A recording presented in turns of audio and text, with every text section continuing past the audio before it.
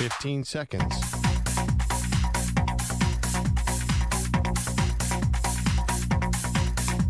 Break ends in 5 seconds.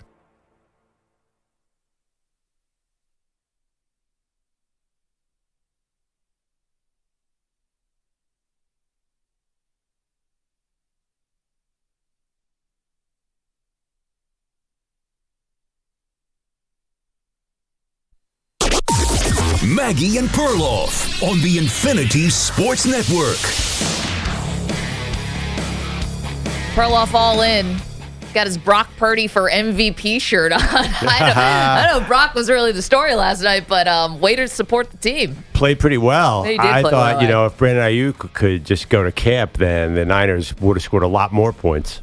That is true. Welcome Sorry, to the that's show. an unnecessary shot to start after a big win for the Niners. But, yeah, Brock Purdy for MVP. Remember, you were going to have to wear this for an entire month. And I have to tell you, it's a little scratchy, Maggie. That would have been what was the bet? That if the Niners won the Super Bowl, you would have to wear a Brock Purdy for MVP T-shirt for a month straight. A month straight. It was sent to us by a listener and his son, and they sent us two of them. One's hanging in our office, and now you've decided to wear the second one. And it was dominant by the 49ers. And good morning, everybody. 32-19. And if we want to take the 49ers part of this, no Super Bowl hangover, not one that I can see. They looked great last night, even without Christian McCaffrey, who was a late scratch. Who cares? Jordan Mason came in and ran for 147 yards on 28 carries. They mentioned on the broadcast, Pearl, that he had never had that kind of workload ever in his career. Going back to high school was the last time he had 28 carries. This is week one when everyone's gassed and can't catch their breath. And, oh, by the way, you're going up against the Jets' defensive front, which supposedly was supposed to be a top 5 unit, and they got gashed last night. Yeah, I mean, the Jets draft all these pass rushers, though. Like, they got the kid out of Iowa State, and they have Bosa. I'm not sure the Jets ever... Williams. Yeah. Well, I never thought... Oh, I'm sorry, yeah. I don't think the Jets ever thought anyone's going to run over us. I think they were so concerned about we got to rush the passer.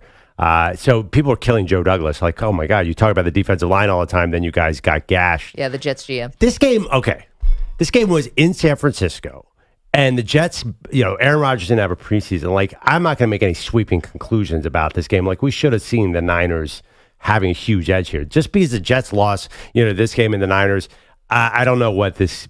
We should have seen this coming. Like, this is a road game where Aaron Rodgers didn't have a preseason. Nick Kostos, the betting expert, was on last week and said, be wary of quarterbacks who didn't have a preseason. Yeah, but what about quarterbacks who are in year 19? I mean, how much preseason do you need for a guy who's seen everything at all times? But the guy hasn't played it in 2 years. No, he definitely needed a preseason. He's been off for 20 months. I totally understand it, but there was a reason why both you and I took the points last night. Yeah. There was a reason why we thought that the Jets were going to kind of here, especially when you get the McCaffrey news. And then you forget, wait, this is the same team that brought us the likes of Raheem Mostert, and this is the same team that you could say, I don't know if they even need McCaffrey. He obviously helps. They made it to an NFC Championship game and a Super Bowl with him on the team. But when you see Jordan Mason having this type of success where it looks like McCaffrey light out there, you do have to wonder a little bit for a team that's so up against the cap, for a team that's had such an issue re-signing their own players, the rush to give McCaffrey the extension and the new money. Like, what was that about? Remember, that got solved early in the offseason, right around McCaffrey's wedding. And it was like no issues almost at all. And everyone else is like, Trent Williams is holding out for every dollar. Meanwhile, he looked great last night. Like, what was the rush to give McCaffrey the money? McCaffrey has to be viewed as a combo platter, though. He's not just a running back. You're also getting a slot receiver. Okay, you're also paying $19 million a year for that. $19 million for a slot receiver is pretty good these days. Have you noticed what's happening in the receiver market? And by the way, everybody does get paid. Pretty much, they did pay most of these guys. Now, they haven't paid. Painful, though. But Trent Williams, obviously, Trent Williams didn't allow a pressure last night. Like, that part was just negotiated. Yeah, that dude doesn't need a preseason. Talking about an old guy, I mean, he did have to get an IV at the end of the game, which is pretty funny. When he walked off, I'm like, oh, no, don't tell me Trent Williams is injured. But it turned out he was completely dehydrated, which kind of happens to old folks like us. So, yeah, I mean, I don't know, I'm a little lost here. But basically Jordan Mason was great, but McCaffrey does so much more than any other normal running back. So I have no problem with the McCaffrey money, and it's not like they have him forever.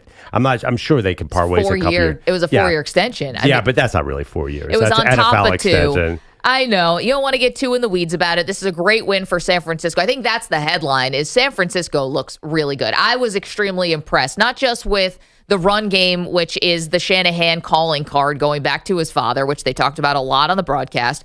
I was just really impressed with not just the offense, and Purdy looked good, and they scored on 8 straight drives, and it was a lot of field goals. It definitely was. The Jets did a good job in the red zone when sort of push came to shove. But it was a resounding win for the offense, and they look good. Then on the flip side of it, I thought the defense looked really good. And this is something that you had talked about quite a bit. What happened to the 49ers defense last year? They still made it to overtime of the Super Bowl, but this was a side of the ball that was 26th in the league in rushing last year. They allowed 68 yards on the ground last night to Breece Hall, who probably went number 1 in most of your fantasy football drafts out there. So I was impressed by that side of the ball. Well, yes, but where were the sacks? What happened to – there are a lot of times where early in the first half, no one was touching Aaron Rodgers. Yeah. He was totally clean. He was getting rid of the ball. Then when he held on to the ball, it was bad. I understand what you're saying. Like, it was great that they stopped the run, but it feels like the Nick Bosa and crew did not really get rolling so much. Were they causing any terror back there? Well, I mean, I think they were pretty disruptive. To Rodgers, I felt like they were not pressuring him a ton. They kind of laid back. The new defensive coordinator felt like more of a I'm going to lay back guy. He wasn't sending any blitzes, for example. The broadcast kept mentioning that.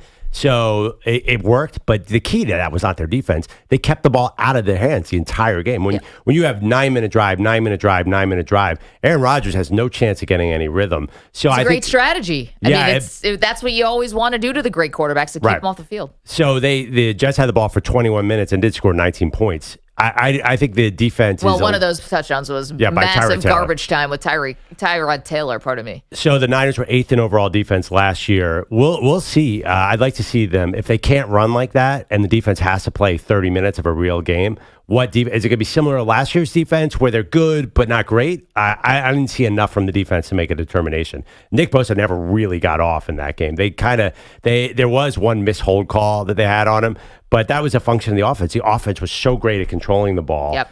And I think they did that on purpose, too. They're like, you know what? We're not going to let Aaron Rodgers get anything going here. So we're going to be really conservative. We're not going to take a lot of shots. We're just going to run. And they did. And they ran 180 yards on the ground for the San Francisco rushing attack. 38 rushing attempts, which is exactly what apparently Kyle Shanahan wanted. He said he wanted 40 rushing attempts. He basically got there, and they're almost averaging 5 yards a carry.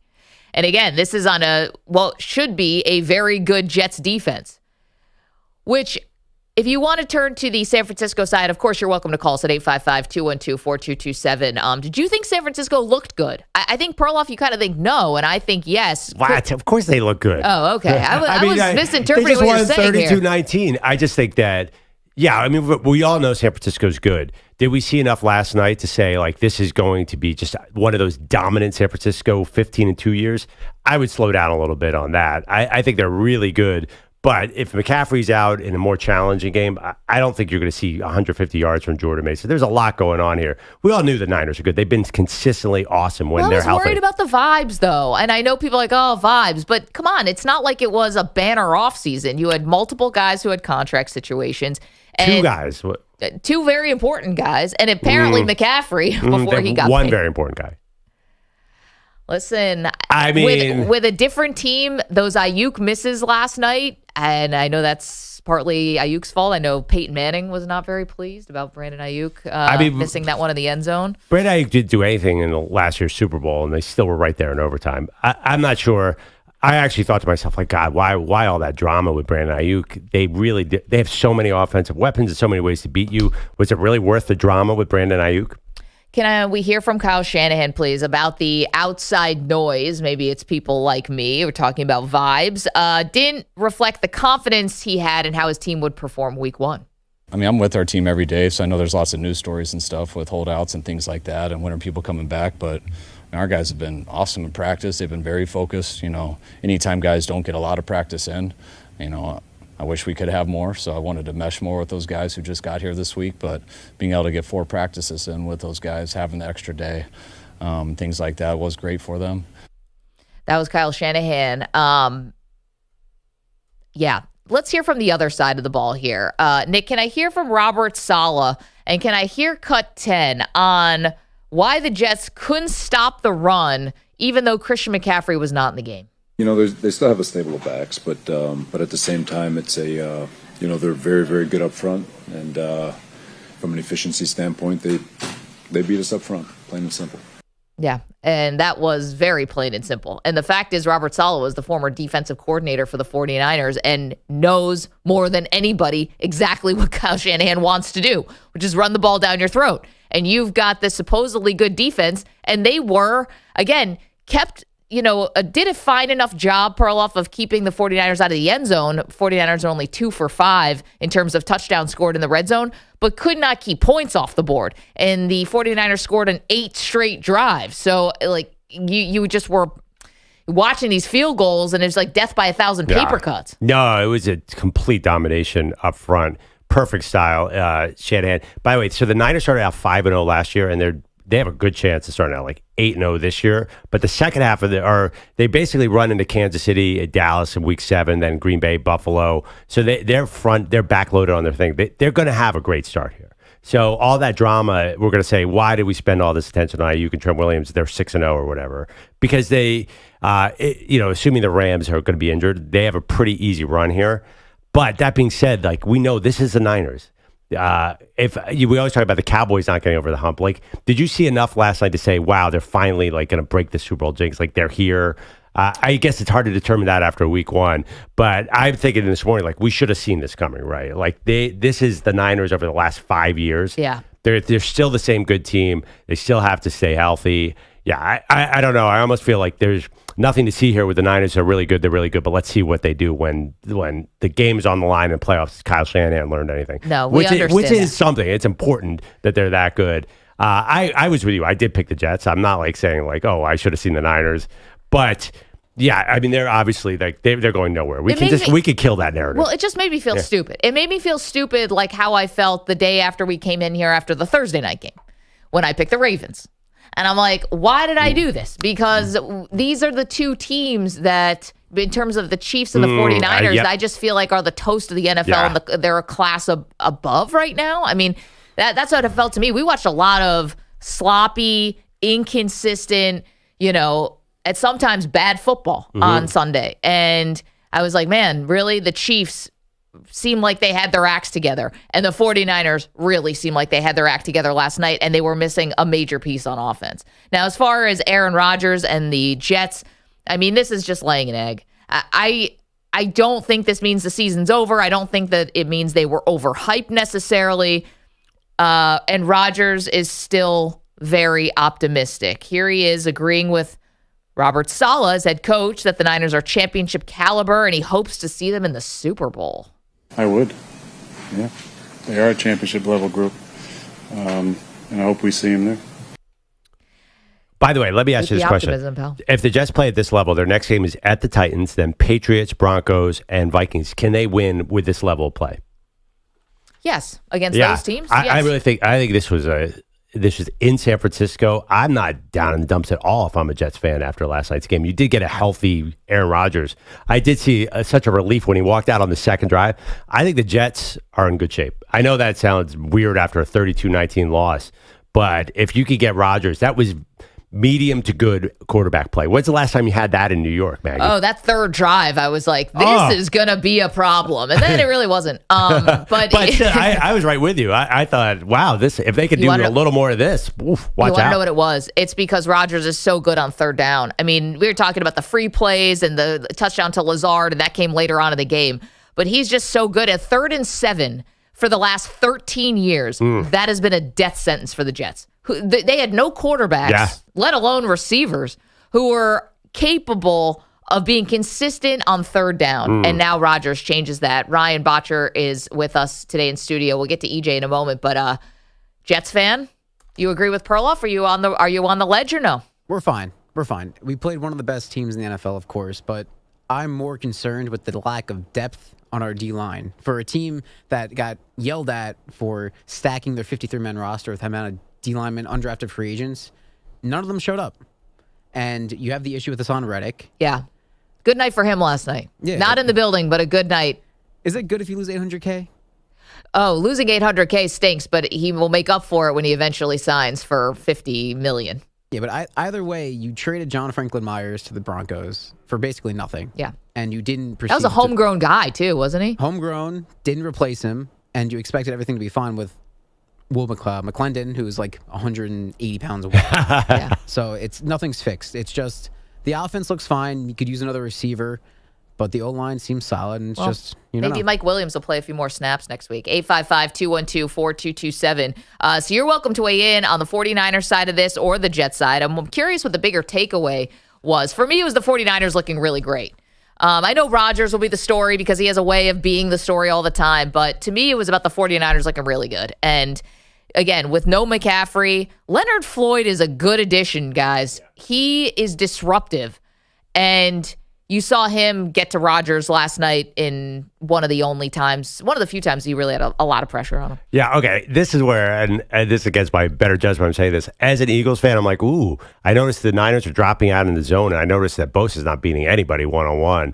I actually wonder, oh man, there looks like a vulnerability there. They're not as for 2 years ago, that defense was scary as all get out. Right. They dominated with defense, and the offense kind of caught up with them. Now it feels like the offense is a little better unit than the defense, and the defense is just like, all right, we're just going to hold down the fort, and the offense is going to win. So I did see a little vulnerability there. Like the third, and you mentioned Aaron Rodgers on third downs. Yeah. Like what was the defense doing? There was all of a sudden Garrett Wilson is being covered by a linebacker, and there's no pass rush at all. So the defense, I think they only had to play 21 minutes, Maggie. It's still a work in progress. I want to see them really challenged in a shootout. They have Kansas City. They have your Buffalo Bills coming down the road. I think they might have the Cowboys again. Like, I want to see them in a shootout. Are they better than last year? Because that was the only issue last year. Their defense just became a little bit less ferocious. So we'll see. I'm curious how many Niners fans totally disagree with me last night because it was a good win. Don't get me wrong, but they were only out there for 21 minutes. I know. You're saying that you think this was a good win, but I don't think you do. Well, I mean, but I also said, like, to think that they're a little holdout from a wide receiver and a veteran. I mean, you kind of thought, did you think the Niners were going to fall off completely? I didn't think it'd fall off completely. I have the Rams winning the division. So I thought they might take a tiny bit of a step back. Super Bowl hangover, Super Bowl loser hangover stuff. Yeah, but that I would feel make dumb sense for saying that. Yeah, I mean, I think, honestly, I'm wearing a Brock Purdy for MVP. I thought he looked awesome. I mean, it's not good in the first quarter, but I was like, wow, he's going to make a lot of money this offseason. That throw that Brandon Ayuk dropped in the corner of the end zone, that lob pass to George Kittle, the dude's got amazing touch. Yeah, he does. If you want to watch Perloff wearing his Brock Purdy for MVP shirt, how long are you going to keep it on for? I think I'm going to go to 6:40 Eastern. That's not that much longer. No, it's.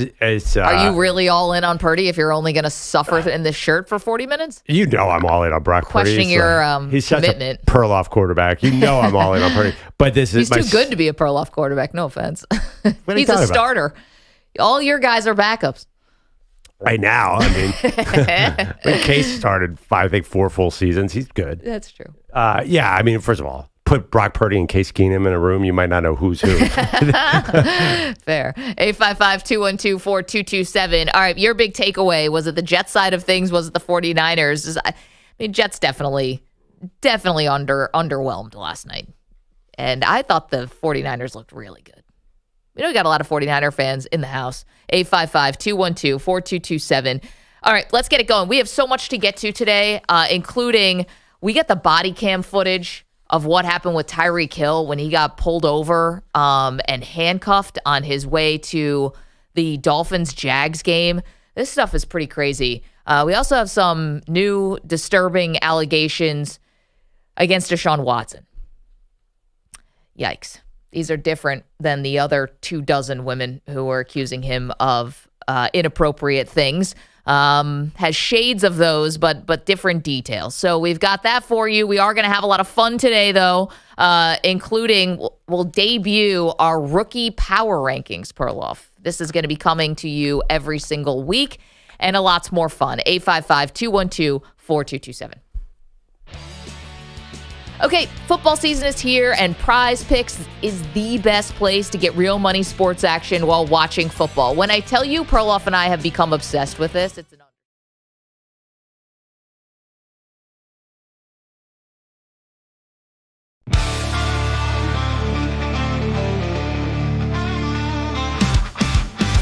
Perloff, he's the man. With impressions, he's got a plan. From Jerry Jones to Dak Prescott, he can nail him on the spot. But wait, where's the line? He's nowhere to be found. The lost doing voices. Well, Pete's not around. Oh yeah, where's the Lottie? Still stuck at home or lost in town. We're lost crushing it daily, but Pete's let us down.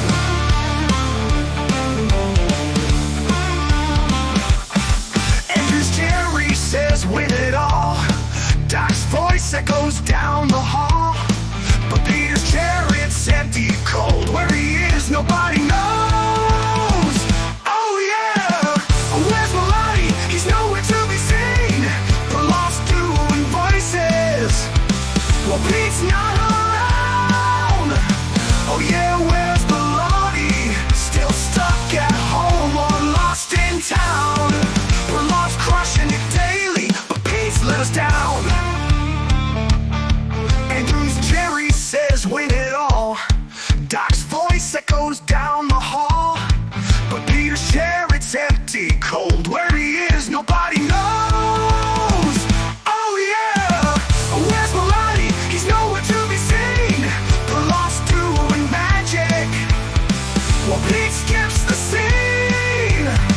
Oh yeah, where's still snoozing, I bet. Andrew's got the voices, but Pete's not here yet. Maybe he's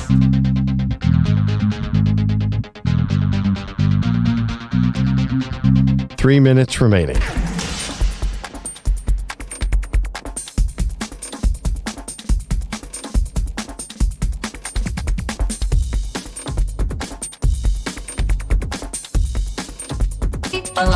It's time to say so long. You grumbled and groaned, but we stayed strong.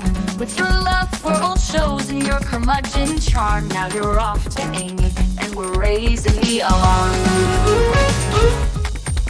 2 minutes, 30 seconds remaining.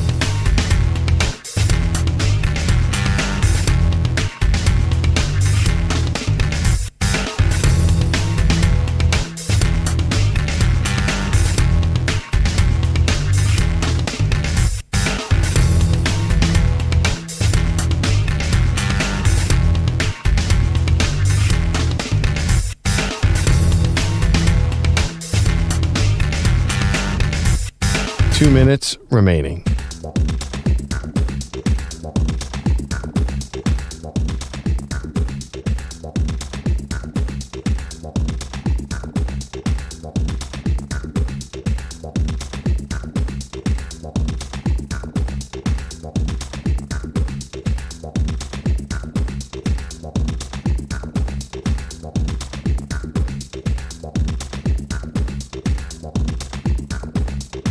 One minute, 30 seconds remaining.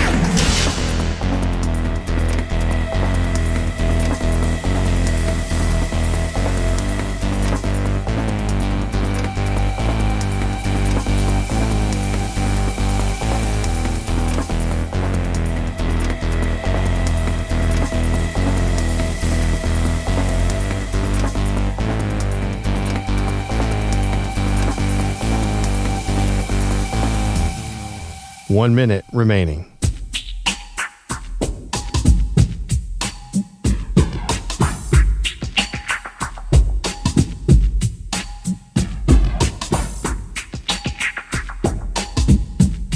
$45 seconds remaining.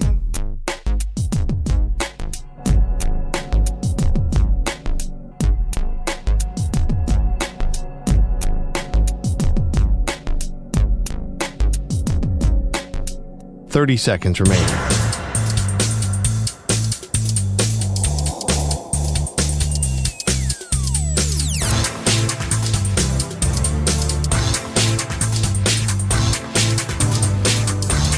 15 seconds.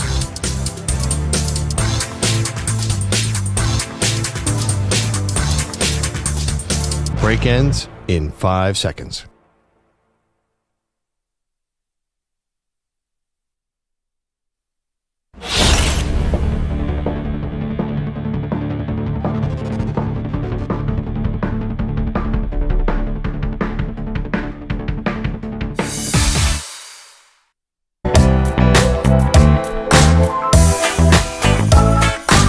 Welcome back, Maggie and Perloff. You can weigh in on last night's game, 855-212-4227. I think the Jets look fine. I have no problem where the Jets are going. This was a tough assignment going out to San Francisco. I think the Niners were pretty fired up, ran all over them. I thought the Niners is a little TBD defensively because it's a new defensive coordinator and the defense was barely out on the field. So we don't know exactly what shape they're going to be. Are they going to? It did seem like immediately he's a different defensive coordinator. He doesn't blitz like Steve Wilkes did. So what kind of, are they going to be a bend don't break defense, which seems to be the new thing in the NFL? Yeah. And it's killing every quarterback and every running back is going off, which is weird. So I think the Niners a little bit, some question marks there about what their defense is going to look like. I don't know. I'm fine if I'm a Jets fan. In fact, I'm a little excited. You got a full Aaron Rodgers game. You got 60 minutes, well, 45 minutes. I don't know when they pulled him, of Aaron Rodgers on the field. If you're a Jets fan, like, this is kind of awesome that he didn't crumble into a pile halfway through the game. Is that the bar? I mean, Yes. I think a lot of people are putting bar as like Super Bowl and like AFC Championship. Yeah, you're lucky. You want him to get through the first drive. Yeah. After that, you're like, all right, this line can clearly protect him. Yes. You know, it's not going to be that, or at least it's not that for now. But you mentioned he was out there for 40 minutes. They wish he was out there for 20 minutes of game time. I mean, even actually less than that too, because you mentioned Tyrod Taylor had the last drive, a pretty long drive, and they had one touchdown out of him. Yeah, I understand, but it's going to get so much easier. I mean, this is going to San Francisco, and the Jets have one of the top 5 easiest schedules in the NFL.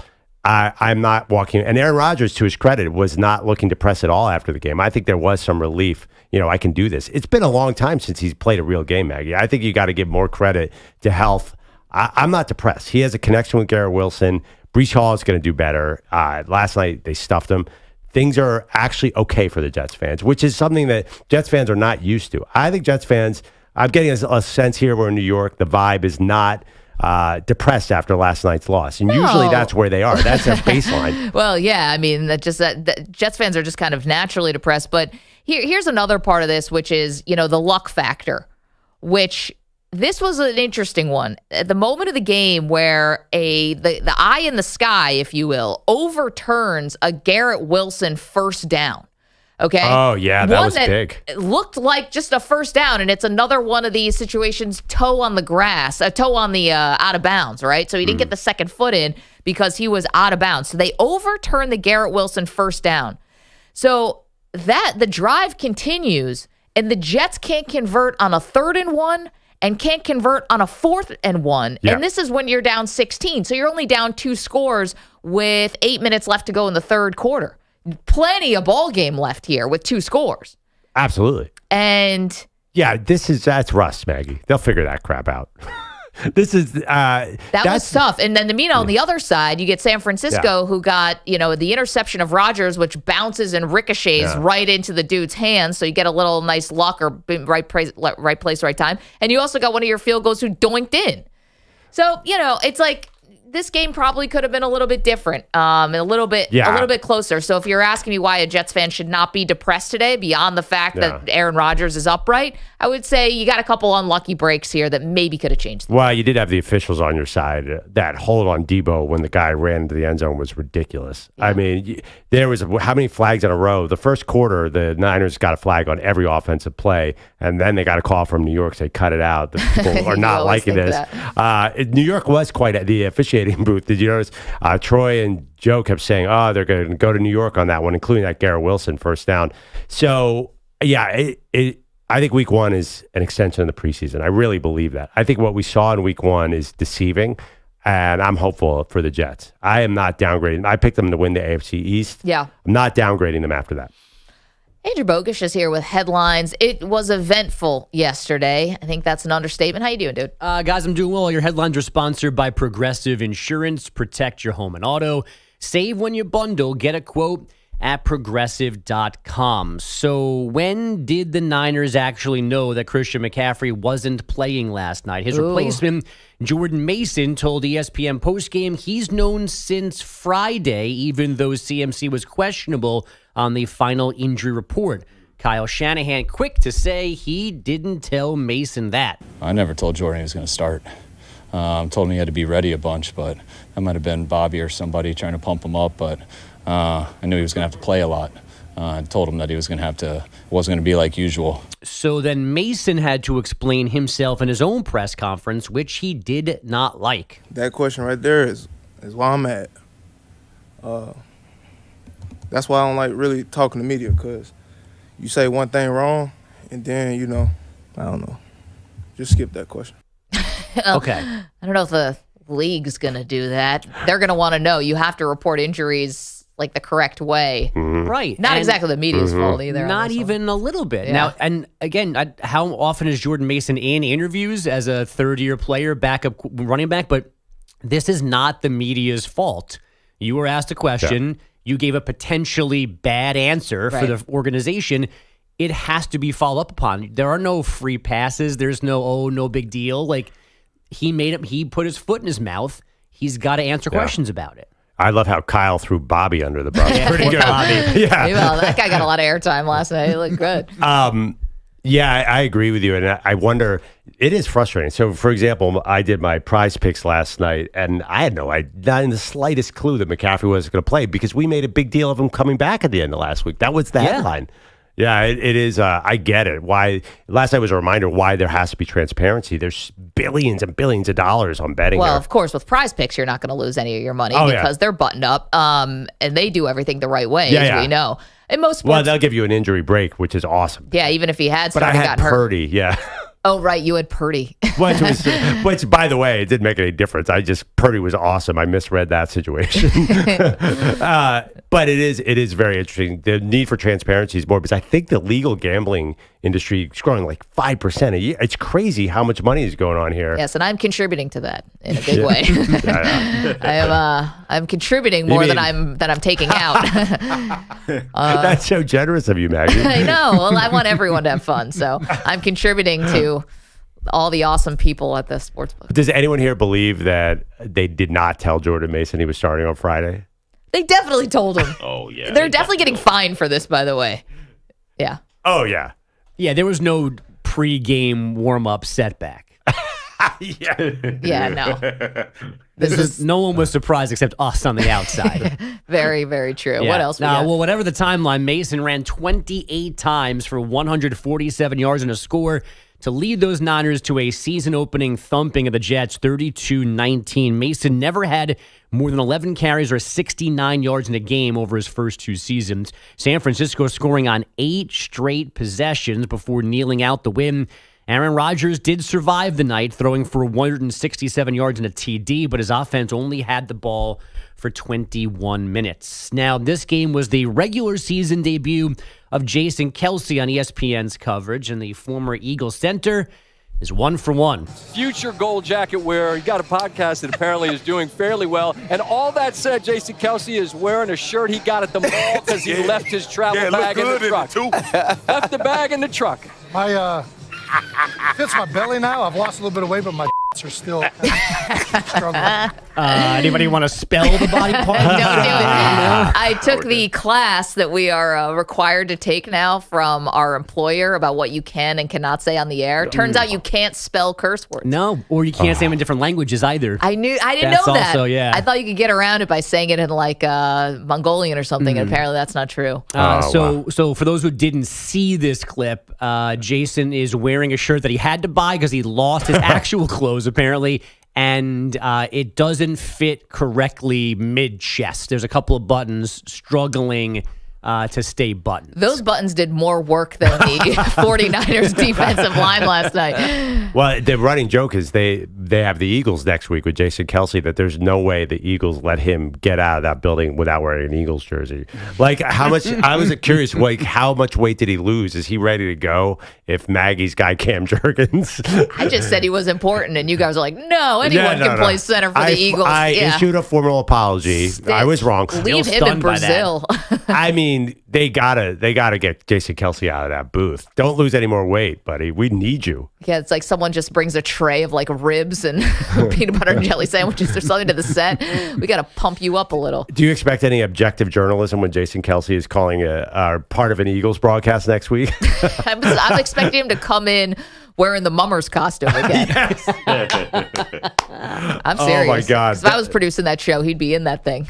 I think somebody at ESPN is probably listening right now, and we'll do that. Yeah, you can have that one for free, guys. I don't know if he'll fit in the booth. Those are those giant costumes that Philadelphia people wear on New Year's. I don't understand where they come from or what a mummer is. Yeah. But I grew up with them, and Kelce, his wife went to my high school too. We learned that from Sheil Kapadia. Yeah. So I'm all in on the Kelce thing, but he's got to play. Enough of broadcasting. He's not bad at it, though. I know, but Cam Jurgens can't snap the ball, Maggie, as you predicted. We need Jason Kelce on the field. Is that being selfish as an Eagles fan? I mean, do we really need him in that ESPN show? No. No. Other broadcasters have bigger issues on their hands, including Tom Brady. Meanwhile, there's good news out of Buffalo. Whatever is wrong with Josh Allen's left hand will not prevent him from playing Thursday night against the Dolphins. Now, far from all of that is Tyreek Hill. The Dolphins issuing a strongly worded statement last night, and a long one at that, to defend their wide receiver after we saw the body cam video of his traffic stop and running with police yesterday. From Sunday, we also know now that Hill was cited for careless driving and a seatbelt violation. Calais Campbell, who was on the scene after the fact, was in cuffs at one point, but was not cited for anything for that incident on Sunday. And then there's Deshaun Watson, a new civil suit against the Browns quarterback. It's from October of 2022. The incident is when he was still a Texan. Once again, this involves him exposing himself to a woman, asking for a massage, but then actual sexual assault after that as well before leaving the apartment. No comment from Watson, his lawyers, the team, or the NFL. We are a little more than 2 years removed from him settling the 24 previous civil suits against him. Yeah, this one's different. The details are very different. He was like on a date with this woman. I guess it was going to be like a dinner date at her apartment. And according to some of the details here, and obviously, they're not great. He got really angry and upset with her on the phone because he couldn't find her apartment. And so I don't know if this would resonate a little bit. It resonates, I think, with women. So you already have someone who's acting really aggressively towards you on the phone, which kind of puts you off. And now they're coming into your home. Right. And also, not that it's important, but it's a huge NFL issue because he's got this incredibly expensive contract. Yeah. That Mike Florio of Pro Football Talk reported in detail all the ways that this contract could void because, as you mentioned, this case is different than the other cases. So the NFL settled, kind of reached a conclusion on those cases. Right. But this is, because it's different, they can open up that contract again. And there's a lot of money at stake there for both sides. So this is just beginning. Yeah. I think also we obviously will let the legal process play out here too. Yeah. These are allegations right now. But they're bad. And it's a civil suit. It's not criminal. At the moment, there's nothing criminal involved or going on. But the NFL does, I think they did say they're going to have to look into this, right? Even though... I don't think the league has done anything, but I mean, they can't not. Yeah. They can't not address it somehow. We're going to have AmyDash on later in the show. She's going to join us in the 9 a.m. Eastern hour. Amy's going to talk to us about this new civil charges against, or civil suit that's being brought against Deshaun Watson, and also the Tyreek Hill with the body cam footage coming out, sort of if he has any sort of case maybe against the police. That is, we'll unpack that because that was some startling footage.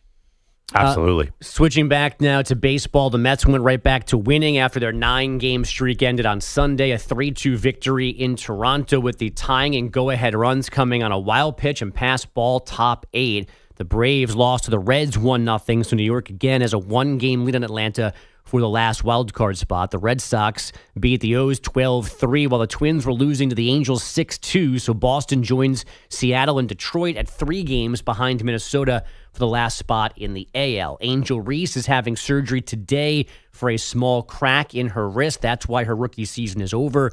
Reese says she could have opted against surgery, but then might have dealt with arthritis. And Florida head coach Billy Napier says he will use both of his quarterbacks, Graham Mertz and DJ Lagway, this weekend against Texas A&M. Lagway threw for a program freshman record 456 yards last weekend against Samford, while Mertz was in concussion protocols. Guys, back to you. Bogus, thanks so much. So we do have the audio of the body cam footage from Tyreek Hill. We will play that for you next. It's Maggie and Perloff. You're in a 5-minute break.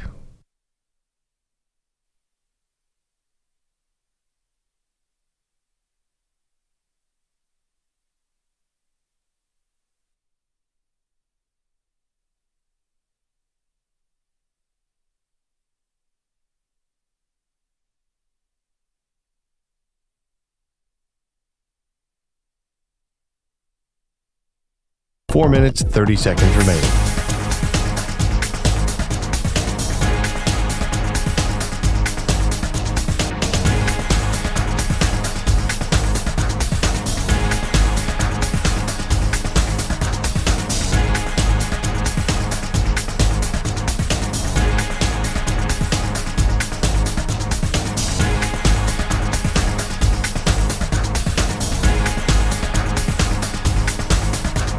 Four minutes remaining.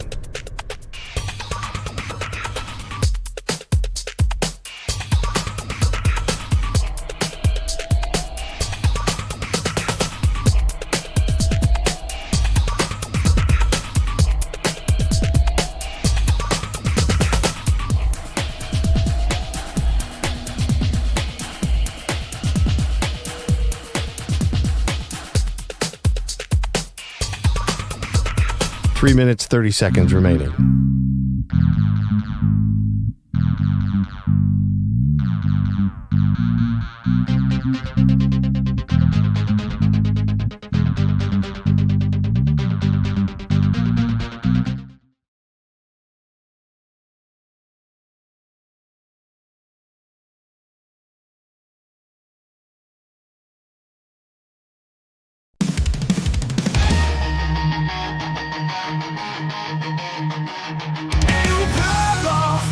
Back in the day, Lower Marion, High Philly Way, sharing halls with Jason Kelsey's wife. But that's not the story of his life.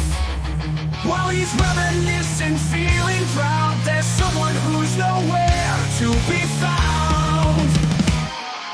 Where is Pirulade? Once again, he's off the clock, saying missing work like it's a sport, while Perloff's got the high school report. But let's not get distracted, folks. The real question's why Pete always croaks. Andrew tells the tales from Philly High, but Pete's absence is the bigger why. Jason Kelsey's wife, yeah, that's cool, but Pilates skipping works the golden rule. Is it a habit or is it fate? Pete's got more than he's ever late. Where is Peter Pilates? Once again, he's off the clock, see missing work like it's a sport, while Perloff's got the high school report. But let's not get distracted, folks. The real question's why Pete always croaks.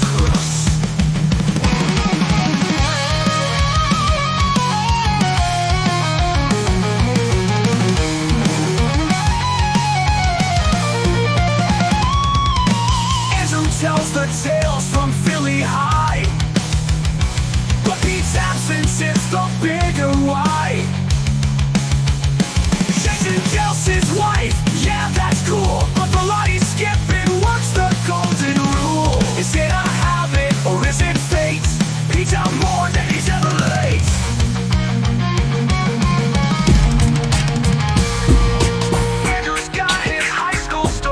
45 seconds remaining. In all his glory, out again, no surprise. Guess we'll catch Pete in disguise. Where is Peter Maloney? Once again, he's off the crossing, works a place he never showed. 30 seconds remaining. Reminiscence grows. Chasing Kelsey's white can share, but Pete's absence is the thing right here.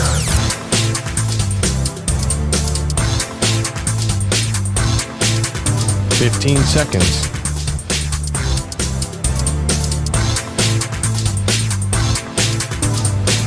Break ends in 5 seconds.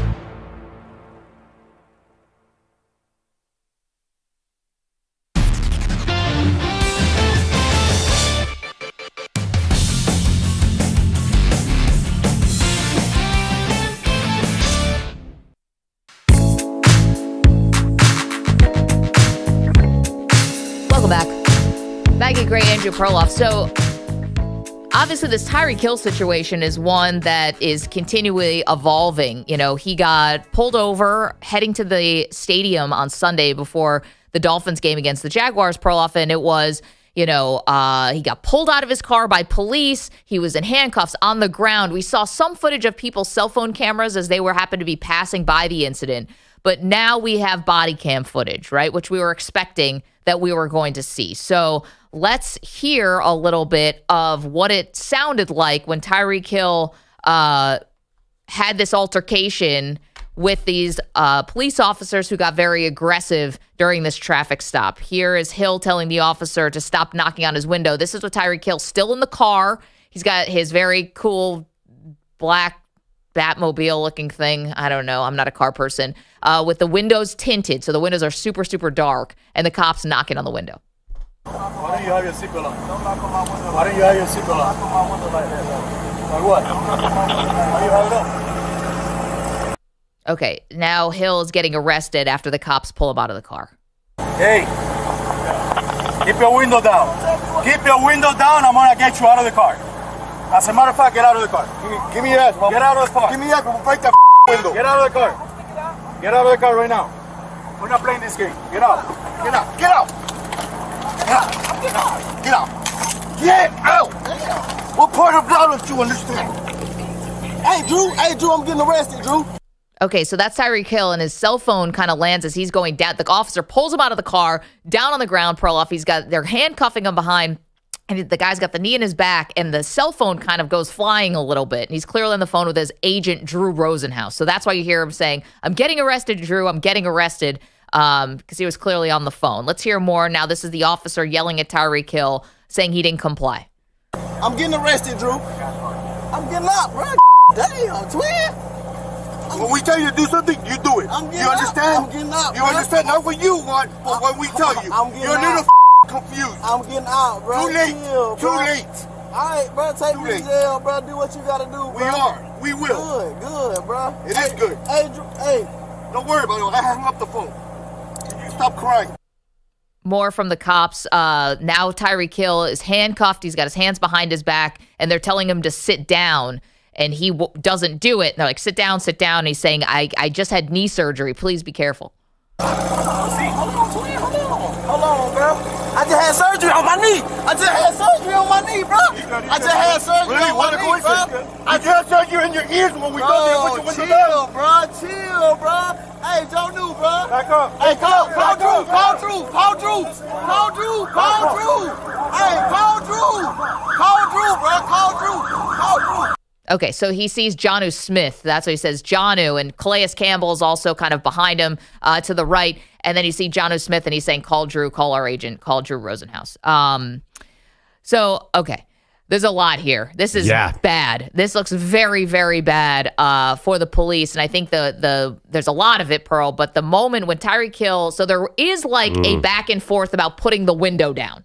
There definitely is a back and forth between the cops and Tyreek Hill. He puts the window down. He puts it back up. They're banging on the window. He's not putting it down right away, and then he eventually does. But there's a moment where the window's back down. It's cracked like maybe 4 or 5 inches. Yeah. And all of a sudden, this one cop comes in from the side, and he's like, almost like, screw it. opens up the door, like doesn't give him one more second, opens up the door and just starts yanking him out of the car. And that's where this thing, if you're asking when could it have been escalated or de-escalated, there's many moments when that could have happened. That was a clear moment of escalation by the police. Oh, He yeah. had not done it. I mean, at that point, he had just been recklessly driving, but he had not done anything, it seems, illegal at that point. Oh, absolutely. And you can hear in the language, maybe the cops were scared, very possible, but it felt like they were trying to, at a certain point, it became a tete-a-tete, like one up, like, you better listen to me.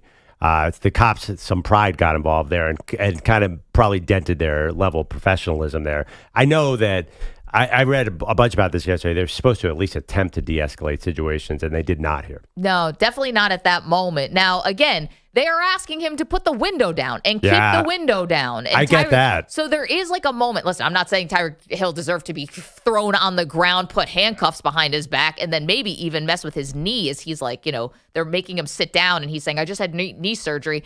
By the way, they also knew it was Tyreek Hill. So you can hear a little bit on the footage when they said that's Tyreek Hill. Well, did the primary cop know it was Tyreek Hill, though? Besides, it's someone there knew. The body cam, whoever was shooting the body cam footage, it sounded like it either came from him. But the second cop, Which is right? the second guy cop. who's interacting primarily with him might not have known. We have no idea yet. Well, actually, the body cam footage guy, now that I think about it, is actually the third cop because the first one is there. The second one is the one who got super aggressive and sort of aggravated and rips Tyreek Hill out of the car and throws him on the ground. And then the third guy is sort of the body cam guy. But anyway, so listen, if you want to say he didn't comply with police because he didn't keep the window down all the way. Like, if I'm the police, I guess if you're saying, I don't know if you have a weapon in there, right? I'm trying to think from the police's side of you because this looks really bad for them. But if you're trying to say, like, how could it get this bad? Maybe if you are a police officer, you unfortunately encounter people who are armed. And maybe are you wondering because the windows are tinted that maybe he has a weapon in there? But they never said anything like this. They didn't say, hey, show us your hands. They didn't say, hey, what do you have in the car? It didn't make it seem like they were actually fearful that Tyreek Hill could have been like a danger. I think they were just ticked off that he wouldn't keep the window down. Right. I'm sure they'll argue that. How do we know? I mean, the tinted window was up. There was no way for us to assess whether he had a weapon or anything. Right. They had talked to him before, so they talked to him. He put the window down, then he puts the window back up, and then they're knocking on the door. But to be honest, if you took Tyreek Hill being an NFL player out of that situation and the same situation, that's why I really want to talk to AmyDash. I know that, and this is more EJ's purview about news. I know tinted windows are controversial here in New York. Like that sort of legally, I think, changes everything too. I'm curious. I'd like to, not this is go to court, but I'm curious what the cop's case would be like in this particular situation. They'd be like, well, he didn't roll down the window. So I don't know what they would say. Well, they're going to say he didn't comply. I mean, they've already come out and put out a statement saying he didn't comply. What I was really surprised by, and listen, I think that we obviously have to point out we're coming from a place of privilege. I've never had an encounter like this with police, so I'm not talking from a place of knowledge here. Absolutely. What I was shocked by was the lack of time. Like, the cop's knocking on the window. Was it 10 seconds? Literally, was it 5 seconds that Tyreek Hill didn't have to roll down the window? And I get it. Every second matters if this is a situation where someone's armed or whatever. And I'm not saying the cops don't have a tough job to do in that point. But was it 5 seconds between roll down the window to no, actually, I'm ripping you out of the car? No time to even process. And by the way, he's clearly calling his agent. Like, that's what's going on the phone. EJ, I know you want to get in on this. Good morning, by the way. What's up, guys? Yeah, I mean, this is one of those situations, unfortunately, I feel like I kind of hinted at yesterday that I felt like is what happened, is you have a person who's interacting with the police officers who is not perfectly compliant, maybe is condescending in some of his comments about, hey, don't knock on my window like that, but is not breaking any laws, is not threatening in any way. And what we see too often in these incidents is non-perfect compliance to like very basic instructions, like roll down your window. I mean, his window was down before, so they saw what was in the car. It wasn't like his window was up the whole time. So he wants to turn it back up. I think he rolled it back up because he didn't want people driving by to see that he's being stopped by the cops. Right. So now, not saying that's not an excuse, but I think that's why he did it. So he's doing this, and then these incidents oftentimes, because I think you have an officer like Perloff is right, whose ego gets bruised, becomes so much bigger than it has to be. Like there was no effort at de-escalation, and now we have this national incident that is unfortunately what we see too often in America. The one thing though, in EJ, it's well taken. He was speeding or something, right? So it's not like they didn't pull him over for nothing. Now, that doesn't mean you should get ripped out of your car and thrown to the ground. And also, like being forced to sit down if you're saying, I've just had knee surgery, they know it's Tyreek Hill. You got to have a little thought there as well. But so he was speeding. He was cited for that. And then it escalated from there. But I'm curious for you guys think. 855-212-4227. If you've seen the body cam footage, we just played the audio for you. How are you feeling about this morning? I'd love to hear, too, from some police officers on that side of it, on what it's like going through your minds when you're making an arrest like this.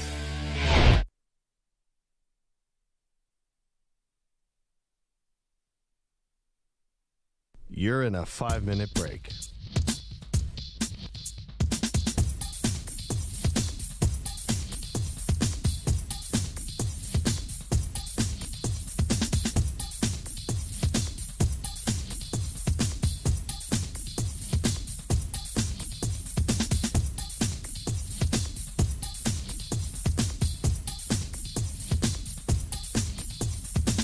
Four minutes, 30 seconds remaining.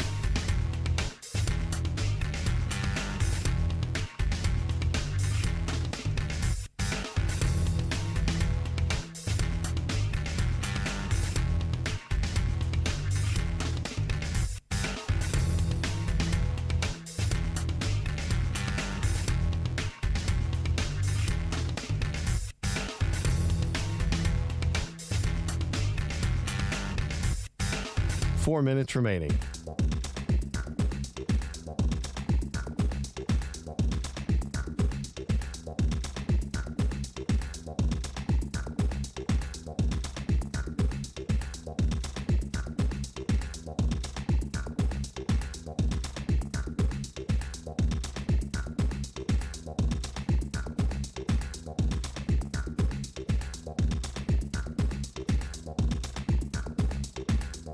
Three minutes, 30 seconds remaining.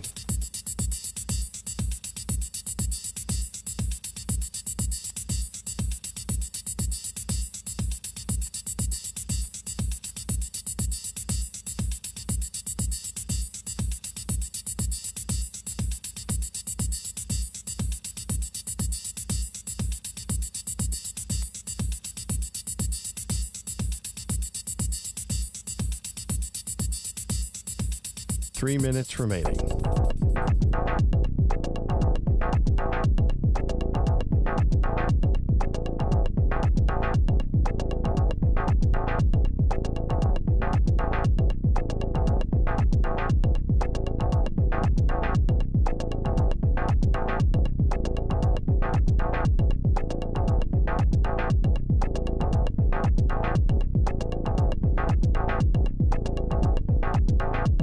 Two minutes, 30 seconds remaining.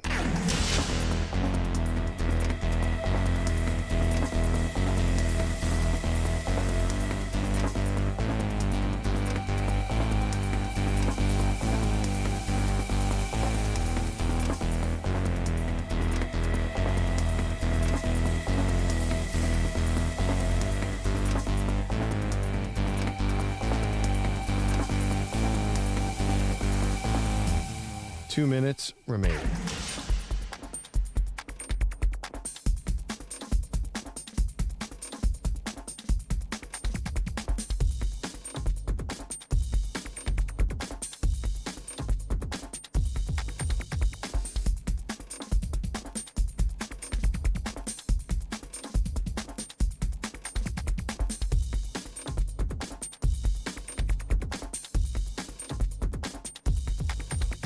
One minute, 30 seconds remaining.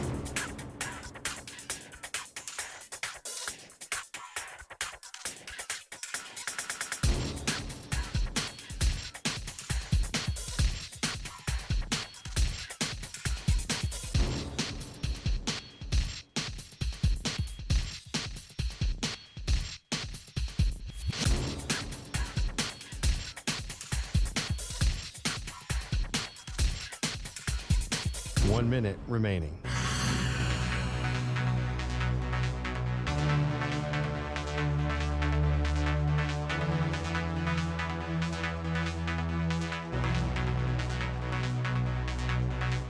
$45 seconds remaining.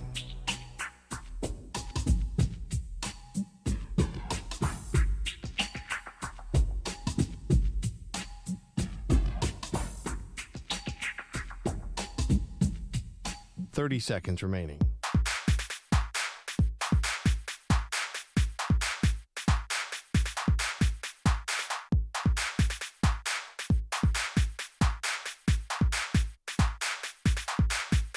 $15 seconds.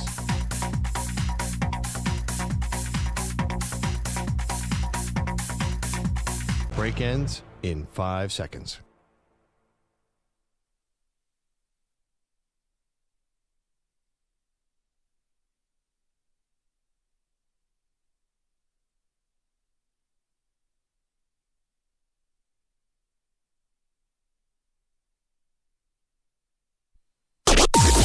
Maggie and Perloff on the Infinity Sports Network. 49ers take it to the Jets last night, Monday Night Football. Welcome to the show, Maggie. Great, Andrew Perloff. So much to get to. 49ers, big win, 32-19. Whatever offseason drama was there with the 49ers, well, it didn't really look like anyone was on a different page. I mean, a couple Brandon Ayuk drops, so maybe he's got some rust. But Trent Williams, who had been holding out all of training camp, basically played the entire game until it was out of reach.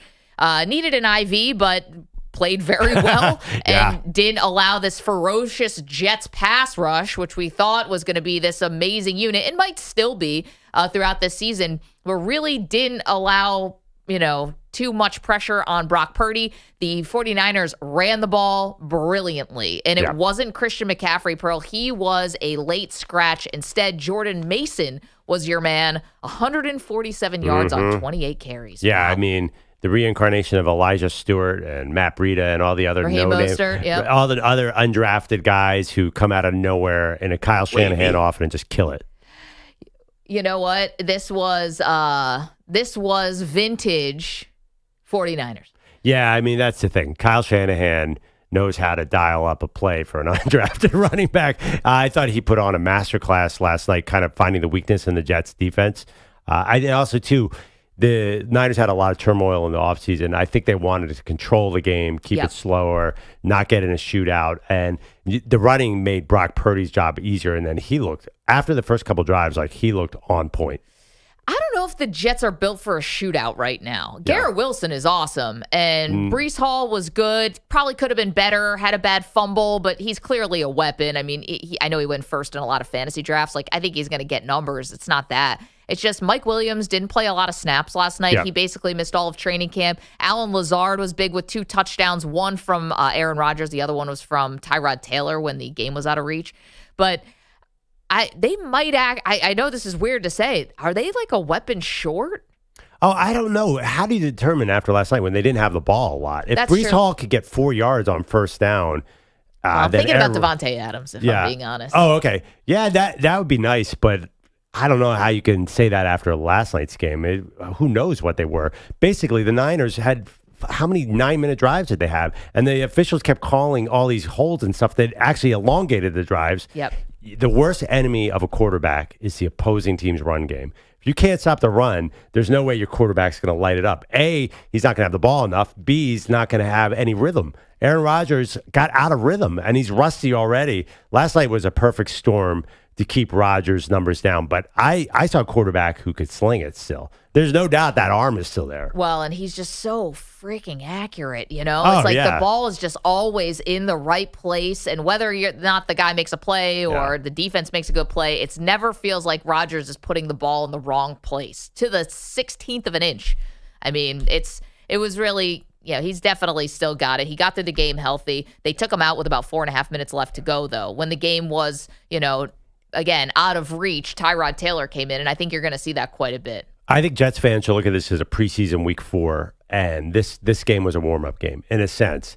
I think all of week 1 is like that. You saw so many odd performances out there the Jets' schedule gets much, much easier. This is a hard assignment to go to San Francisco, especially when San Francisco gets on their run game. I have no panic about the Jets. I picked them to win the AFC East. Feel okay about it if Rodgers stays healthy. Yeah. No Christian McCaffrey, though. You're hoping, all right, maybe we're not going to get gashed on the ground. That's exactly what happened. Robert Saleh's defense, I mean, not just and this is what happens. When you're able to run the ball effectively, then all of a sudden the middle of the field is open because you got to bring extra guys to try to get, Jordan Mason on the ground in the box. And then Brock Purdy had what looked like very easy throws in the middle of the field, whether it was to Debo, whether it was to Kittle had one nice one, whether it was to Juwan Jennings. Those are not easy throws. Well, they look easy because there wasn't a Jets defender within 2 arms lengths. Totally. But like the one to Kittle, like he looped it in so perfectly, and he made a throw to the corner of the end zone to Brandon Ayuk that Ayuk couldn't pull in. That was gorgeous. Yeah. I mean, I was actually thinking, ooh, he's pretty elite. When he has time, when the situation's right. It's hard with a Kyle Shanahan quarterback, but Shanahan will always get some of the credit. Man, if they get that version of Brock Purdy, he's first of all, he's going to get $65 million a year next year. Probably. They're going to be really good. Perloff wearing the Brock Purdy for MVP T-shirt today, sent to us by a very nice listener and his son, whose picture we have in our office. Yeah, the Niners are going to have to tone down their run game to get Brock Purdy the MVP. Yeah, I think Jordan Mason was definitely the MVP of the game last night for the 49ers. No doubt about that. You're welcome to weigh in 855-212-4227. Were you expecting a little more from the Jets? Be honest. Were you expecting a little more from the Jets in their debut, especially no McCaffrey? Were you disappointed? And then on the flip side, to me, toast of the NFL right now after week 1, so take that for what it's worth. This is Kansas City and San Francisco. To me, look like they were, maybe I hesitate to say head and shoulders. Can I say shoulders above everyone? I don't know. That's absolutely true, but we don't usually see rematches of Super Bowls. It's been a long time. I know. It has been, but this one, just no trace of a Super Bowl hangover for either of these guys. We're also talking about Tyreek Hill. The body cam footage gets released yesterday, and it's disturbing how he gets pulled out of his car and thrown to the ground. And the body cam footage came out right away. The officer's been placed on administrative leave. And was Tyreek Hill perfect in how he handled this? No. I mean, they were asking him, first of all, he was speeding, so he clearly did something to get pulled over. Nobody is disputing that, not even Tyreek Hill. He's not saying that he wasn't speeding or maybe even driving recklessly. He was cited for speeding. But if we're really talking about how far a window is getting cracked, 5 inches, 10 inches, whatever it is, for that to end with him in handcuffs on the sidewalk when he is not posing a threat, Pearl, I think that was very, very jarring. Oh, yeah. I absolutely agree with that point. Once he was out of the car, he was definitely not posing a threat. No, get him out of the car. Even if you just want him out of the car. Okay, sir, step out of the car. How that leads to handcuffs on the ground, knee in your back, all of that. You ask yourself, was the situation escalated or de-escalated by the police? And I even think that the police officer would tell you they did not de-escalate the situation. Let's go to Sean, wants to talk about this. Good morning, Sean. What's up, dude? I think Tyreek Hill is 100% the problem. How long should the police officers stand there for him to roll his window down? I don't think this constitutes him being on the ground.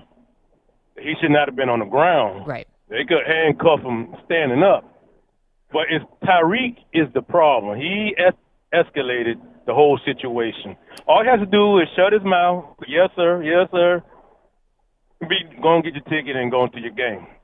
And hopefully the police officer don't do nothing crazy, even when you're saying yes, sir. Yes, officer. Right. But I think I blame Tyreek Hill for the whole entire situation. And one of those cops did not know it was Tyreek Hill. One of them said, "Do you know that's Tyreek Hill?" And he said, "Is it?" But I blame Tyreek Hill. I really don't blame the police officers. But he didn't need to be on the ground. I'll say that. And Calais Campbell, I think he should not have been handcuffed. Every time I saw footage of him, he was backing up or backing away. Yep. But other than that, it's Tyreek Hill's the problem. He just wouldn't shut his mouth. You know, and roll the window down. Sean, thank you for weighing in with your perspective here, because I think that a lot of people will share what Sean is talking about, which is, all right, you get pulled over for speeding. When we first see the body cam footage, the window is down. And then partially. Partially. And then he puts it up. Yeah. And then they're knocking on the window and he puts it down like 3 or 4 inches, not the full way. And then puts it back up. And that's when they pull him out of the car. Yeah. And was there a yes sir, no sir? You can hear a little bit where he's just saying, why are you knocking on my window like that? Why are you knocking on my window like that? Don't knock on my window like that. So no, it wasn't a yes sir, no sir, but it didn't seem like language that was offensive or aggressive. He was just saying, stop knocking on my window. All right, this is not relevant to this case necessarily because there's a lot going on here. But you know the trick when you get pulled over, roll down your window and put your hands on the wheel at 10 and 2. Right. And cops know that you're being respectful. I've gotten out of tickets before. Like, that's anybody who's friends with the cops be like, cops, like, we appreciate when you do that. Right. And sometimes you'll get a pass on the ticket. For real. Because obviously we do recognize that's a really hard job to pull over people. It's got to be pretty scary.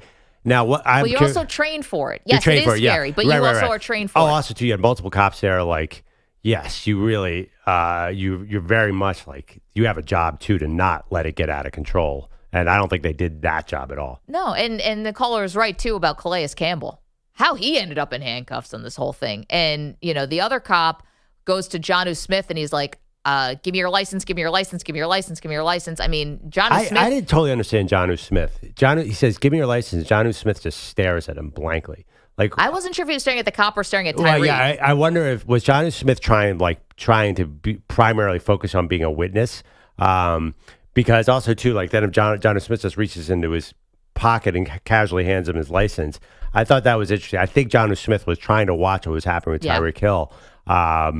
But it definitely, like, that's why this goes to court. This would be really interesting because then we'll get every angle. There's probably more footage that we haven't even seen. So this might really become a much bigger deal. I don't think Tyreek Hill is going to press this further. If you're just asking me, I don't think he's going to. He already came out and said that he really respects cops, and he said, I want to be a cop. He said this after the Dolphins game, after they beat the Jags, which is kind of just... Okay, I mean, someone with his kind of track record, to be frank, should not be a cop. If you have been found guilty of committing domestic violence, you should not be a cop, in my opinion. I don't think you should be able to have a gun if you've been in an altercation like that, in my opinion. So Tyreek Hill's track record, not including what happened on Sunday, but his track record before this does not been cop-like behavior, okay? But okay, let's take him at his word. He, or what you hope a cop is, right? Has not been cop-like behavior. And he, to me, seems like, he went on CNN yesterday, but I don't know if he really wants... See, here's the thing, what's going to happen with this. You start suing the police, people are going to dig back into your past too. You know, this becomes now, I think, maybe it shouldn't be like this, but we're going to start looking back at Tyreek Hill. What's every interaction and every single moment that he's had with law enforcement. And guys, beyond not Sunday, I'm not saying he deserved anything that happened to him on Sunday, but I'm just saying in Tyreek Hill's past, it is not good stuff. Not with the pregnant girlfriend, which he definitely did. And somehow his 3-year-old ended up with a broken arm, and nobody knows what happened there. And there was definitely investigation whether it might have been him or his wife. So there's some really unsavory things in Tyreek Hill's past. Again, that has nothing to do with Sunday. We all watched the body cam footage. This is a totally separate issue. But Pearl, to me, I think that plays into why he might want this to go away. Yeah, I mean, I actually have no idea because we have to ask AmyDash, like, will all that stuff come out in court? Is it relevant? Would a judge let that go? I have no idea. Well, his past is probably not relevant in that moment, but it might be. I'm not sure. You get people like me bringing it up. EJ, what do you think? Think he'll sue the police? I mean, I think he will. I just feel like the machinations of what's moving since this whole thing started. Like, it started with him being like, "Hey, I just want to move on," and it's become Drew Rosenhaus doing interviews everywhere. It's become Tyreek Hill doing interviews on CNN. He talked about wanting to use his platform to make this kind of a positive. I'm not sure if a lawsuit helps that, but I think at the very least, keeping the police accountable, I think would probably be deemed good for the community. So I think it's leaning that way. I mean, I talked to you guys just a couple minutes ago. Like, Drew Rosenhaus is extremely powerful in South Florida. Stephen Ross, obviously massive influence in South Florida. Like, I can't imagine that those guys are going to want to let something like this high-profile incident that, the Dolphins, they weren't really embarrassed by this in terms of, like, him looking so terrible or their players, but just a negative story being centered around their star player and a guy who legitimately could have been injured or hurt in this incident. I can't imagine that all of those folks won't want a pound of flesh from this. So I'd expect some kind of legal action, whether Tyreek Hill wants it or not. And maybe that other stuff will come up from his past, but to be honest, Maggie, like, I think a lot of people have moved past that. Like, the fact that they're wearing his jersey, the fact that he's this big star, the fact that the NFL has no problems promoting him on their social media, promoting him in their promotional ads, like, it's kind of wild when you kind of remember the stuff that he's been either convicted for or pled guilty to or been accused of. It feels like people have moved on from that. So I'm not sure if there'll be any trepidation from him to say, hey, what I have in my past, maybe this is not a good idea. I think that he's going to say, hey, I've moved past a lot of that stuff. So why not go out there and make this a thing? EJ, I have a question. You're a Miami Hurricanes fan, and Drew Rosenhaus has such a connection to that program. Like, he's got to know the police and everything that goes on down there, like the back of his hand. I'm curious what role he plays. Yeah, and I think to be honest, that's why that video was so jarring, because you guys mentioned that. Why is he saying call Drew instead of call the team? I think there's a chance that Drew Rosenhaus may have more pull, at least in an immediate instance, with the police than maybe the team would in that incident. Like, Drew Rosenhaus, like I said earlier, is extremely, extremely powerful and influential in South Florida. A lot of people, not just obviously in the sports world, but in the business world and outside of that, all deal with him, work with him. He's based in South Florida. So the fact that this happened to one of his clients definitely plays a factor in this. And I think was why so much of the immediacy for Tyreek Hill was to, hey, get Drew on the phone, because he will be the person quickest to get this straightened out. I thought it too. It's a good point. I also thought there's a different power dynamic here. Drew Rosenhaus works for Tyreek Hill. Tyreek Hill works for the Dolphins. Right. Like, he might not want the Dolphins to even know this is happening. Well, maybe is there some part of a delusional part where you think they're not going to find out? They're definitely going to find out. I mean, he's got to know that. But I maybe understand the first instinct is not to call your employer. Totally. But, again, like, it's all going to happen. But that was just like, there's a little bit of a different thing here where Drew Rosenhaus, that he works for Tyreek Hill. So maybe you want someone like that. Obviously, this community, like this, if this was in Green Bay, it's a totally different thing going on. If this is in Philly, you could call the Eagles, you call Big Dom. That would probably be your first call. I'm being dead serious. I could forget. Like, the guy is the most famous fixer in the NFL. Dom probably would be down there in 3 seconds and have the whole thing resolved. I mean, I'm kind of joking, but I do think the fact that Miami has a very loose connection to South Florida. The Dolphins, if you go down to a Dolphins game, it doesn't feel the same way other communities feel about their football team. Well, I mean, there's two ways to look at that. You could look at it in this instance, maybe it didn't help Tyreek Hill because his celebrity didn't matter. Right. And they still got dragged out of the car and put on the ground and all that. You could look at it, though, with a different way, which is, should guys get preferential treatment just because they play football? Maybe you want a little bit more of distance between the police and the teams and stuff like that. But in this instance, I'll keep it on Tyreek Hill. It's weird to say he's got the moral high ground here. We just had a call from Atlanta, Sean, who said, no, Tyreek Hill was in the wrong. He didn't, to the T, cooperate with the cops.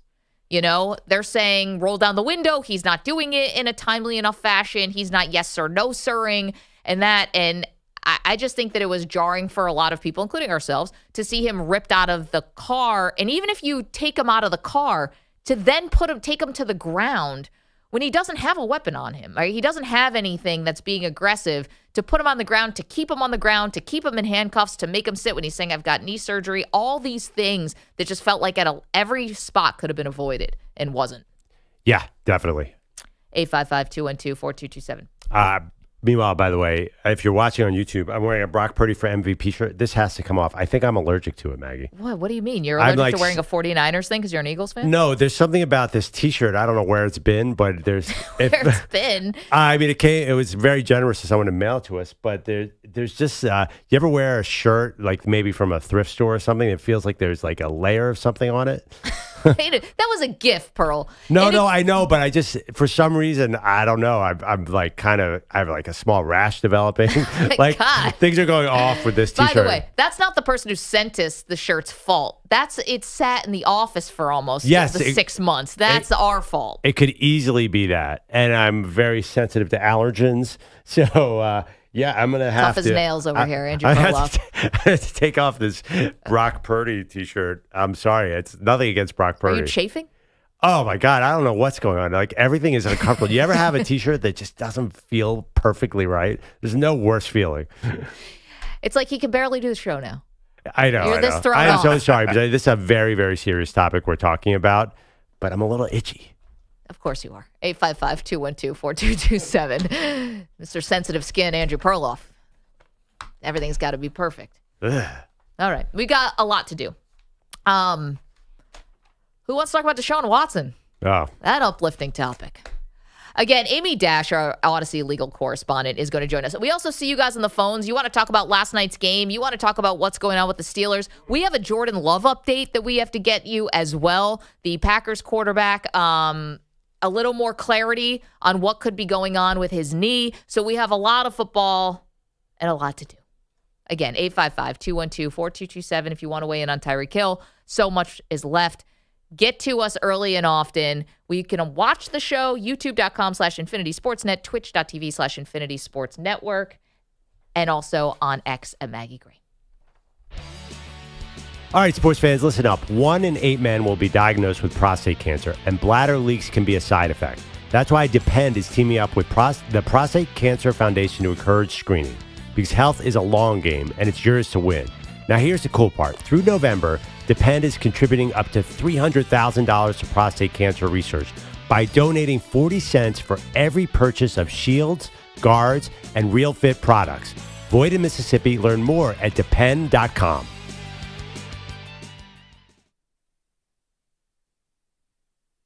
You're in a 4.5-minute break.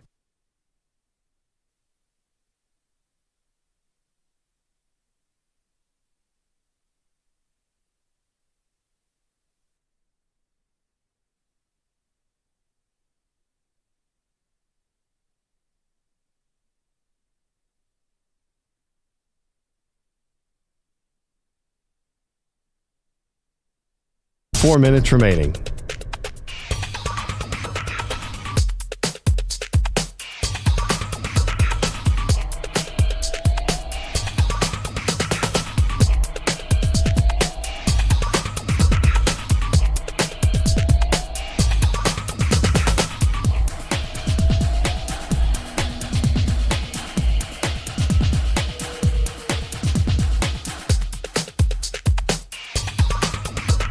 Three minutes, 30 seconds remaining.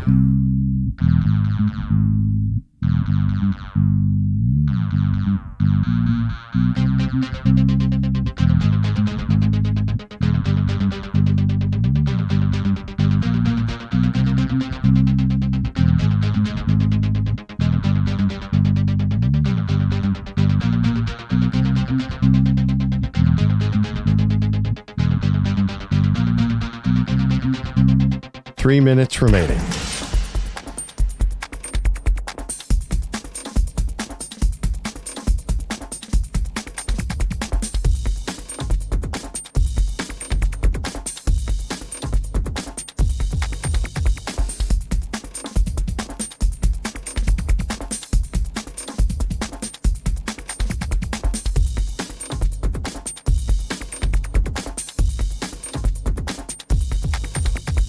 Two minutes, 30 seconds remaining.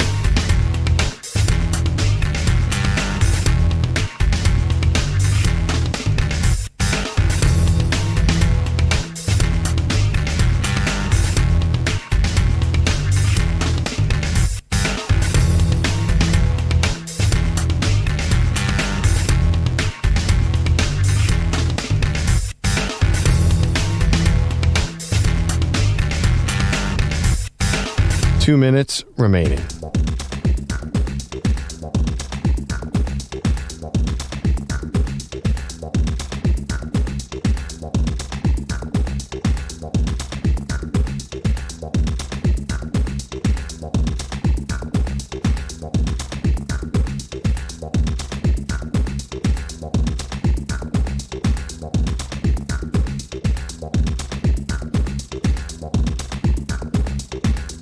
One minute, 30 seconds remaining.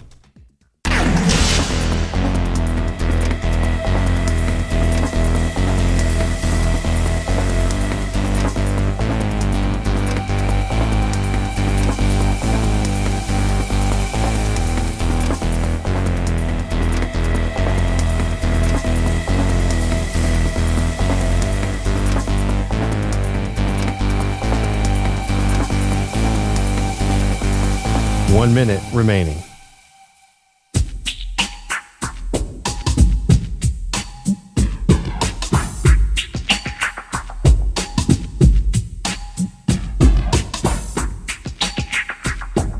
.45 seconds remaining.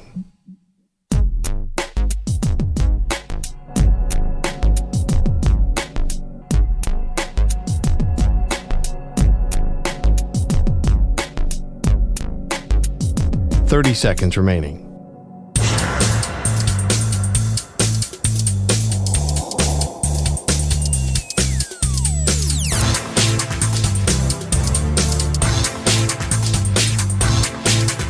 .15 seconds.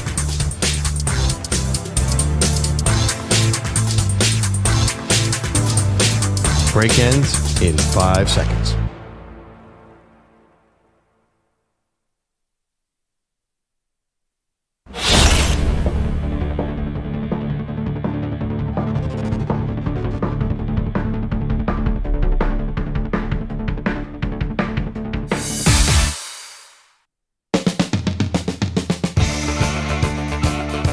Welcome back, Maggie and Perloff. Maggie, I had to change my Brock Purdy for MVP T-shirt. Was developing a small rash.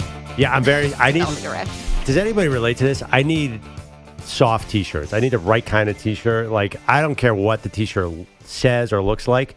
Now I need to borrow some ointment. Like, so you're like a manly man. Yeah, I know. Listen, I'm gonna be honest. Like, I'm not gonna present like I'm some tough guy here. Like, nothing can ruin my.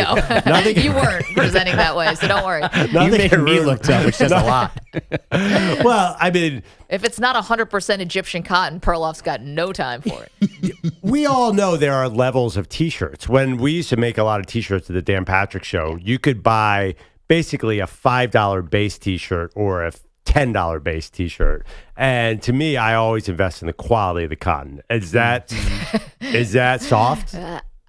Technically, yes, it is softer. But again, this was a T-shirt that was a gift. I don't know how much they really intended for us to wear these shirts. It was Brock Purdy for MVP shirt, and I think it was sent kind of tongue-in-cheek because I had been critical of Purdy throughout the season, saying that McCaffrey's the real star of the team, the real MVP of the team. Yeah. Boy, was I wrong.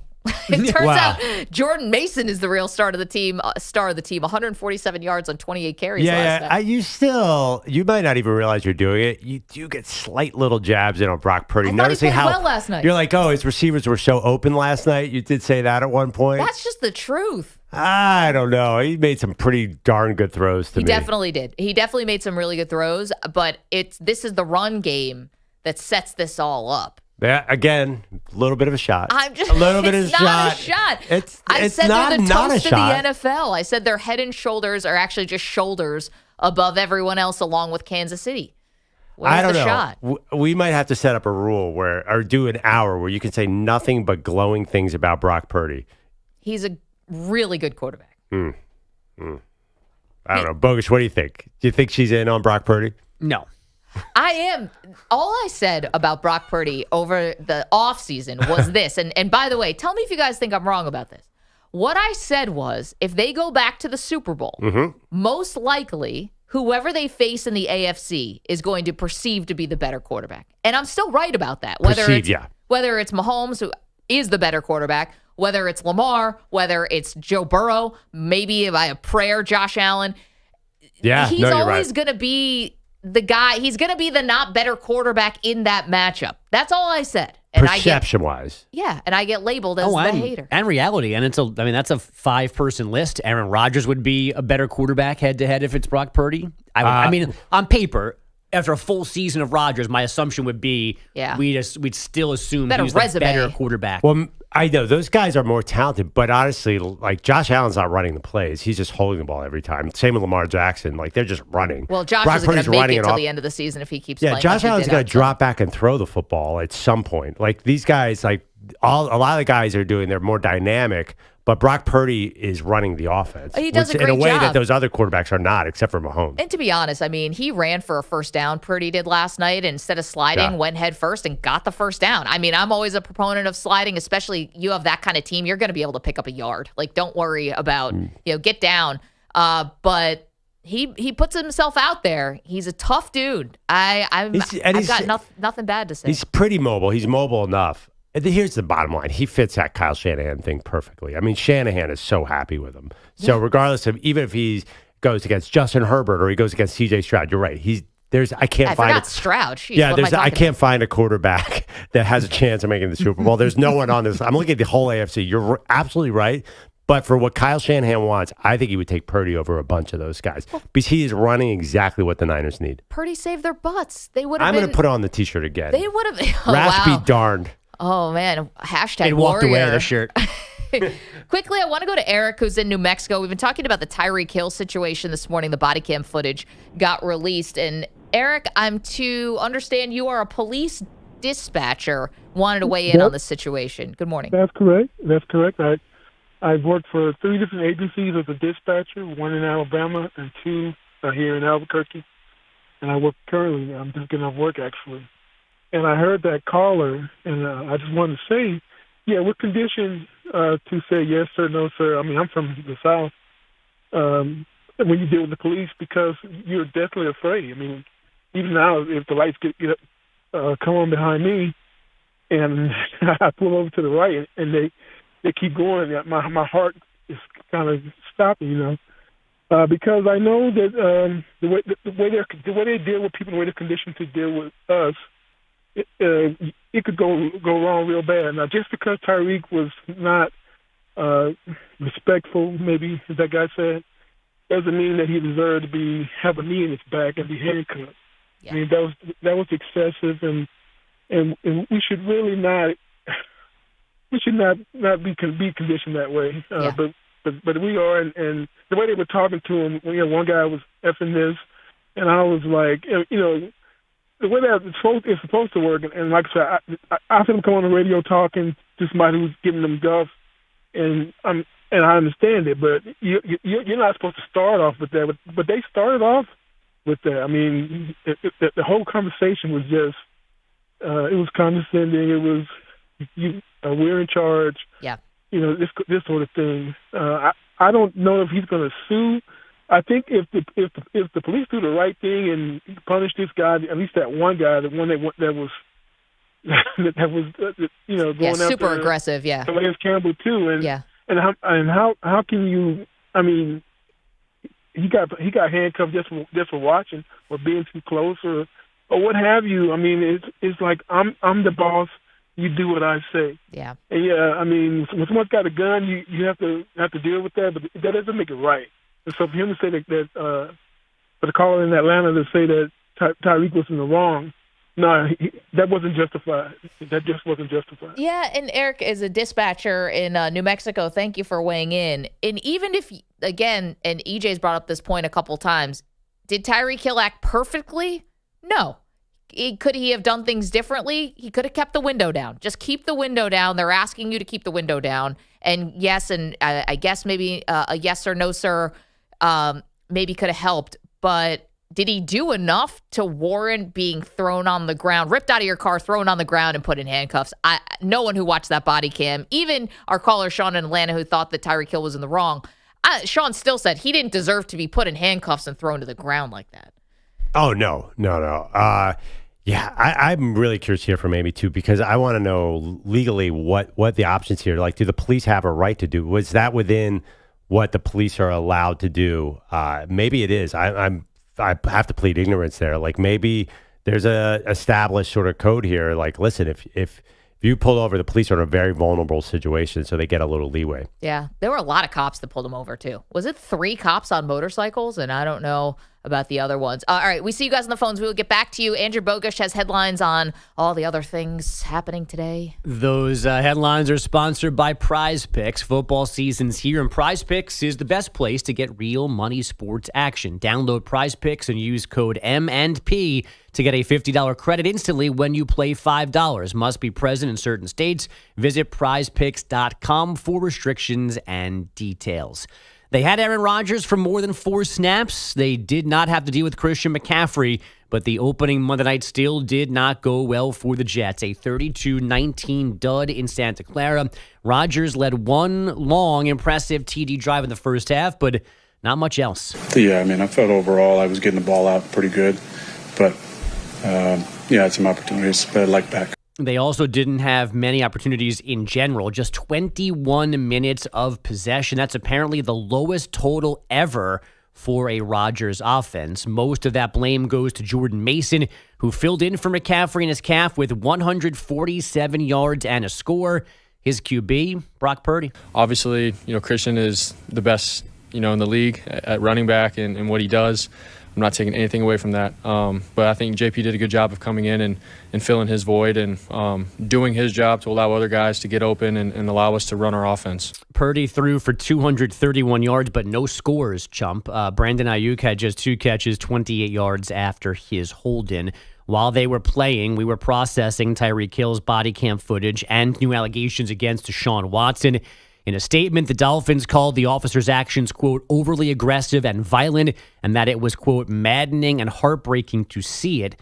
The police union released their own statement before we saw the video, saying Hill was redirected to the ground because he was not complying with orders. Watson, meanwhile, is facing the most serious sexual assault allegations yet. A Houston woman has filed a civil suit seeking over $1 million in damages. She says Watson assaulted her in her apartment in October 2022. The Browns and NFL declined comment. Some injury news now from the gridiron. The Packers not putting Jordan Love and his knee on IR just yet. Malik Willis will start as long as necessary. Rams receiver Puka Nacua does go on IR after aggravating his right knee issues Sunday night in Detroit.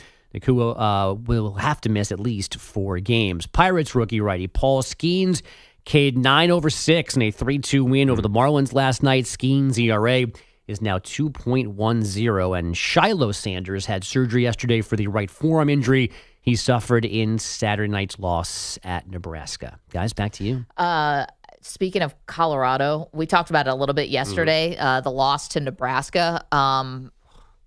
Apparently, the shine has really come off Deion in terms of NFL circles. I don't know if any of you guys saw Mike Sando's column from The Athletic. He talked to a couple NFL executives who, said this time last year, people were saying, well, maybe Deion, he's such a breath of fresh air. He's, very honest about the college football and his team, and he's got this sort of new thing going, and we were all caught up in it.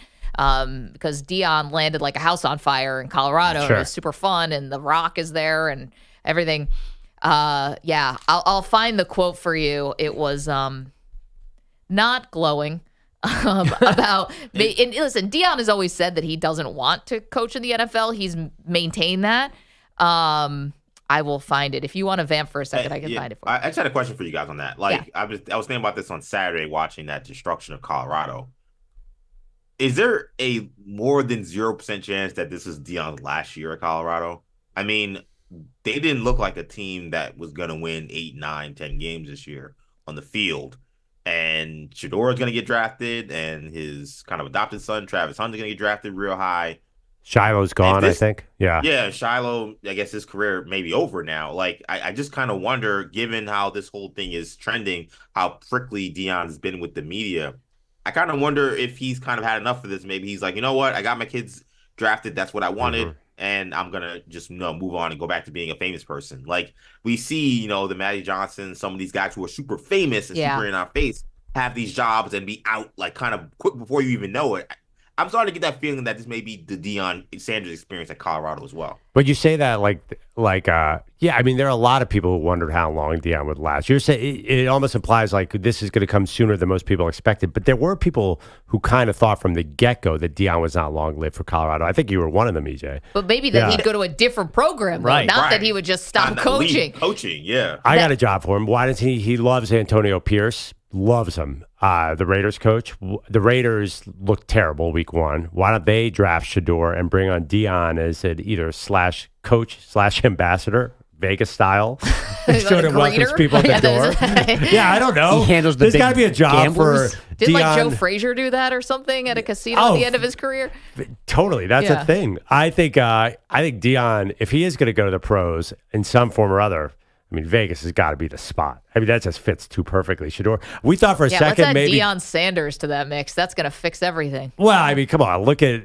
I'm not saying it's going to fix everything, but it's consistent with their recent behavior as a franchise. Here is the quote from Mike Sando's column. It's a great question, EJ. And he can just go back to being Deion Sanders, and no one's going to be the wiser. Here's the quote from Mike Sando's column about Deion. Reassessing Deion Sanders 1 year later. According to one NFL exec, he looks like a guy who lacks detail. His hard-edged style is running people out of there, and he's just really promoting his son. The quote, there's nothing wrong with what he said last year, that he tells the truth and connects with players, said another executive, but there's a lot more that goes into it than connecting with players and telling the truth to the media about the state of college athletics. A lot more goes into winning, like blocking and tackling and protecting the passer and having the quarterback not scramble so frequently that everything is off timing. So, yeah, Deion as a coach is... X's and O's wise is not winning rave reviews with the NFL types. I feel compelled to stick up for Deion. One that he took over the worst program in the country. That's I mean, true. Colorado was hot garbage, And he does have two maybe first round picks on his team. Yeah, but he had to build a transfer team, and that's challenging. So Well, he's I also don't. electing to do that. Remember, he's like, I can't go into a high school because I'm too famous. And it was like, Wow, I think Nick yes. Saban went to a lot of high schools, and he's very famous. But he took over a one-win team. I mean, he had You're to bring right. in a whole new team. I'm not sure that name another coach who's going to fix Colorado. I'm not sure that was happening. That's a fair point. And also, the one thing about Deion, and tell me if you guys disagree. During a game, it doesn't feel like he's totally incompetent. Like he seems like his game management is adequate. I mean, at least you don't watch a game and be like, man, that guy inside. EJ disagrees with me. I disagree with you. I too. feel like he has a good sense. It's terrible. Yeah, I don't like. Really, what he's I don't doing. think he has any. I don't think he's terrible. Like on, calling timeouts and like stuff? fourth down decisions and stuff. He's totally normal. I think who he cares does. that it's 4th and 11? They're not, I mean, he even said we had no idea how to fix this. I don't. That's that's because whatever that Saturday damage is night. done during the week. I honestly I feel like game management. No one's saying oh, he's such an awful game manager. I haven't heard that because you're right. They're getting killed. Game management isn't even a topic. Yeah, so his Dan Campbell 4th down decisions don't matter if it's 28-0 at halftime in Nebraska. Yeah, and the other thing too is that he's not calling plays on either side, so he's kind of a manager or whatever. I don't know. When I watch him, it's just like he's hanging out at a football game.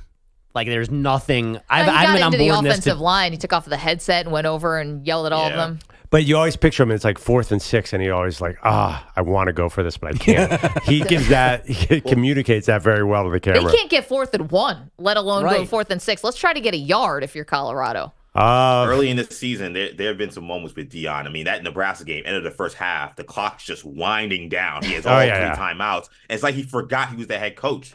And I think Colt McCoy's like, hey, are they going to get timeout here? And then Deion oh, snap, I'm the coach. Runs and calls a timeout, loses 10, 15 seconds off the clock. When you're down, they had that weird throwing the ball deep. I guess that was technically Shador's decision, but throwing the ball deep when all they need to do was basically kneel to win the game. I was getting Miami PTSD watching that happen. I thought that was Shador. I thought Shador opted into that. Yeah, because Deion told us that he did, and isn't that the head coach's fault? I mean, your quarterback shouldn't make that decision because you were coaching him correctly. I just think that, it's funny because everybody who was so into Deion at 3-0 is now we get the exact opposite energy of how they were into him. They're against him. I want to be in the middle. I want to be consistent and be we're overhyping him, and now we're overhyping how bad he is. Well, I was never in, so I feel very happy right now to see You were never in when they were 3-0? No. I don't like the dude. I don't think that Maggie bought his sunglasses. I know. I went as him for Halloween. Yeah, as a tribute. I mean, but I come did on. not think he was a great coach. I thought nobody thinks that Deion Sanders is the reincarnation of Bill Walsh. Like he's Deion Sanders, but right? some people did it 3-0. It's a different thing he's got going. He's got his fans, and he won a lot of games at Jackson State, so you're like, well, maybe he is a good coach, but you're seeing some cracks. Okay, 855-212-4227. Bogues, thank you. See you guys on the phones. You want to talk about Tyreek Hill. This body cam footage came out.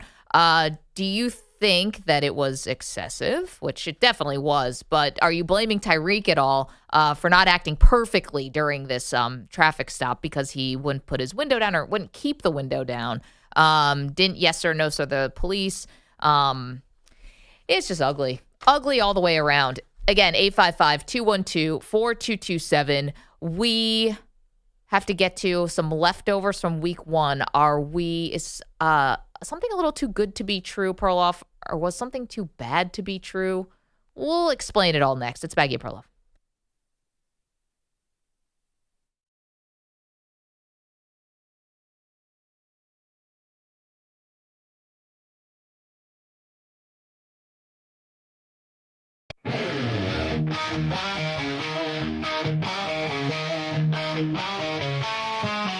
Andrew Perloff's got a shirt, it's starting to itch. Brock Purdy for MVP, stitched in every stitch. It's rubbing him raw, giving him a rash, but that's not the issue. Gotta make a dash, 'cause Peter Bunny's out again. Where did he go? Another sick day. Nobody knows what Perloff's stitching and scratching his sleeve. He's missing like you wouldn't believe.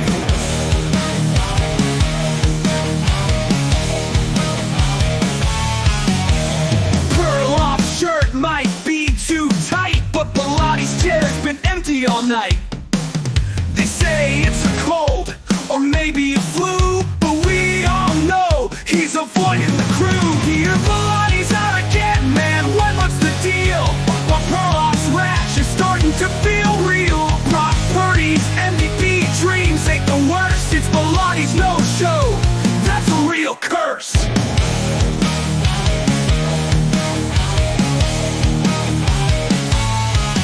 So Perloff will scratch and will carry the show. But where's Pilati? Does anyone know? Peter, come back. We're starting to see the show's missing more than Brock Purdy's MVP.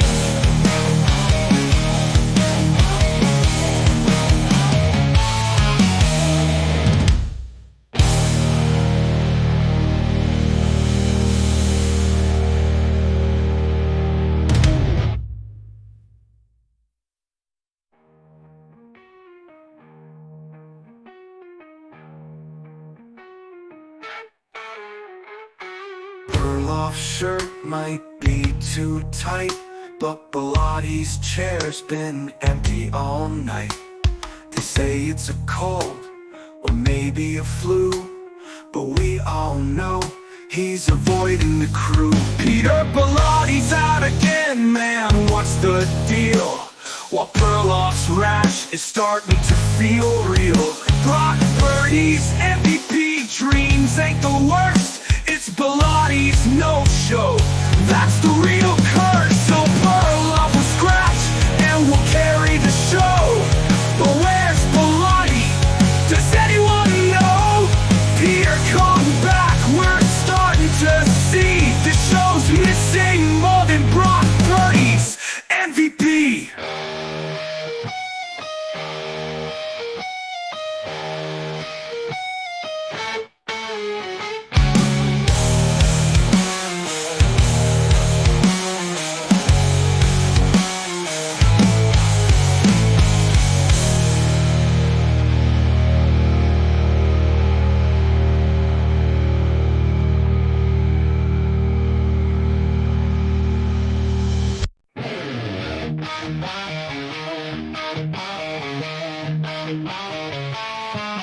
Andrew Perloff's got a shirt, it's starting to itch. Brock Purdy for MVP, stitched in every stitch. It's rubbing him raw, giving him a rash, but that's not the issue. Gotta make a dash, 'cause Peter Bunny's out again. Where did he go?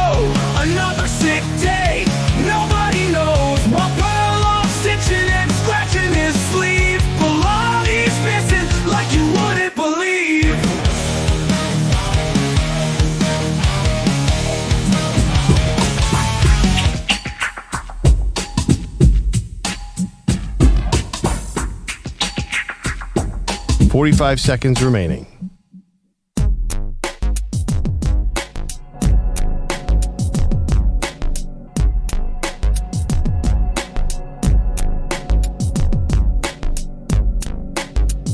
Thirty seconds remaining.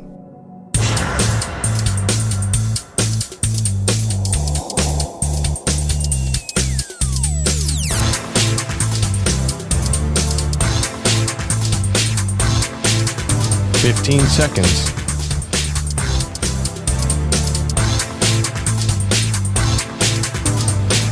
Break ends in 5 seconds.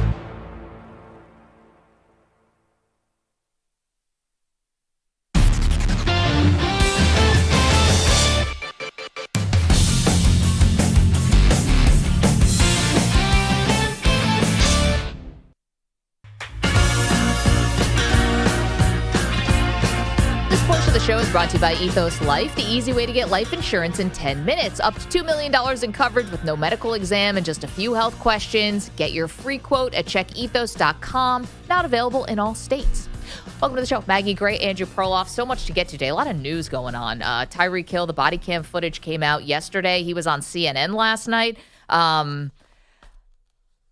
Disturbing footage for sure. We also have some new allegations and new civil suit being brought against Deshaun Watson for yet another sexual assault allegation. William is in California, wants to talk about Tyreek Hill. Good morning, William. How are you? I'm doing well, Maggie. How are you this morning? We're good. What's up, dude? I have a couple of thoughts, but real quick. Brock Purdy, naysayers, keep disrespecting him, keep fueling his fire. He's perfectly fine with that. Perloff is misrepresenting how I'm talking about Brock Purdy, William. Don't fall for it. You said he's going to be the worst quarterback in any Super Bowl matchup they made. Just because they're playing against the AFC, and that's how the Super Bowl works. Do you understand how that can be perceived as negative? No, I think that we'd all agree that Mahomes is better than Brock Purdy. I think we'd agree Lamar Jackson's won 2 MVPs. On paper, he's the better quarterback. Sorry, William, go ahead. Just keep feeding his inner fire. Remember, okay, some of the best teams in history had a Bart Starr, okay? It's true. Anyway, the reason I called, I had a couple of thoughts. And my first thought was on this Tyreek situation. I wonder if the Miami police, and this is in lieu of the fact there's a lot of celebrities, high-profile people down there in that town in South Beach, okay?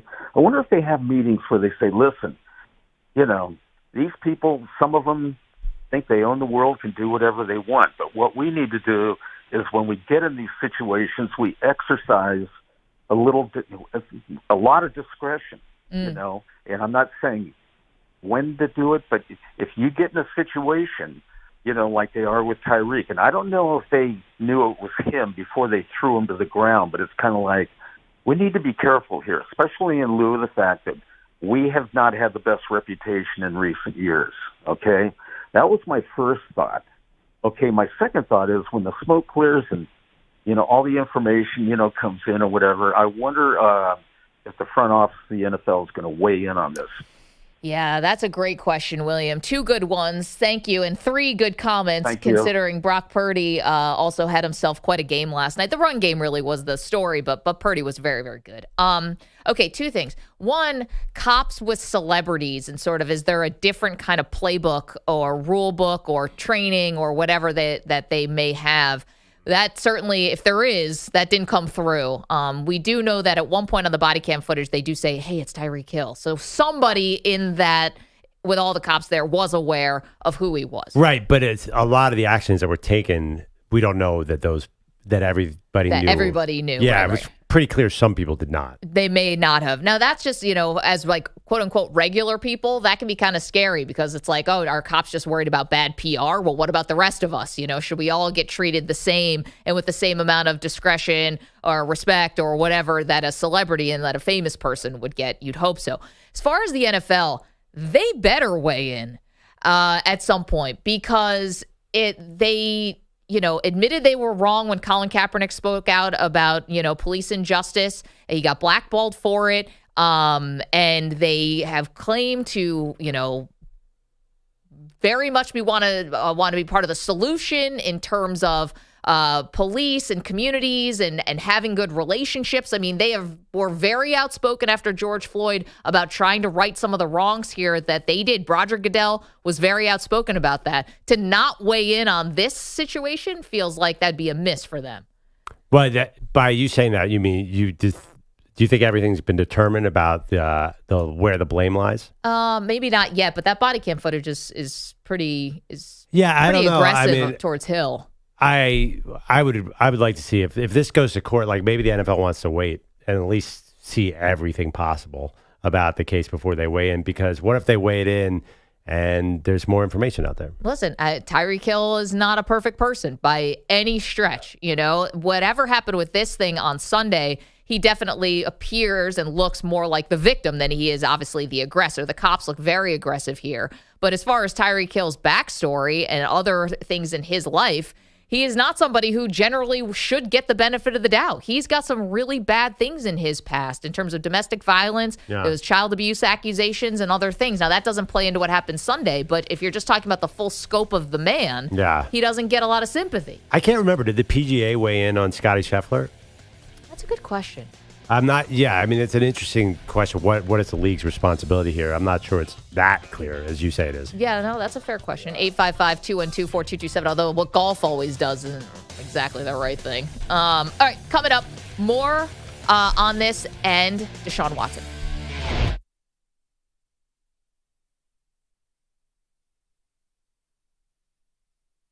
You're in a 5-minute break. Feel real, Brock Purdy's MVP dreams ain't the worst. It's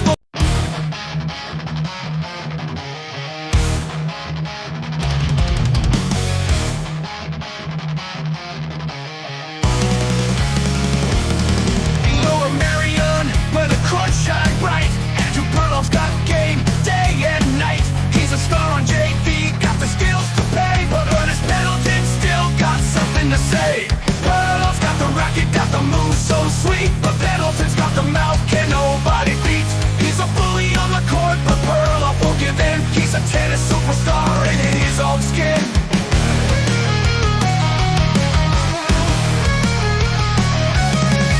Perloff serves it up with a twirl and a spin. Pendleton's got a comet that's always within, but Andrew won't let it get him down. He's got his eyes on the prize in this tennis town. Perloff's got the racket, got the move so sweet, but Pendleton's got the mouth, can nobody beat. He's a bully on the court, but Perloff won't give in. He's a tennis superstar and in his own skin.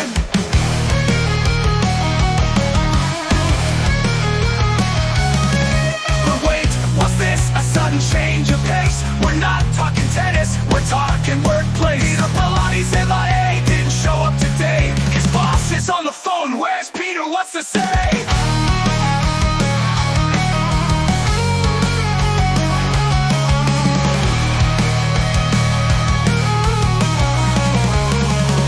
Pilotti's got the absence, got the no-show flair, but his boss is on the case with the "you're fired" air. He's not a tennis star, just a slacker supreme. Peter Pillotti, where are you? It's time to be seen.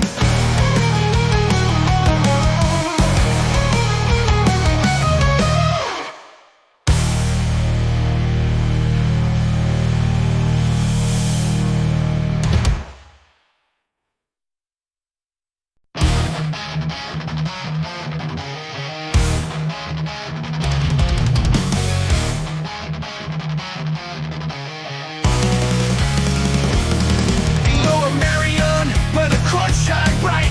Andrew Perloff's got game day and night. He's a star on JV, got the skills to pay, but Ernest Pendleton still got something to say. Perloff's got the racket, got the move so sweet, but Pendleton's got the mouth, can nobody beat. He's a bully on the court, but Perloff won't give in. He's a tennis superstar and in his own skin.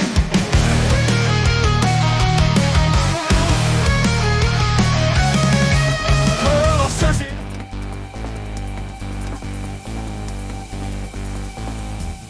2 minutes remaining.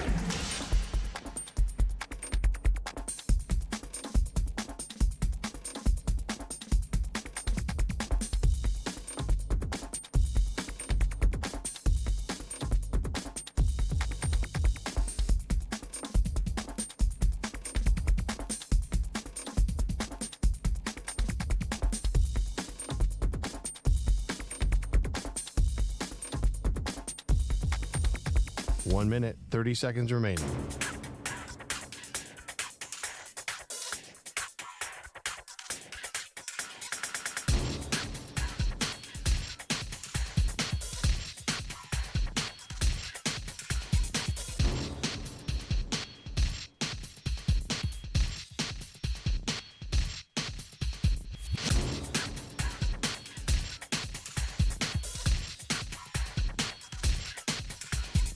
One minute remaining.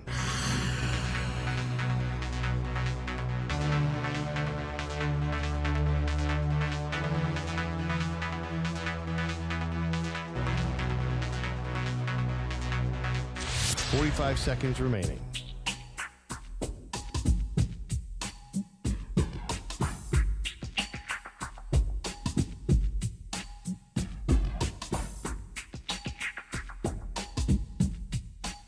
Seconds remaining.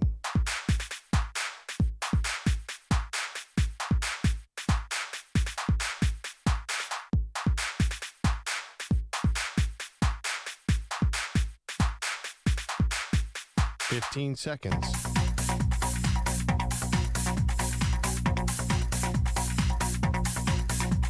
Break ends in 5 seconds.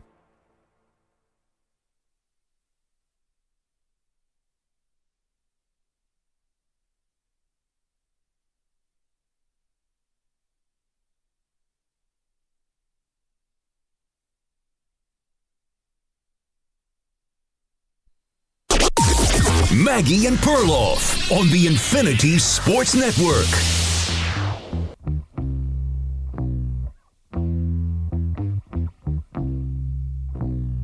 No Christian McCaffrey, no problem. 49ers. Welcome to the show. Maggie Gray, Andrew Perloff. No McCaffrey, so just put Jordan Mason in the game. He'll run for 147 yards on 28 carries.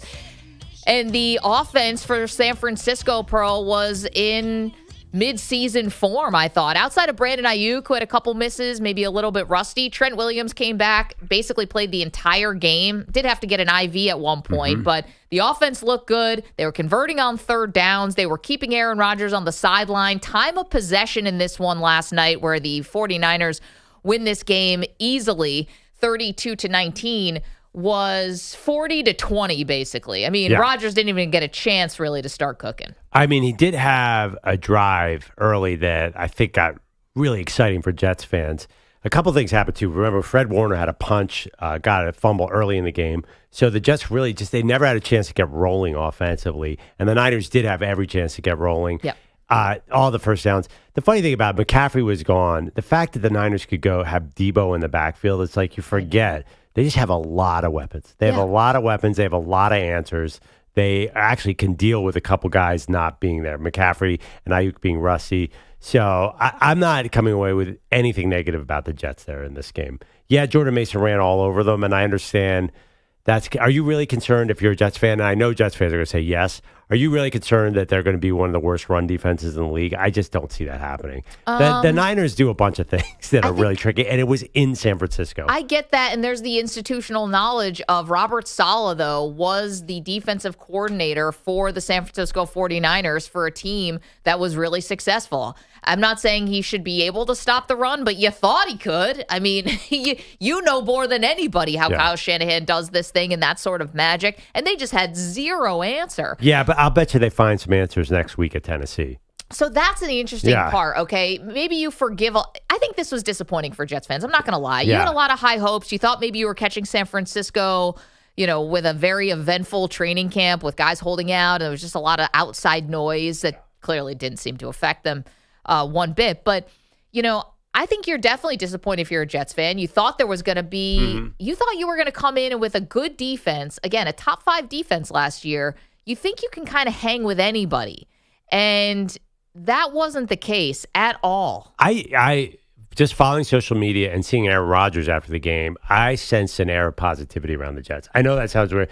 Rodgers was probably choosing to be positive, but he didn't look worried. And after the game, you saw the Jets were chilling and exchanging uniforms, and like everybody was in a decent mood. I don't think there should be a wild sense of disappointment after this loss. So because you did get you saw a glimpse of what could be. That third drive. Yeah. So after they had a bad drop by Allen Lazard where they couldn't sustain a drive on the first drive, Breece Hall fumbles on first down on the second drive, so that never got going. The third drive was beautiful. That was a beaut. Because that's Rodgers converting on 3rd and 7. That's him making something happen on 3rd and 8.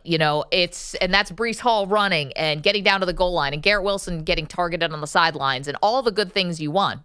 We really didn't see that again. At one point, you thought they were mounting another good drive, but the eye in the sky, I don't know what we're calling it. I'm calling it the eye in the sky. The New York officiating office? Like the home office? Actually, it's not really an eye in the sky, but it's not coming from that stadium. Yeah. Headquarters, HQ, the mothership. Everyone on the broadcast calls it New York. New York. Okay, just New York in general. Thought that Garrett Wilson had a first down, and it would have been a very big play. And Garrett Wilson, the New York calls in and says, no, actually, it wasn't a first down. His second toe was out of bounds. And so now you go back to the drive, and the Jets could not convert on a 3rd and 1 or a 4th and 1. And this is when you were only down 16. Okay, so you're down 2 scores, but you still had a lot of time left in the game. And then they never could get anything going after that. And I think it kind of threw them off. Well, you got to be able to get a yard. I think the game was kind of over at that point. I mean, it's a 2-score game. 2-score game with 2-point conversions. I mean, what was the win probability? Probably 98%. And I don't think that the Jets were knocking on the door. Also, they just clearly couldn't stop the run on that night. I don't think the game was in balance at that point. Maybe you used to think it was a little closer than I did. But regardless, this is Breece Hall is not going to be stuffed every game. It's just not going to happen. I'm telling you right now, as long as he's healthy, there is a lot to build on here. And Mike Williams will get healthier. They'll have a second receiver. And honestly, just the little things that happened, it was possession, the Niners. We have no idea what the Jets offense could have done if they were on the field more. Maybe they get a little bit of a bigger lead. They were up 7-6. Maybe they get a bigger lead, or was it 7-6? Or so they were up 7-3, and then it was 7-6, and the Niners couldn't run as much. I mean, this game flow, this schedule is not bad, Maggie. I'm telling you, if you get that game from Aaron Rodgers, you're gonna end up with 10 wins. Okay, so the obvious bigger issue is whether this lingers against Tennessee. Now, short week, fly back across the country, then you go on the road yet again to Tennessee. Now, Will Levis may be one of the worst quarterbacks in the league. I don't know if that's an overreaction, just because of the decision-making. His arm is dynamite, but he's got a huge arm, Pearl. You cannot. I don't know. Now you're just being disingenuous. I mean, his arm talent, when you think of arm talent, it's not just ability to throw it hard downfield. I don't see anything there. He feels stiff to me. Okay, well, whatever. He made a terribly horrible decision when you basically, the game I know was only 17-16 against the Chicago Bears, but there's a reason why people say Will Levis could have just taken a knee the rest of the game and somehow Chicago, they couldn't get anything going. Coach said they should have punted on first down and they would have won. Yeah. That's an indictment. It's going to be hell of a strategy. Yeah, EJ. Well, I saw a funny tweet from shout out to Kyle Brandt. He was like, well, the Bears did block a punt and return a touchdown. So maybe Brian Callahan That's a good think point. twice about punting every play. But anyway, yes, you obviously get way more concerned if somehow Tennessee corrects some of the mistakes, if Will Levis all of a sudden becomes a better decision maker overnight. It's not like they have no weapons in Tennessee, but they were not good. They spend millions of dollars on that receiver room. They have, I know Hopkins is hurt all the time, obviously, but they paid a lot for Calvin Ridley. They paid for Tyler Boyd. They drafted Treylon Burks at 16. Pollard looked fine. Yeah, he would look Scored good. Touchdown. No, there's no excuse. I think, obviously, Levis can't play worse. That's impossible. But I think the Jets are going to fix this. Even if they go 0-2, I'm not worried about the Jets. I feel good about what I saw last night. And I don't think I'm alone. I sense some optimism out there. A little bit of, I don't feel like the sky is falling. I'm not getting that normal Jets sky is falling. I'm around some Jets fans. I mean, EJ, you're a Jets fan. Did you walk away saying this feels really depressing? No, it was more frustrating. It was more frustrating because you feel like if there's going to be any question mark about this team, you expect it to be Nathaniel Hackett, Aaron Rodgers' health potentially, not this defense that we keep being told is elite. Yeah. And at times has shown to be elite. I mean, remember, Saleh got in trouble for making that statement about how we were embarrassing all these good quarterbacks. But outside of Dak Prescott, I mean, they did play extremely well against the really good quarterbacks and really good offenses last year. So I kind of expected even after that rough first half stopping the run, they'd fix themselves. And the fact that they couldn't was just surprising. But I think Ryan made a good point earlier in the show. They made some changes on that defensive line, and none of them have really worked yet. Hassan Reddick hasn't showed up. I was not the biggest John Franklin Myers fan, but like they didn't replace him with anybody. So now you have these young guys coming into play. I mean, Jermaine Johnson was just getting trucked by Trent Williams. I mean, you want to talk about a mismatch. People told me how great Jermaine Johnson is. I mean, he looked like he should have been back in college playing against Trent Williams. So, a strength for the Jets looked like a weakness last night. So I want to see if they can get that fixed. Here is Robert Saleh on the frustration of the Jets defense failing to stop the Niners offense. Yeah, it's anytime you get run on like that. And credit to them, like I said, it's a championship outfit, and they introduced us to some championship football, and we'll get that fixed.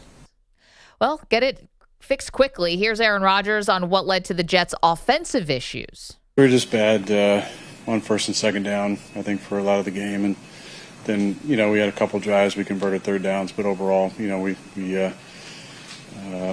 I feel like we didn't have any 3rd and 10 pluses tonight, so that's always a good thing when you look at the stat sheet. But we didn't convert those 3rd and mediums. We had a drop, we had a couple penalties, had a bad throw. Yeah. Overall, though, you saw a little of the promise with Rodgers on some third downs, but they just couldn't sustain anything, and with the few chances that they actually had. Meanwhile, you have the 49ers who are riding Jordan Mason 147 yards on 28 carries, and they were just they were a house. I mean, and they had no answers at all. 855-212-4227. Rodgers didn't even play the last 4 minutes of the game. They took him out and put Tyrod Taylor in. Just also shows you, and that was fine. You're waving the white flag. You're not going to win that game anyway, but how careful they've got to be. And I'm not going to say load management because you can't really do that in the NFL outside of like a meaningless week 18, but they're going to be very careful with this. I mean, and they should be. Yeah. Again, but I think you saw enough last night to really kind of be psyched. I don't know. Maybe I'm following the Jets. I don't know about psyched. I am, honestly. Two drives that Rodgers had were probably better than anything we've seen, except for the one good game Sam Darnold had. It's just a low bar there, right? Well, that's for sure. 855-212-4227. You want to watch the show, youtube.com/InfinitySportsNet. Okay, so we've got some other news stories that are going on today, and they're big ones. Tyreek Hill was detained, is the right way to put it, put in handcuffs before the game on Sunday as he was driving to the Dolphin Stadium, Pearl. He was speeding, got cited for speeding. Now, NPR is reporting that he was going 60 miles an hour. Apparently, Tyreek told them he was going 55 in a 40. NPR is reporting that he's going 60. So there was some thoughts out there that maybe he was like going 100 miles an hour. So far, we have not seen anything like that. We do have the body cam footage, though, that got released yesterday. I want to play it for you. So you're going to hear as this situation starts to escalate, okay? So first we'll tell you that Tyreek Hill, let me paint the picture for you. He's in his car. He's pulled over. And at one point the window is down. Then he puts the window up. Then the officer's knocking on the window, telling him to put it back down again. Here is Tyreek Hill with the officer. Why don't you have your seatbelt on? Why don't you have your seatbelt on? Like what? Why do you have it up? Let's go to more. This is Tyreek Hill getting arrested after the cops pull him out of the car. Hey, keep your window down. Keep your window down. I'm going to get you out of the car. As a matter of fact, get out of the car. Give me your ass. Get out of the car. Give me your ass. We'll break the window. Get out of the car. Get out of the car right now. We're not playing this game. Get out. Get out. Get out. Get out. Get out. Get out. What part of blood do you understand? Hey, Drew, I'm getting arrested, Drew. Okay, so you can hear the first officer's talking to him, say, put down the window. Then another cop comes in kind of from the side, Perloff, not the one with the body cam. That's a third officer who's kind of recording the whole thing. The second officer comes in and he's like, in fact, get out of the car, and kind of just rips him out of the car, falls to the ground. The cell phone goes flying, and he's saying, call Drew Rosenhaus, who is his agent. Here's an officer yelling that Tyreek Hill's not complying as they're arresting him. I'm getting arrested, Drew. I'm getting out, bro. Damn, twin. When we tell you to do something, you do it. You understand? I'm getting out, You bro. understand? Not what you want, but what we tell you. You're a little confused. I'm getting out, bro. Too late. Chill, Too bro. late. All right, bro. Take me to jail, bro. Do what you gotta do, bro. We are. We will. Good, bro. It is good. Hey, Drew. Hey. Don't worry about it. I hung up the phone. You stop crying. Cops now forcibly bringing Tyreek Hill to the ground, and you hear Hill saying, I just had knee surgery. Hold on, bro. I just had surgery on my knee. I just had surgery on my knee, bro. I just had surgery on my knee, bro. I just had surgery in your ears when we got there with the window chill, down. bro. Chill, bro. Hey, Joe New, bro. Back up. Hey, call Drew. Call Drew. Call Drew. Call Drew. Call Drew. Hey, call Drew. Call Drew, bro. Call Drew. Call Drew.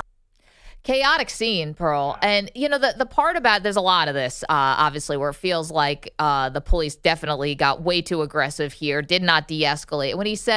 When the police says, you must be confused about how this is going to work, right? Like, that's the moment where I feel like the cops do themselves no favors, right? Yeah. Because Tyreek Hill wasn't being like, he wasn't a threat. Maybe it was a perceived threat if he didn't put the window down all the way, but at that point, he's definitely not a threat. You have him out of the car. And to be like, you have this confused on how this is working. It's like, well, listen, in a perfect world, are we working together here to try to get to a solution? You pulled me over for speeding. Let's try to get through this thing, because Hill's obviously saying, give me the ticket and let me go. I'm trying to get to the stadium. And the cops are, want him to just put down the window, and there's a power struggle here. Yeah, it feels like there was a battle of egos, like a mano-a-mano battle. Like, I'm the bigger man here. Well, at least the cops were engaging in a battle of egos, which doesn't seem like the right kind of behavior. I mean, you did hear one line in the clip. There are a couple lines in the clip that, why are you knocking on my window? Seems like a really inappropriate line from somebody who's getting pulled over from the cops. Right. Which is why, like, this, I do think that this case is going to have some layers to it. I think the cops are going to come in, if it did go to court, if Tyreek sued, I think it'd be a very complicated case, because they have some things to say here, too, about Tyreek Hill not being compliant. Now, that being said, weird things happen when you get arrested. I think there's like a flow of adrenaline, and I'm not sure. That's why the cops have to act professionally and try and de-escalate it too, because I think it's hard to understand what's going on both sides. It did feel like the cops felt petty. Like, you understand how this is going to work. Like, that wasn't necessary, but I do think it's a much bigger picture. I do think this is going to go. There's going to be back and forth from both sides. I don't think it's going to be all one-sided. I think the cops are going to keep on coming back and saying, "Listen, this guy was doing what he thought he had to do in the moment." They're going to keep on saying that. Maybe, but they also have already put him on administrative leave, right? And that happened right away. Right. So I'm not saying that's an admission of guilt. Yeah. But they definitely have the body cam footage before it gets leaked yesterday. And they see how this all went down. There's other officers at the scene who can corroborate a story or say, what happened. And they think they knew they were going to have a public relations nightmare on their hands. And meanwhile, Tyreek Hill's on CNN last night saying, I'm just a family man. It's like, all right, I'll roll my eyes at that. But, the idea that he was the victim here and that he's got a moral high ground. I think that the police saw this and recognized, like, oh man, this is not going to look good for us. Yeah. And it doesn't. Again, it's layers, because That's true. Tyreek Hill's not the perfect victim here. No, he's not. When you look at the big picture, like, you don't really want him to be an advocate, because I think his past is not good. No, certainly not. Now, does that play into Sunday?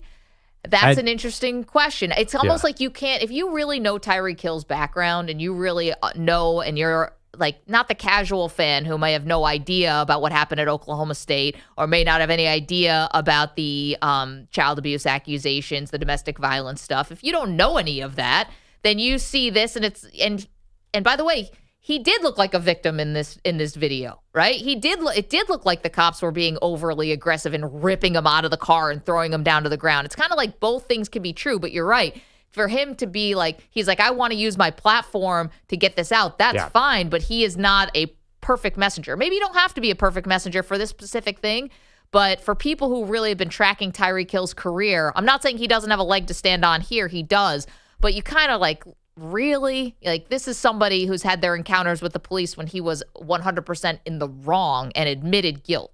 especially with, kicking and punching his pregnant girlfriend back when he was in college. EJ, you want to say something? Yeah, I mean, the points about Tyreek's past definitely are going to be brought up, and they're going to be talked about a bunch when it comes to this case. But at the same time, I think, and when I go back to even the conversation about how Tyreek acted in this, what we unfortunately see in a lot of these instances, it doesn't really matter what your background is. Sometimes doesn't even matter if you're perfect, you're perfectly compliant with the police. Sometimes we see people who are perfectly compliant with the police, and we have these incidents of use of force, which is why I think this is going to be, it has been very jarring for folks, because there are a lot of people of color for sure, who watch this and say, okay, what can I do if an officer is acting out of turn? Right. If I'm perfectly compliant, we've seen people get shot or use of force being put on them. If I'm upset about something and I voice that, like Tyreek Hill does about him smashing the window or whatever, then they throw you on the ground anyway. Sometimes it feels like these incidents are a lose-lose battle for folks, and the police here showed no kind of sensitivity to that and no, again, effort to de-escalate. If you're in a situation where Tyreek Hill, again, has a gun, or he's wanted for an arrest or wanted for something violent, then maybe there is more reason to be aggressive and to be assertive in talking to him. But if you're talking about a traffic stop, right, and you're talking about, okay, how do we protect and serve the public? How do we protect and serve Tyreek Hill in this instance? It just didn't feel like any of those efforts were made to make this as smooth as possible. It seemed like, as Pearl said, it became a tit for tat where, oh, you're going to say, stop knocking on my window. I'm going to say, keep rolling down your window. Oh, you're going to say, what's the name? You're going to say you had knee surgery. Well, I'm going to say, well, maybe your ears need surgery because you're not listening to me tell you get on the ground. Like, it didn't feel like the officers showed really much professionalism. And again, no matter what you do, you could end up being in these situations with the police sometimes. 855-212-4227. That's well said. You're welcome to weigh in on the Tyreek Hill situation. Obviously, the body cam footage is all out there. And what do you think? They play Thursday night, by the way, so we got a little quick turnaround here for the Dolphins, who are on a short week. We also have some news with Deshaun Watson. It's a heavy news day. We also are going to debut a new segment today on a lighter note. Let's take a look at the rookies. Oh, I'm excited for this. Yeah, me too. We're going to do that next. Maggie and Perloff. Sports fans, listen up. 1 in 8 men will be diagnosed with prostate cancer, and bladder leaks can be a side effect. That's why Depend is teaming up with the Prostate Cancer Foundation to encourage screening. Because health is a long game, and it's yours to win. Now, here's the cool part. Through November, Depend is contributing up to $300,000 to prostate cancer research by donating 40 cents for every purchase of shields, guards, and Real Fit products. Boyd in Mississippi. Learn more at depend.com.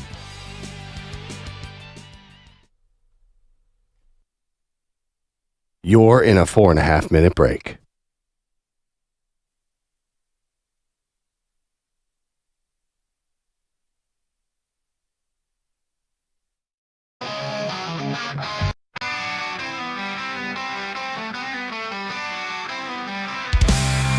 You're listening to the Maggie and Perloff show. Sit back, relax, we've got a break to go.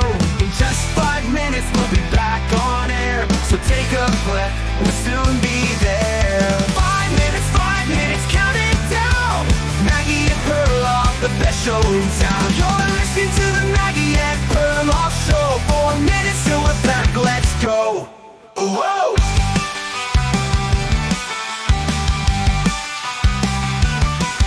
You're listening to the Maggie and Perloff show. 4 minutes till we're back, let's go.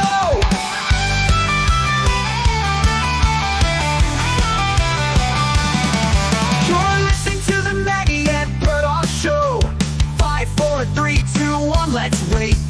5 minutes now, it's gonna be great. Time's ticking down, it's almost here. Maggie and Perloff, we're so near. You're listening to the Maggie and Perloff show. You're in a 5-minute break, so don't go far. Maggie and Perloff, we know who you are. 4 minutes, 3 minutes, count it down. The Maggie and Perloff show will be back around.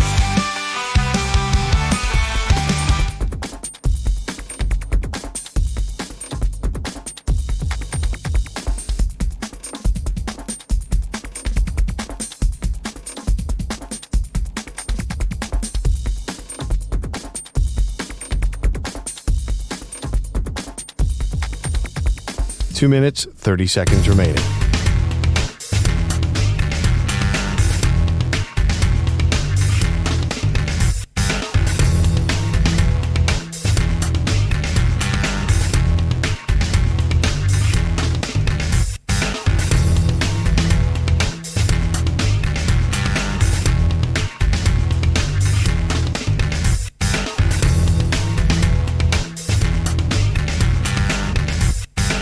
Two minutes remaining.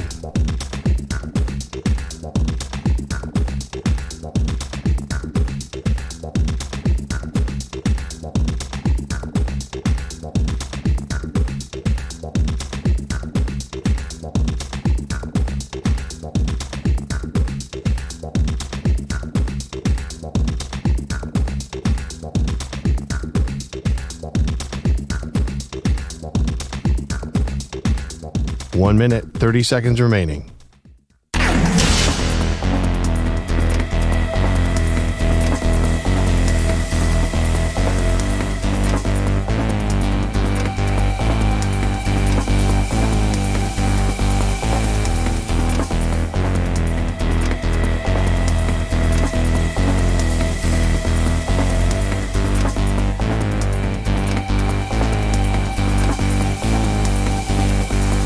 One minute remaining.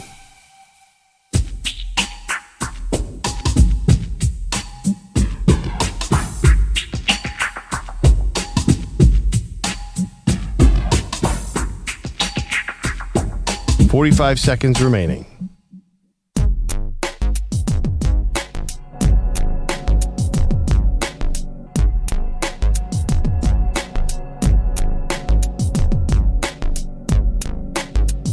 $30 seconds remaining.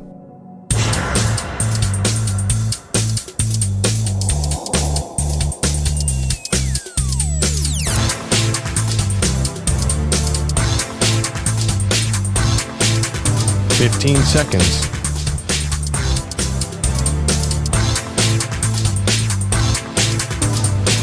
Break ends in 5 seconds.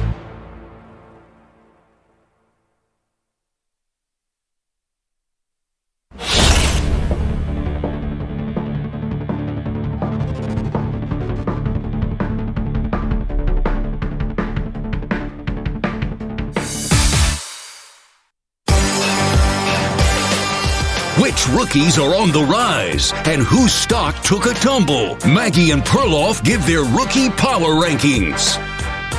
Love this. We're going to be doing it weekly now because this rookie class has been so interesting. And I think when we created this, Pearl, we thought it'd be quarterback heavy. Just going to... That didn't really happen week one. No, it did not. All right, so we're each going to give our top 5 rookie performances of the week, or not performances, the rookie power rankings, sort of who's on top. So do you want to go first and go 5 to 1? No, I don't want to go first because I'm still getting my order in. Are we going 5 to 1 and we're not alternating? It's always, you never know with these things. No, got to go 5 to 1. We're going to each do our list of the top 5 rookie power rankings. I'm ready to go. Hit it. I'm always ready, born ready. Maggie Gray's top 5 rookies after week 1. Number 5, Perloff, is Talise Fuaga, offensive lineman at New Orleans Saints. Not a real person. Start off. He is. He's the Cam Jurgens of the Saints offensive line. I just hope I'm pronouncing his name correctly. You're said not. I'm always ready, but am I always ready? Because Wait, that wasn't right. I have no idea. Is it Talise? I mean, listen, he's new to me. So if he's number 5, but congratulations. He's Oregon the first round State pick. University, ladies and gentlemen. It was a juggernaut performance from the New Orleans Saints. So let's go with Fuaga, number 5. Number 4, my rookie power rankings, Brian Thomas Jr. in a losing effort in a game the Jags probably should have won. Acrobatic catch on the touchdown. This guy's a dude. We knew it coming out of LSU, and Jacksonville should have won that game. Number 3 on my rookie power rankings, Kingsley Suimatia. Did I get that one right, Bogish? No. Did you finish it? What? You sort of trailed off there halfway through, man. No, was there a Niner in there? Kingsley, you got right. Suimatia. BYU, Oregon Remember when she was Ducks. always ready? So glad she went for. No, trust me. Stay You think that ready. was bad? Can you imagine me trying these names? He was awesome. He better be awesome. He is better than how I pronounce his name, and I apologize for that. But Chiefs offensive tackle, starting at left tackle for the defending two-time Super Bowl champs, appointed himself very well against the Baltimore Ravens, who are one of the scariest defenses traditionally in the NFL. Number 3, I go back-to-back with Chiefs here. Xavier Worthy, who Perloff yawned at his 2-touchdown performance. Xavier Worthy, the wide receiver. He had 2 catches. Well, how many times did he get in the end zone? Thank you. Xavier Worthy, number 2 on Maggie's top 5 rookie power rankings, and number 1 on my power rankings, Perloff. He's not active right now, but man, Ricky Pearsall, for being alive, you are number 1 on my power rankings. How he has recovered from this very scary incident of being robbed at gunpoint in the middle of the day. He gets shot. The other guy got shot. He was on the field yesterday thanking the first responders who helped save his life. Ricky Pearsall will remain number 1 of my power rankings, I think, from here on out. I feel like that's cheating, but I'm She jealous. stole your guy. You gonna let her do this? Ricky Pearsall? Oh, Yeah. Well, I mean, I think he's everybody's guy now. Did you see him hugging the cops yesterday? I'll share I him. wasn't sure if that was actually like, could that have been a little traumatic for him to see these people again so soon? It has to flood you with memories. Obviously, you want to thank that them. dude is going to be out on the field in 3 weeks, which is the most amazing thing. Okay, do your top 5 rookie power rankings before Bogish has his update. Okay, I had to adjust this last night because we saw the 49ers running game, and they have a rookie guard named Dominic Puny. Yeah, puny. Puny. I feel weird saying that word. It's not puny. Okay. It's Puny. Dominic Puny. It seemed like he was our road grader, as we like to say in the biz. So yeah, he had this incredible preseason. Everyone was talking about him, and he totally delivered. So he's my number 5. Yeah. Number 4, you're going to be mad at me. Xavier Worthy. I mean, dude. Perloff, you I mean, flip-flopper. come on. All right. Yes, the guy had 2 touchdowns. What's your problem? And you wonder why we want to stuff you in a locker sometimes. So the thing about Xavier Worthy is he's a gadget weapon. I'm going to give him that because I wanted to put all wide receivers here, but they really didn't show out that much this week. So Xavier Worthy, to me, was an easy one here. Okay. Number 3, Brian Thomas, who you mentioned too. He also had a big pass interference call against him. He's a massive problem. Yep. In a league that showed they cannot pass long anymore, Brian Thomas on the Jags is going to be a big deal. Here's where I get controversial. I hate to do this. Sorry. I closed my mic for that, Logan. I have 2 Cowboys at 1 and 2. Number 2, Cooper Beebe. Yeah. The new center, 37 pass blocking reps, no sacks, no hits, no hurries. Never played center before, right? Never played center. He's huge. He's also good in the run game. I can't believe the Cowboys did this again. Then number 1 is also a Cowboy. And tell me if you guys think he's a rookie. So Demarion Overshawn missed last year with an ACL injury. It's not a rookie. But he's never played in the NFL, so therefore he's a rookie, kind of like Joel Embiid was in the NBA. It was BS when Joel Embiid and Ben Simmons got to win Rookie of the Year 5 years after they got drafted. He was drafted in 2023. He's not a rookie. But what do you mean? So why is he not a rookie? Because he's never played. If he'd stayed in college, he'd be a rookie. He hasn't played in the NFL. I thought we're going 2024 draft class here, Pearl. No, it's rookie ranking. It's not 2024 draft class rankings. I don't think it works like that in the NFL, number 1. And number 2, he's been exposed to NFL treatment, NFL lifestyle, NFL trainers, NFL chefs, NFL, all of the trappings of the NFL he's got. Bogus, you're the judge here. He's a rookie. Thank you. Guys. Is he eligible for rookie defensive, whatever rookie of the year? Then he's a rookie. Is he eligible? If he is, he's a rookie. Can I just give you one stat on him? He covered 14 yards in just 2.8 seconds on a sack of Deshaun Watson that became this social media clip. That's a closing speed of 5 yards per second. He's faster than Micah Parsons. Do Yeah, you realize because that? he's been exposed to NFL trainers for the last year, guys. There's Not a 700 rookie. other linebackers in the NFL. None of them are faster than Micah Parsons. They've been exposed to NFL training. What are you talking about? Who cares? That dude is a freak. You had to have been in college last year to be a rookie this year, in my opinion. So you're saying he's faster than Micah Parsons because he's been exposed to NFL training? I think it helps. I hated this when we did it with It doesn't help. Nobody else can do that. Nobody else can do what he just did. I mean, it is weird that we spent all offseason talking about Dak Prescott's contract and CeeDee Lamb's contract and Micah Parsons. And then I didn't even mention Marshawn Neal. And they had a starting cornerback who's a rookie too. This was like a big hit. Somebody's doing smart things there. Okay, good. No, it's not that he's not a good player. It's just I disagree with him being a rookie. I didn't think that Chet Holmgren was in a real race with Victor Wembanyama for Rookie of the Year last year. He gets to do everything else all in the NBA for an entire season. He gets to see how everyone trains. He gets the medical attention. He gets all the stuff that helps you and that disqualifies you, in my opinion, from being a rookie. And by the way, what's the big difference between Dallas? Texas football is a pro program too. I mean, it's not like the facilities aren't amazing there. You don't think what's the big difference between NFL training and college training at that level? Well, there's got to be a difference in everything because guys are great in college and then suck in the NFL too. So you can't tell me that there's no difference between the University of Texas and the NFL, or else everyone who ever went to Texas would be awesome. Vince Young would be in the Hall of Fame right now. Wait. No. Your basic misunderstanding here is it's like the players are not good because they have NFL training tables. They're good because they're incredibly talented. Marvion Overshawn is not good only because he had the right weight room. He's good because he's incredibly talented. He is, but he's ahead of the pack of the other rookies because he's had this NFL exposure, in my opinion. Anyway, that's just me. We could argue about this till the cows come home, but I don't like it in the NBA either. Andrew Bogish is here. That's our top 5 rookie power rankings. We'll put them out on X at Maggie and Pearl, and you can tell us who had the better list. Guys, there was the Brandon Ayuk saga, Trent Williams holdout. The Niners have been through a lot since losing the Super Bowl. Back on the field for real last night, they opened their season with a 32-19 dismissal of the Jets, even with that dud Brock Purdy under center. Our culture, our team, what we stand for, and how we all come together and find ways to win and rally around each other.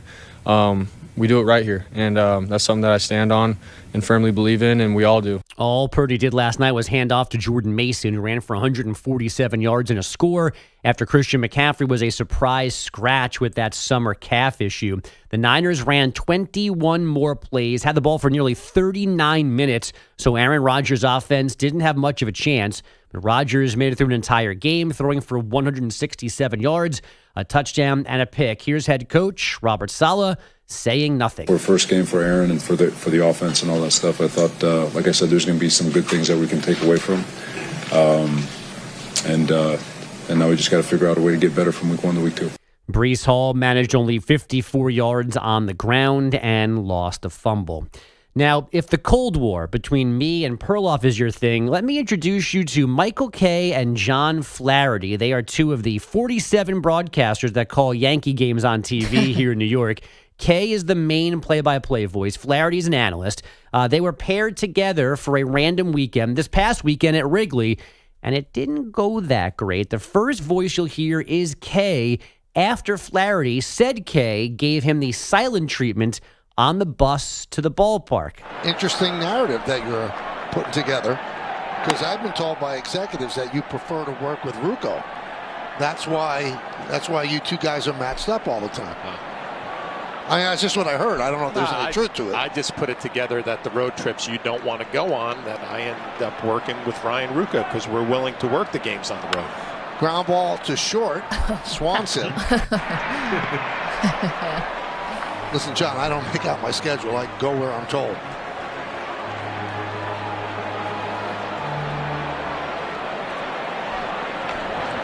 Somebody say something. I'm cringing. I'll be very chatty tomorrow. Oh, good. That actually happened? Like, usually they're not extended. Nope. That is 13 seconds of silence. Ryan Ruocco, by the way, is Kay's main fill-in, so he was taking shrapnel during all of that. Not Kay's fill-in. He's lead WNBA voice. But he's Kay's fill-in for the Yankee games, which is why he gets thrown into this conversation. Right. That was more for our chat, who's diehard WNBA. They don't talk about anything else. If you're a big WNBA fan, youtube.com/Infinity Sportsnet is where you want to be. If you care, the 2 dopes did say they were best friends the next day. They even hugged in the booth mid-inning for the cameras.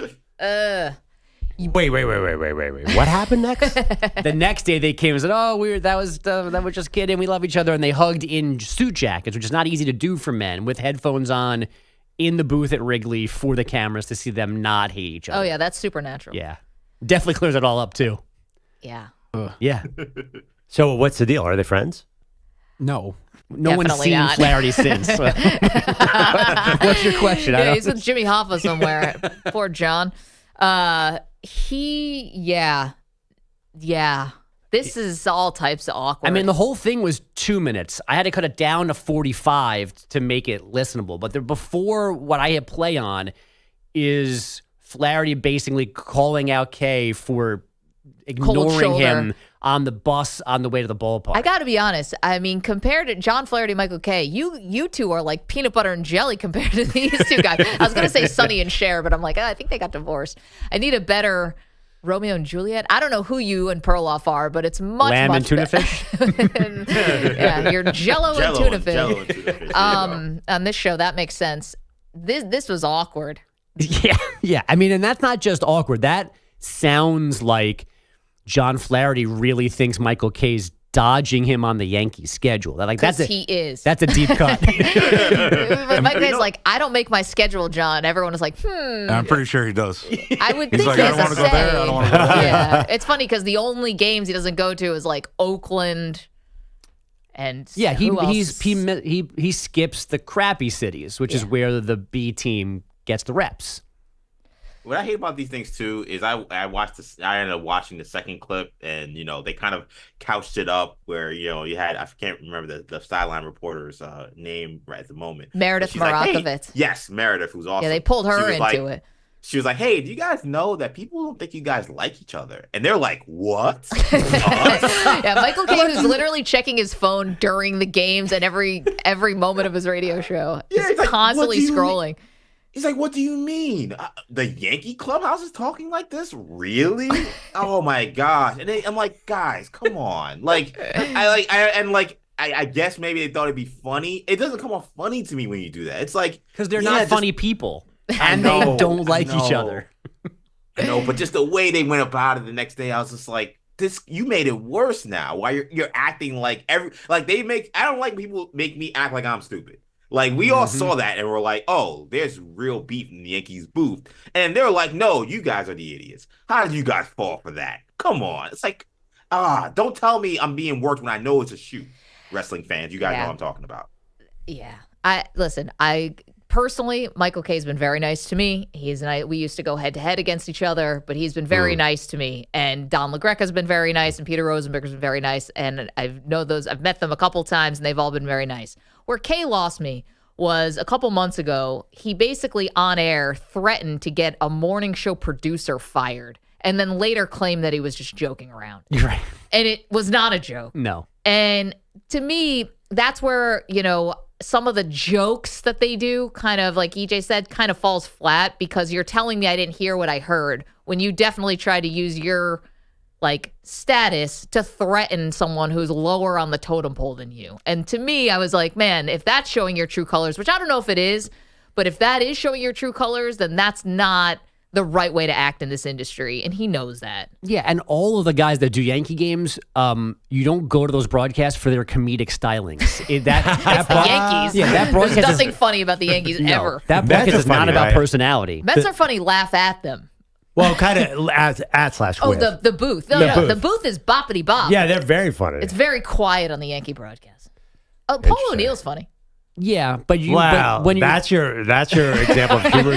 Paul O'Neill, the guy who took a baseball bat to several water coolers throughout his career. He's the funny man. The bar is low. I don't think Paul O'Neill is doing any sets at Caroline's anytime soon. 2 p.m. on Thursday, you can catch Paul O'Neill there. He's got the lunch show. Yeah, right. The Yankees won a baseball game last night. They treated the Royals like Kay treats Flaherty. 10-4 the final score. The Orioles took a 12-3 beating in Boston, so New York leads Baltimore by a game and a half atop the AL East. And that Royal loss drops them 3.5 games behind the Guardians in the Central because Cleveland shockingly beat the White Sox 5-3. Guys, back to you. Thank you, Bogish. Coming up later in the next hour, AmyDash, our legal analyst, will join us to talk about Tyreek Hill and the Deshaun Watson situation. So we're getting up to speed on two legal things, the Tyreek Hill being detained by police, and now does he have a case against the police now that the body cam footage is out? And Deshaun Watson, yet another woman accusing him of sexual assault. This one, the details are not good. We have a lot more football for you, though, including, is there a silver lining for Kirk Cousins and the Falcons? We also have the Packers and Jordan Love to get to with some new information about his knee. Don't move. You're in a 5-minute break.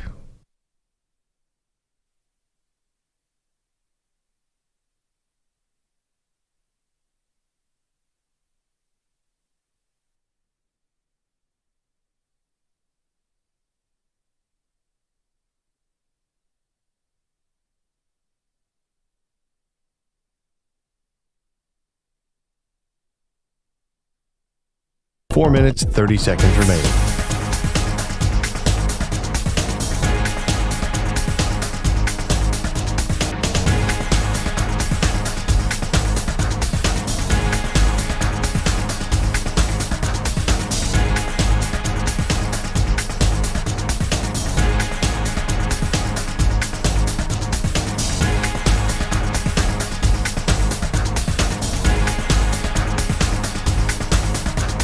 Four minutes remaining.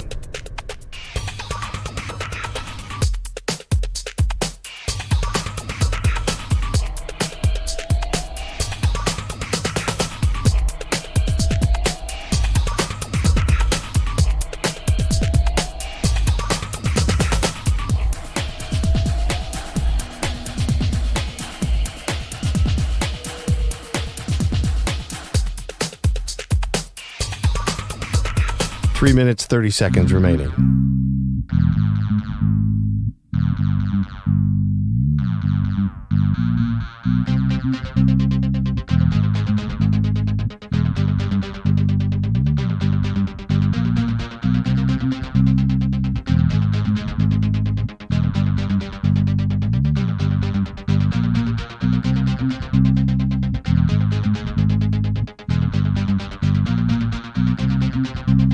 Three minutes remaining.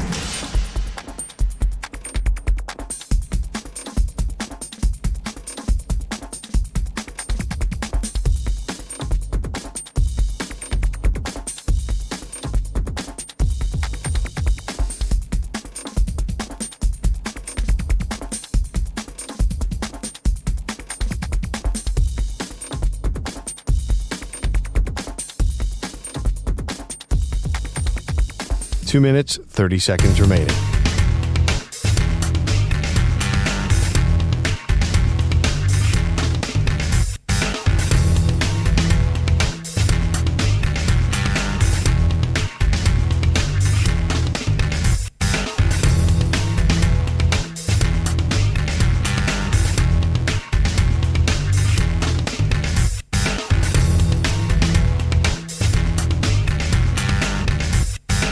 Two minutes remaining.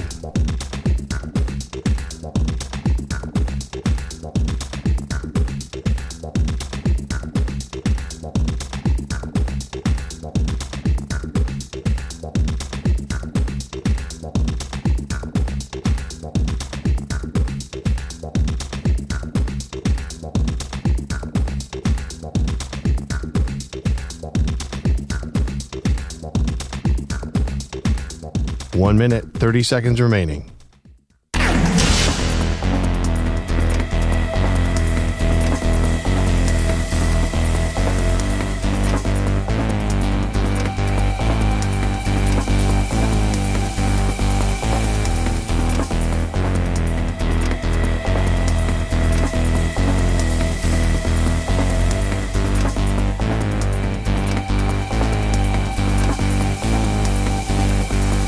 One minute remaining.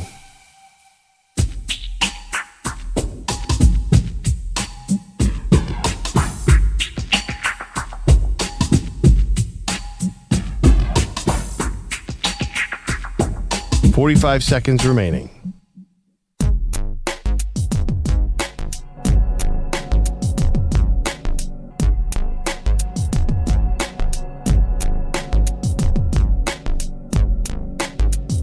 Thirty seconds remaining.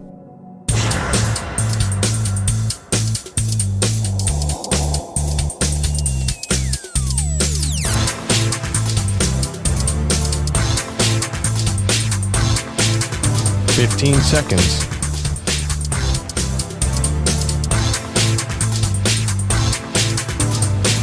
Break ends in 5 seconds.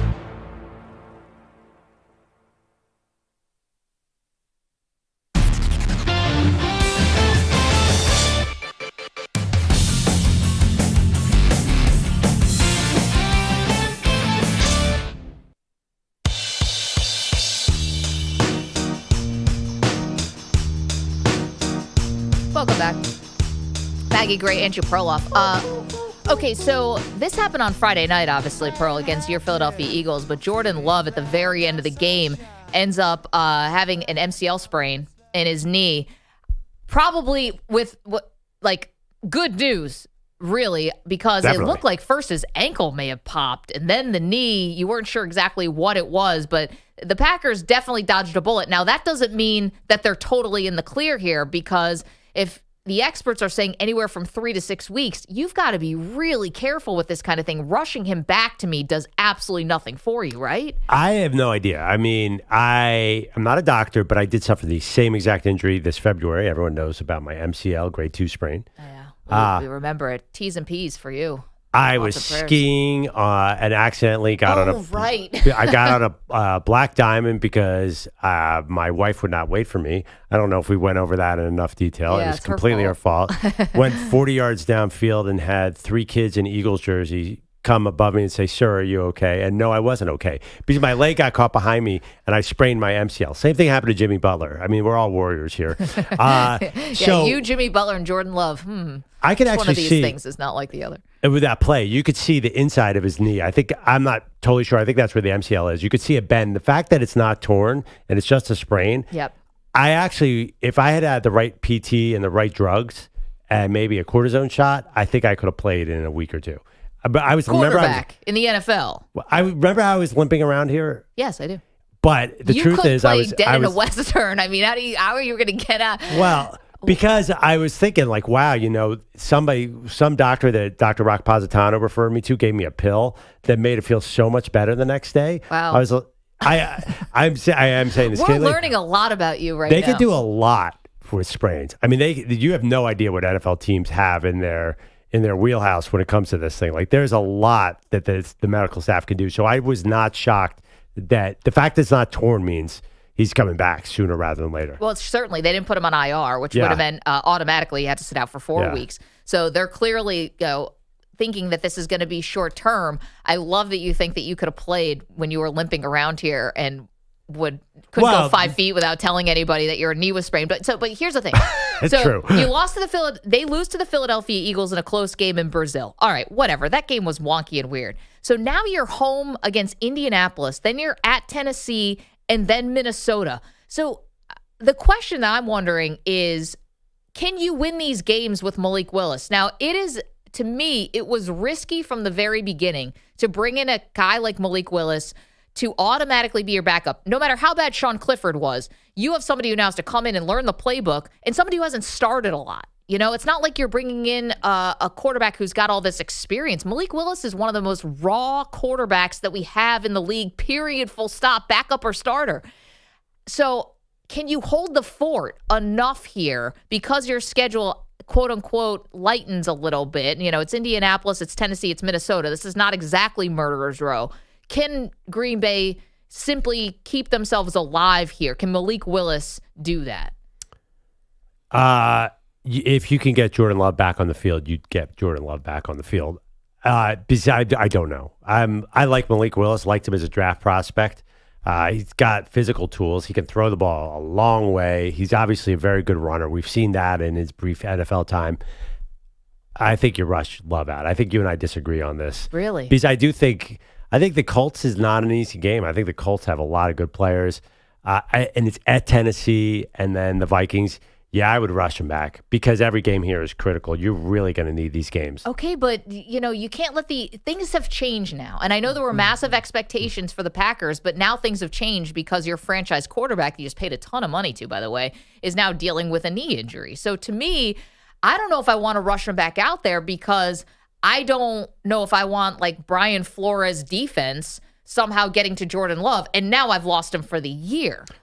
I'm not sure that this makes him. Do we know that this makes him more vulnerable to tearing that? I can't imagine it makes it better. Yeah, but obviously you'd wear a knee brace. I'm not so sure that it's that dangerous. I'll ask my doctor, Dr. Josh Dines, what he thinks. Because that's what we do is we ask Perloff's doctors for sports advice. That should be a segment. Perloff's doctors, the ones that are actually reputable, not the weird OT that you went to that gave you scabies in a makeshift whirlpool. I mean, listen, actually, I don't even know if, for all I know, this guy, the guy I saw, because Dr. Positato put me on him, might be seeing Jordan Love. Like, he's one of the top 5 knee guys on earth. It's amazing. You have, like, no middle ground when it comes to doctors. There's not anyone who just simply gets, like, a B. No. You either have, like, the celebrity doctor to the stars, or you have someone who basically was running a Wuhan clinic, but posing as a doctor. That was 12 years ago. I am seeing nothing but the classiest, right? At this point, I have I basically have a direct line to the Mayo Clinic, Maggie. If there's an expert in any medical field, I'm on it. I don't think the injury is as much of a concern as you think. I put this brace on and I feel great. Whose stock is up? Whose stock is down after not only last night's game with the 49ers beating the New York Jets, but after week 1 in general? Do a Maggie and Perloff. The MP500 comes your way next.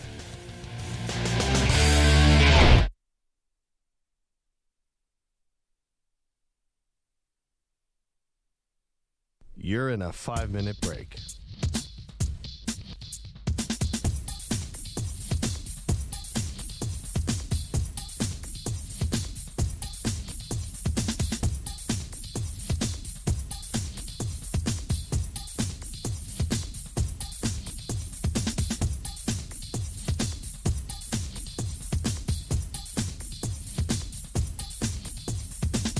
Four minutes, 30 seconds remaining.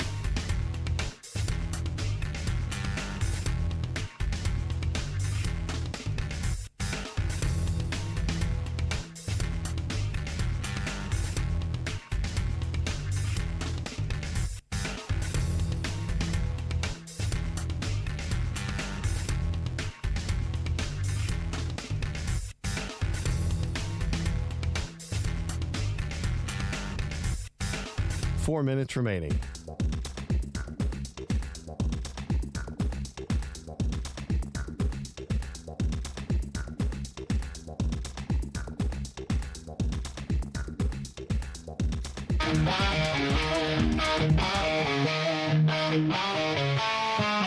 Andrew Perloff's got a shirt, it's starting to itch. Brock Purdy for MVP, stitched in every stitch. It's rubbing him raw, giving him a rash, but that's not the issue. Gotta make a dash, 'cause the employee's out again. Where did he go? Another sick day. Nobody knows. While Perloff's stitching and scratching his sleeve, Belotti's missing like you wouldn't believe.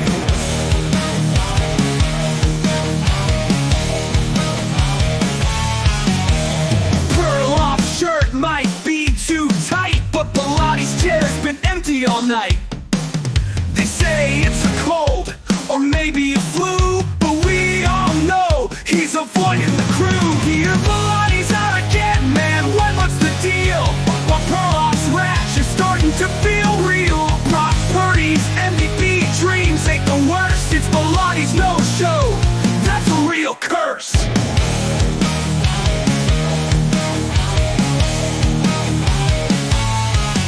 So Perloff will scratch and will carry the show. But where's Belotti? Does anyone know? Peter, come back, we're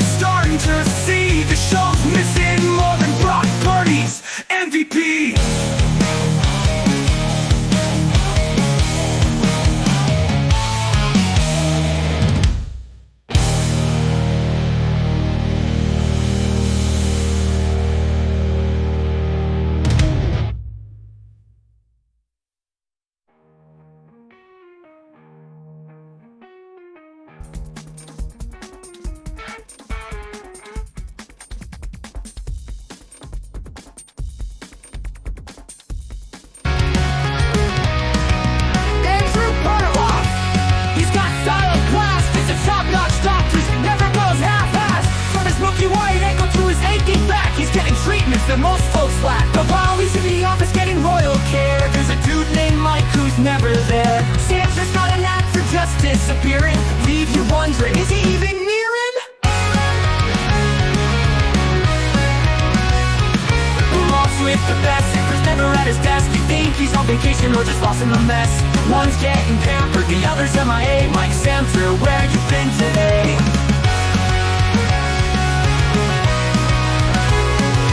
Perloff sipping tea, talking health with pros, getting all the scans while he strikes a pose. Mike, on the other hand, is just a mystery. Showing up to work, that's ancient history.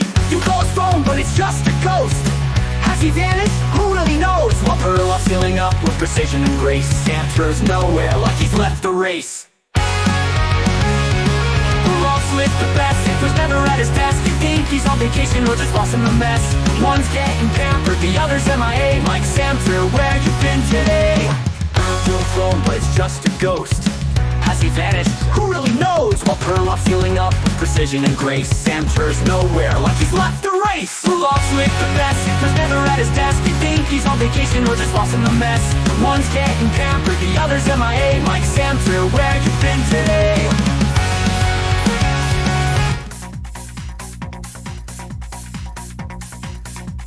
Break ends in 5 seconds.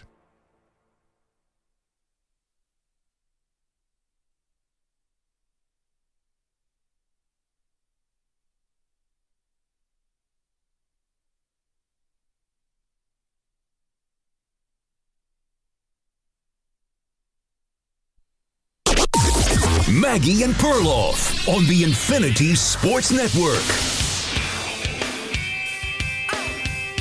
If you're wondering where the 49ers were going to pick up after a devastating loss in overtime in the Super Bowl, the answer is things are looking good. Welcome to the show. Maggie Gray, Andrew Perloff. Supposedly, they were going up against a top 5 defense last night, Perloff, with no Christian McCaffrey.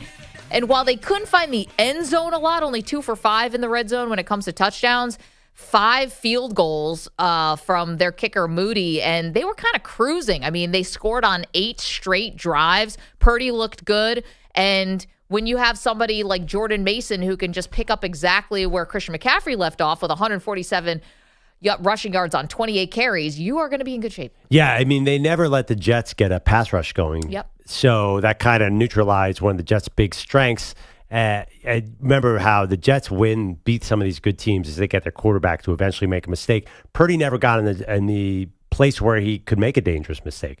Kept handing the ball off. Perfect game plan. Also, you did see the magic of Kyle Shanahan last night. I mean, that dude can call plays. Yeah.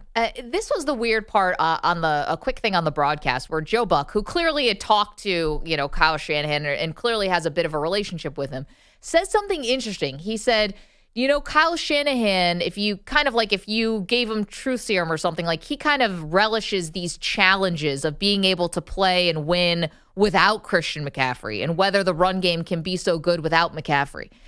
And I get it. Every coach likes a challenge, I guess. If you can be this effective with Jordan Mason or Elijah Mitchell or Raheem Mostert or other guys, why were they in such a rush to extend and give more money to Christian McCaffrey when you have all these other guys who need to get paid? I get it. McCaffrey is very, very good. He's the best of the best. But you have other needs and other areas that need money. I was a little surprised to hear Joe Buck say that. Wait, I saw you said that on social media, and I don't totally understand what you're saying. Because Joe Buck said Kyle Shanahan wants to prove tonight that he can win without McCaffrey. Right. Like, yeah, no duh. Right? Like, the opposite is prove that he can't win without McCaffrey. Like, I think it was it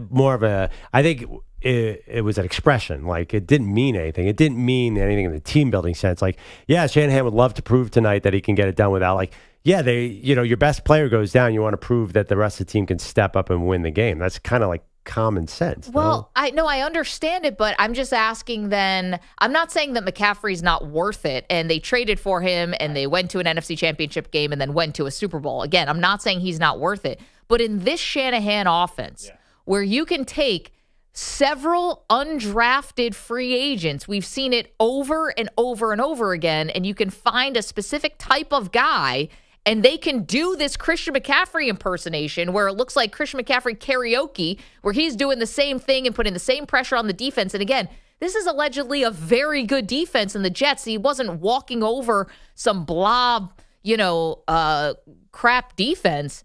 I'm just wondering, what was the rush to pay McCaffrey? Why, if you keep him on the team for 2 more years, why did you extend him for 2 more after that and give him a $4 million raise on top of it? I totally understand your logic there, and it's a great question. That's why no one else pays running backs, because everyone thinks they're generic, right? Yeah, do you think that the Chiefs are going to extend Isaiah Pacheco? No, they're going to find the next Isaiah Pacheco. They might extend Pacheco. They kind of like, how the Niners love Brock Purdy because they got him late in the draft. I feel like the Chiefs love Pacheco for the same reason. We'll see. I think, though, what's confusing me is like Joe Buck was not making any kind of, you're like surprised, you make it sound like he's a GM of the Niners. He was just making an offhanded comment, which I think you're surprised Joe Buck would say that. No. Like you almost like he got information from Shanahan. Let's take away the fact that Joe Buck said it. Let's just see what we saw on the field. Right, but here's the thing, McCaffrey's also a receiver. And so was Jordan Mason last night. He had an ability to catch the ball. They talked about how he got the jugs machine and how he needs to become a bigger part of the offense. He had 1 catch. It was a key third down, but he had 1 catch. I mean, McCaffrey over time is the best receiving running back in the league. He's awesome. And honestly, I think I heard an interesting point on McCaffrey that they will transition him more toward a slot receiver as his career goes on to save him. He's unbelievable. He runs around like his dad. He can run a route like a receiver. I think that's one of the reasons that he's so valuable. And they paid him, $19 million? Yeah, they gave him a raise of $4 million. Again, which is kind of average receiver pay. Okay, but it's drawn out. It's this long, drawn-out process with Trent Williams and with Brandon Ayuk and last year with Nick Bosa and before that with Deebo Samuel. And you've had these things that have lasted whole training camps. McCaffrey, they just gave him the money. and you could argue that that's the last position that actually they should be really investing in because Kyle Shanahan can get production from a lot of different places when it comes to the run game. Right, but they gave those other guys a lot more money. That's true. Jawan Jennings, they gave a lot of money to. Yeah. Well, Jawan Jennings, they got a little raise. $15 million or something. But obviously, look at what Ayuk got. So you're telling me Ayuk is $10 million per year better than Christian McCaffrey? That's one thing about McCaffrey is it's not going to break the bank. The funny thing, too, is they seem to be able to afford all these guys. Isn't that the irony? 855-212-4227. On the flip side with Aaron Rodgers, felt a little like starts and fits. We saw a really good drive. The third drive of the game was just chef's kiss from the Jets. It was Breece Hall running and receiving. It was Garrett Wilson catching passes on the sidelines. It was all the good things you want to see with the Jets, but we saw it in a very limited amount. Mostly because they just didn't have the ball. They only had 20 minutes of possession on offense, and Aaron Rodgers didn't even play the last 4 minutes of the game. He didn't play the last possession. It was Tyrod Taylor. Yeah, I don't blame Rodgers at all because he had no chance. You got to get the ball in your hand. You got to get some rhythm going. He hadn't played preseason. This was okay. What did you expect him to do? This was disappointing. But not for Rodgers. Was it? Were you disappointed in Aaron Rodgers' performance? I wasn't because he made it through and upright, but I feel like the Jets were...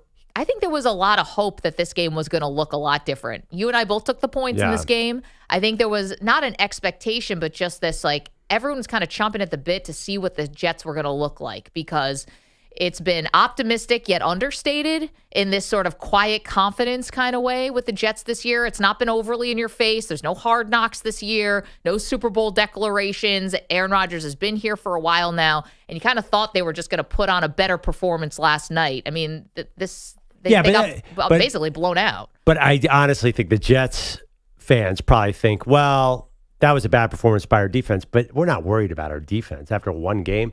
You basically have all these good players. You have Robert Saleh, who's a good defensive coach. I would honestly be more relieved that Aaron Rodgers looked comfortable and can still sling it. I would walk away from that game feeling okay because I'm not panicking. How can you panic about the Jets? Yeah, they ran into the Niners in San Francisco. The Niners, who seem to be on a little bit of a mission after all that bulletin board material about them in the offseason, about them being disorganized and a mess. And Grant Cohn reported that the owners were sick of Kyle Shanahan and John Lynch. Who knows if that was actually true?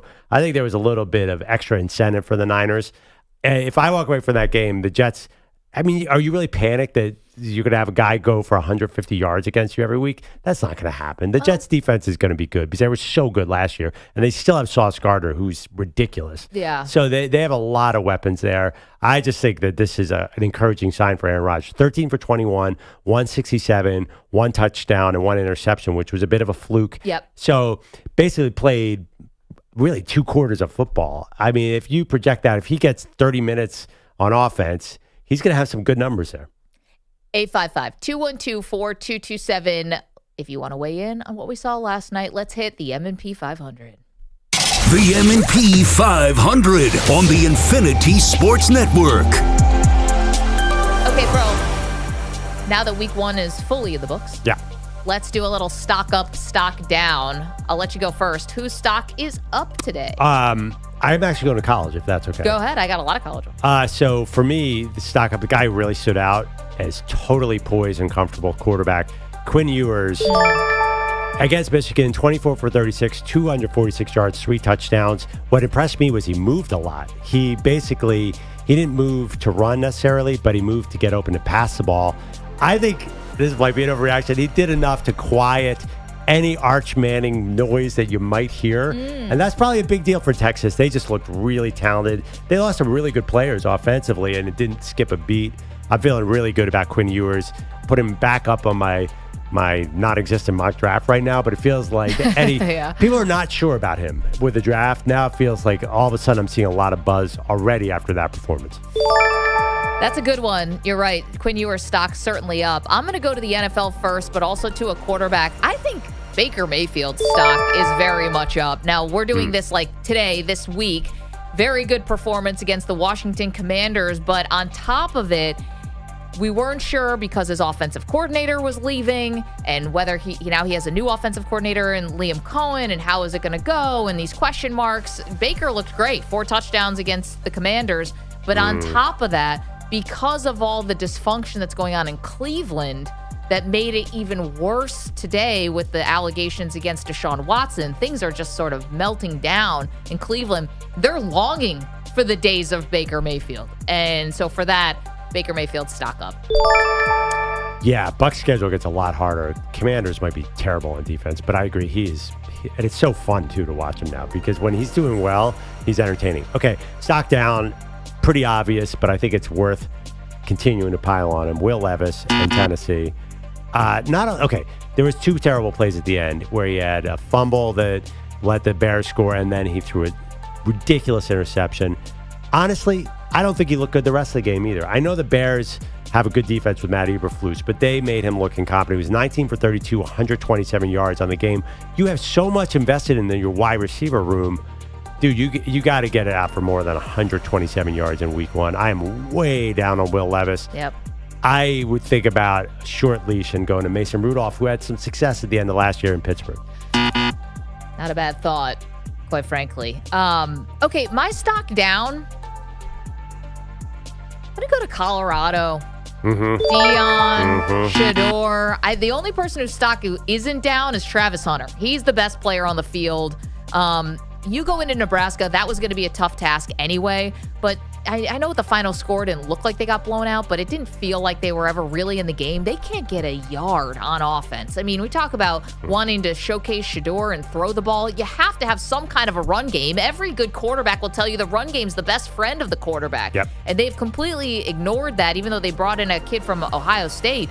But the offensive line is still not fixed. So, and also, we know the offensive line isn't good, but that's for us to say. I'm not saying that the coach and the players should lie to everybody, but everyone's got to take accountability for the offensive line not being good. You know, you don't see guys coming out and saying that's the problem. And Dion basically did say that's the problem. And Shador kind of didn't back his guys up either. So I think everything's just kind of, let's say, a cloud over Colorado. It's not that bad, but stock definitely down. Oh, definitely. Okay. Do we have time for one more stock up? Stock down? Okay, stock up.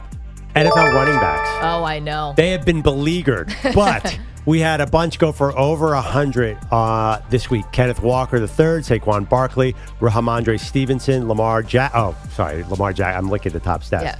6 running backs went over 100. Sorry. J.K. Dobbins. Oh, my God. J.K. Dobbins. What a revelation for the Chargers. Then Jordan Mason last night and Joe Mixon. If Joe Mixon keeps that up, the Texans are going deep into the playoffs. Incredible. And there are a lot of other running backs who did really well. The NFL seems to be, I don't know, swinging back to the run game a little bit. It was week 1. Obviously, quarterbacks are rusty after not having a preseason. This was a statement. We said Jim Harbaugh is coming to the NFL. He wants to run the ball. Now he seems like everybody wants to run the ball. To me, the most impressive guy, if I wanted to pick one, Joe Mixon. He looked like a second-year player. I haven't seen his legs look that fresh in a long time, and it makes him very scary. We're doing the MP500, whose stock is up and whose stock is down now that week 1 fully in the books and week 2 for college. I'm going to go with one that might be a little obvious, but I think it deserves to be pointed out. Dak Prescott and Mike McCarthy. Stock up.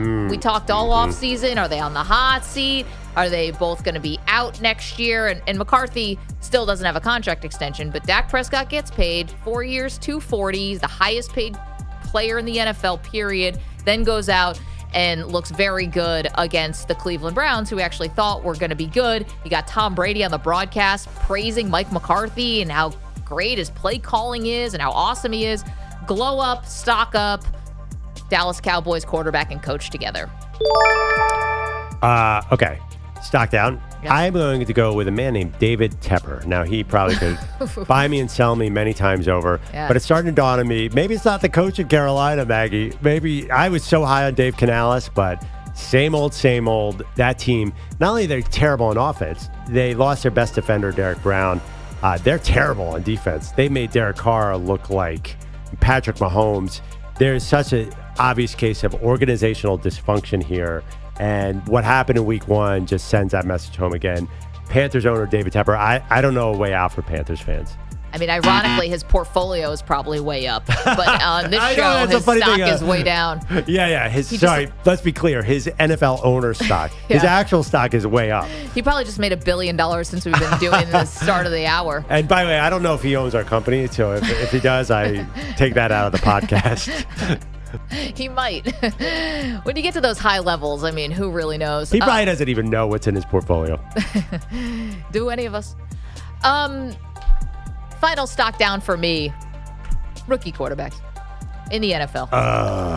Not a great debut. Let's pause on the gold jackets for Caleb Williams, for Jaden Daniels, and for Bo Nix. Daniels is probably the best because he was able to use his legs. Caleb Williams got the win, so maybe he gets a little cover. Bo Nix wasn't particularly effective. They're going to really have to hold his hand through this season. J.J. McCarthy's hurt. Obviously, Michael Penix is on the bench. Those are the first rounders. All right, guys. Gonna need to pick it up here. Nowhere to go but up, Maggie. I mean, honestly, Caleb Williams couldn't possibly have a worse game. He didn't even break 100 yards passing. Yeah. This is... and Robadunze's hurt. If you had to power rank them, we did our rookie rankings, and I don't think either of us had a quarterback. No. I think there's a battle. Who is better? I think Jaden Daniels was the best, with Bo Nix the second best. Caleb the third. Or do you want to put the guys who didn't play as the best? At least there's a little mystery still. They might be good. You read me a tweet. Mina Kimes said Michael Penix had the best week because Kirk Cousins looked like he was having a tough time in Atlanta. Yeah, I actually like Jaden Daniels. I think the final score did not indicate how good that offense was. Their defense is terrible. Remember, they got rid of Montez Sweat and all their good players. Yeah. But I think Jaden Daniels is going to be okay. The fact that he can run for first downs is going to help. You know, you can extend the drive with your legs, but no, none of them were good. Stock down on all of them. But again, it was only 1 week. 855-212-4227. Coming up in the next segment, AmyDash, Audacy legal expert, will join us. We're going to unpack what happened with Tyreek Hill and the police. We're going to unpack what Deshaun Watson is now facing from yet another accuser who is alleging sexual assault. So we got a lot for our legal analyst, Amy Dash, who is fabulous. We'll do that next. Maggie and Pearl. You're in a 5-minute break.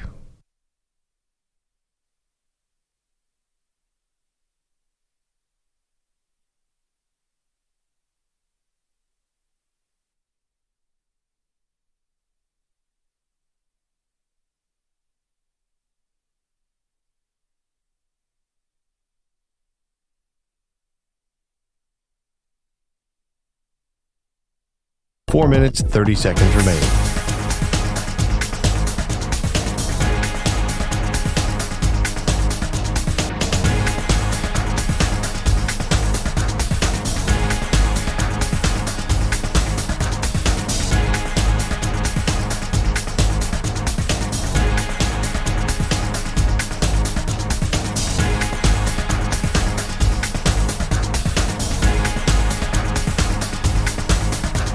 Four minutes remaining.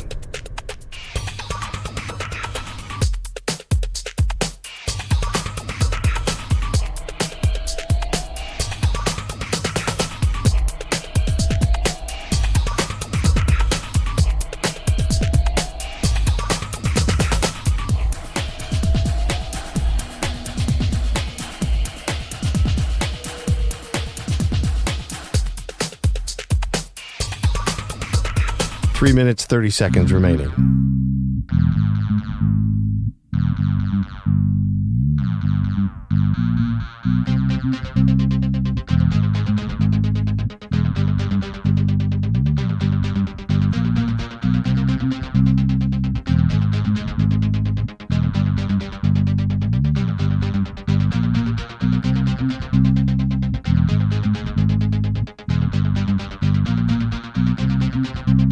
Three minutes remaining.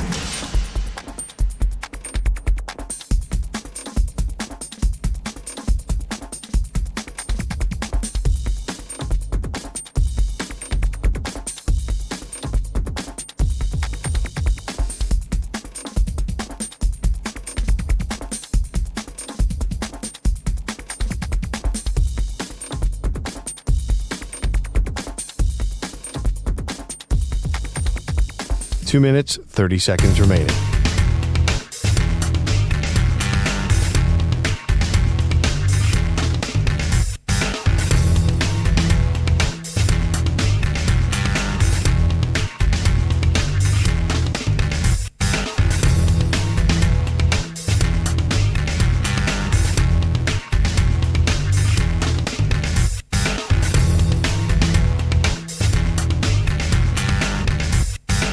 Two minutes remaining.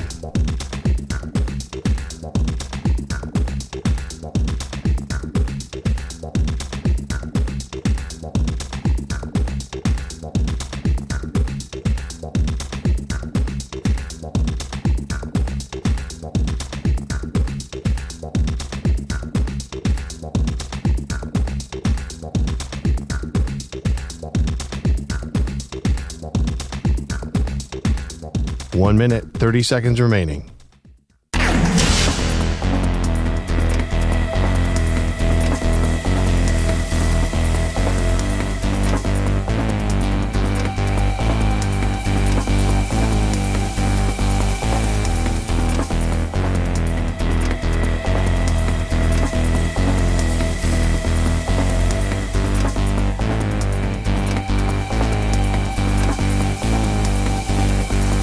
One minute remaining.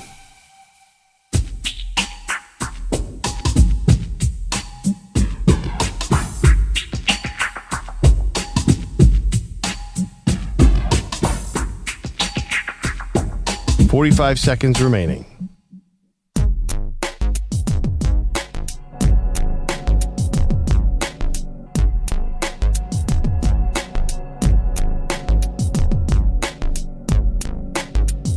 $30 seconds remaining.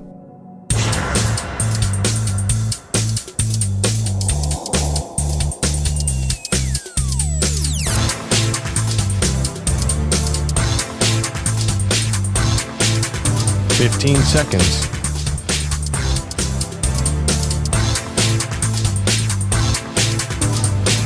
Break ends in 5 seconds.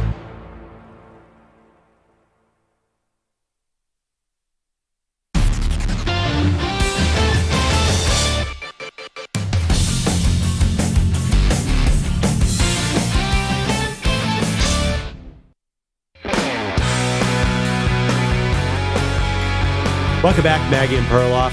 We're about to have legal expert AmyDash on the show. A lot of questions about Tyreek Hill and Deshaun Watson. Let's get to some updates first. Andrew Bogish, what do you got? I got the Jets. Their run game had as much success last night against the Niners that Maggie and her son had in the corn maze Sunday morning. And that that's old thing. what Nick Bosa wanted after San Francisco. I'd still be in there. I'm sorry. If there's a chance, I would still be in that maze with my child, just be like, Mommy, let's get out. I mean, I had to call them and say, I'm stuck in your maze.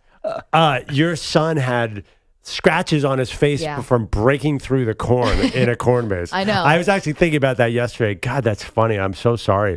We had But to bushwhack through the corn. He's never going to eat corn again. So I brought it up again just to see it. Like, my mom came over yesterday and I told her the story. I was like, hey, Lucas, tell Nanny where we were, the other day. I said about the corn maze, and he went white. I was like, oh no, I did something bad here. It's like bad core memories. I shouldn't be laughing. He was scared. bad core memories. By the way, I don't know. Is that an Inside Out reference? Yeah. Don't even get me started. Real quiet. I was like, oh no, he's gonna remember this. I did permanent damage. A single tear rolled down his cheek. Or is it going to be when Bing Bong gave himself up and made me cry and Inside Out won? Yeah, it's unbelievable. I'm starting to wonder about your competence as a parent, to be honest. Now you're starting to wonder? Just now? Not all the other You do things? seem to come in with a story about your son every day. I know. You're not, I think you're entertaining and telling these stories, but you could look at it through a different lens. You're somewhat incompetent as a parent at times. I know. This is the part But where loving. You're a very loving parent. Well, thank you. I make up for it in love. And you need to. And Donuts and ice bribes. cream. A lot of bribes. I hate to be like the stereotype, but I was like, man, I was saying this to Bogish yesterday. I'm like, I hate to fall into the woman stereotype, that I have no sense of direction. Because I think people say that a lot about women. Quiet. Okay. Oh, yeah. Anyways. No. And what did I say yesterday? I said it was the maze's fault. If the maze, because they trying to make didn't, me feel better. But they took your call as if they've gotten a million of them. They weren't like, my God, someone's stuck. They were like, just walk to the right, look for the tree line. So they have an answer for this, which means their maze is hard. Yeah, it shouldn't be that hard, guys. No. I want to drive out to this maze and check it out. I actually wonder, too, you could be distracted, Maggie. I was wondering, were you watching a game on your phone while you were, and didn't notice the left turn or the right turn? I wish I had an excuse like that. It's just turning us in the Lions' circles. third preseason game on the radio again? I do think. I do love them. When some of the times you run into problems as a parent, I think you try and squeeze a lot into your time. Yeah, well, I'm a roomer, so I do try to get a lot out of my time with my kids. No, just in life. I feel like you're often multitasking. Does that come off as too mean? Aren't we all? Yeah. I mean, yeah, I'd love but I can see yourself being phone-free distracted time. by something in the corn maze and losing your way. I'm setting my fantasy lineup. Yeah. The real story. I was the on real story DraftKings. will come out. Mom was on DraftKings again. Here I was on Prize Picks. Sheesh, Mom. God, the visual. If this was a TV show, you'd go in and 15 minutes pass and you come back looking like you were on Survivor for 6 months or something. Anyone, a grain of rice. Help us. We're famished. Oh, all right, God. sorry, back to you. Where were we? All right, the Jets couldn't run. That's exactly what Nick Bosa wanted after San Francisco struggled in run defense a year ago. It's always a number one focus every single year, especially with our D-line scheme and the way we play our linebackers. So yeah, we take a lot of pride in it, and last year we weren't as good as we needed to be, so we had to improve. The Jets ran for just 68 yards. That's 3.6 carry. The Niner offense had no such issues, even with Christian McCaffrey surprisingly sitting out thanks to that bad calf. 7-minute drive, under center, pretty for the Niners. From the 5 of the Jets, second down goal. Gets the sent, handoff, Mason over the right tackle, touchdown. Broken tackle at the goal line. And Karam's off that body in for a 5-yard San Francisco touchdown run. Kevin Harlan on Westwood 1. Jordan Mason with that touchdown, 147 yards total, and easily his biggest game as a pro, filling in for McCaffrey. The Niners were actually down 7-3 after one last night before winning 32-19. That included a garbage time TD from the Jets.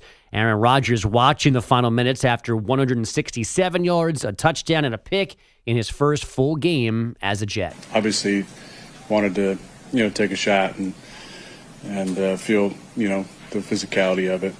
Once I, threw a couple balls and took a shot, I felt felt good. Felt like I was into the game. But his offense only ran 49 plays last night, just 21 minutes of possession. As usual, there are injury updates from Sunday. Rams receiver Puka Nacua is going on IR. Will have to miss at least 4 games with a sprained right PCL. He aggravated that on Sunday night in Detroit. The Browns are calling tight end David Njoku week to week with an ankle injury. And Josh Allen cleared to play Thursday against the Dolphins after hurting his left hand in Sunday's win over the Cardinals. Let's check now on the NL wildcard picture. The top 2 teams, the Padres and Diamondbacks, did not play last night. The Mets rallied for a 3-2 win in Toronto, so they're a game behind Arizona, 1.5 behind San Diego, and they have a 1-game lead in the Braves for the last playoff spot. Atlanta losing a makeup game to the Reds 1-0. Cincy righty and Fordham product Nick Martinez retiring 17 Braves in a row at one point. And the World Anti-Doping Agency just announced this morning it will not appeal the decision to clear Yannick Sinner of his failed PED test from earlier this year. A tribunal agreed with Sinner's story that a physio had a banned substance on his hands when he gave Sinner a massage, which is how a minuscule amount of that substance got in Sinner's system. He just won the U.S. Open under some suspicion, but now WADA is moving on. It's funny, you don't normally say what college pitchers go to. I do not. That's true. There's only one from... Well, yeah, one. A guy from my high school is in the majors, too, so we'll get to that one day as well. Maybe. Yeah. There's a lot of bragging about college baseball in this today's show. Did I mention Brad Ausmus went to my alma mater, Dartmouth? If you want to get that in, that John Flaherty went to GW, we could just go around and around. Michael K went to That's all I got. I'm out, by the way. You mentioned about the Yannick Sinner and the WADA thing, the World Anti-Doping Agency. So you're telling me, Stephen A. Voice, that the masseuse had a banned substance, some of it on their hands, and that got onto him enough to trigger a positive test. So the story is that this guy had an ointment on his hand that he was personally using to treat a cut. And in massaging Yannick Sinner, who apparently has psoriasis or some other skin condition, the cream got in the cut and triggered the positive test. And it was this. Now, this is again from Sinner's camp. And I bet you can confirm this. The amount that triggered the positive test was like 58 billionth of something. It was like smaller than a grain of rice. Yeah. So it kind of lines up that it was accidental. Andy Roddick said that the other day. If he was actually cheating, this would have been the worst cheating plan ever. Which is not really a way to defend yourself, but there is logic to that. That no one would do this trying to gain an advantage. All right, fine. Yeah. Murder board stays up. All right. Don't sound convinced, Maggie. My best defense is just look at Yannick Sinner. Yeah, but not everyone's doing Winstrol, Pearl. Right? It's not the 80s. I don't know how many home runs is he in. Yeah, German swimmer. You have to admit, he is pretty skinny for an elite. Even for an elite tennis player, that dude is skinny. This is a weird body image thing. You keep telling me how skinny guys are. Well, I watched Sinner versus Medvedev. Sorry, bro. I don't know. It's He's just not like listening. He's an unusual body type because he's so skinny and got such a fast serve. Nobody notices that with Sinner. It's all Nick, about help me out timing here. and leverage. Yeah, I'm Nick's not skinny, so I can't help you. Nick's got a mouthful of bagel telling you he's not skinny. If that wasn't on the nose, what else is? Well, if only we could just keep joking and joking and joking all morning, we would gladly do so. But Bogus, thank you. We have a couple of serious stories that we need to address, and for that we turn to one of our absolute favorites, someone who has helped explain to us some very prickly situations in the past, and that is AmyDash, who is Audacy's legal expert and joins us now on the phone. Amy, thanks so much. How you been? Great to hear from you.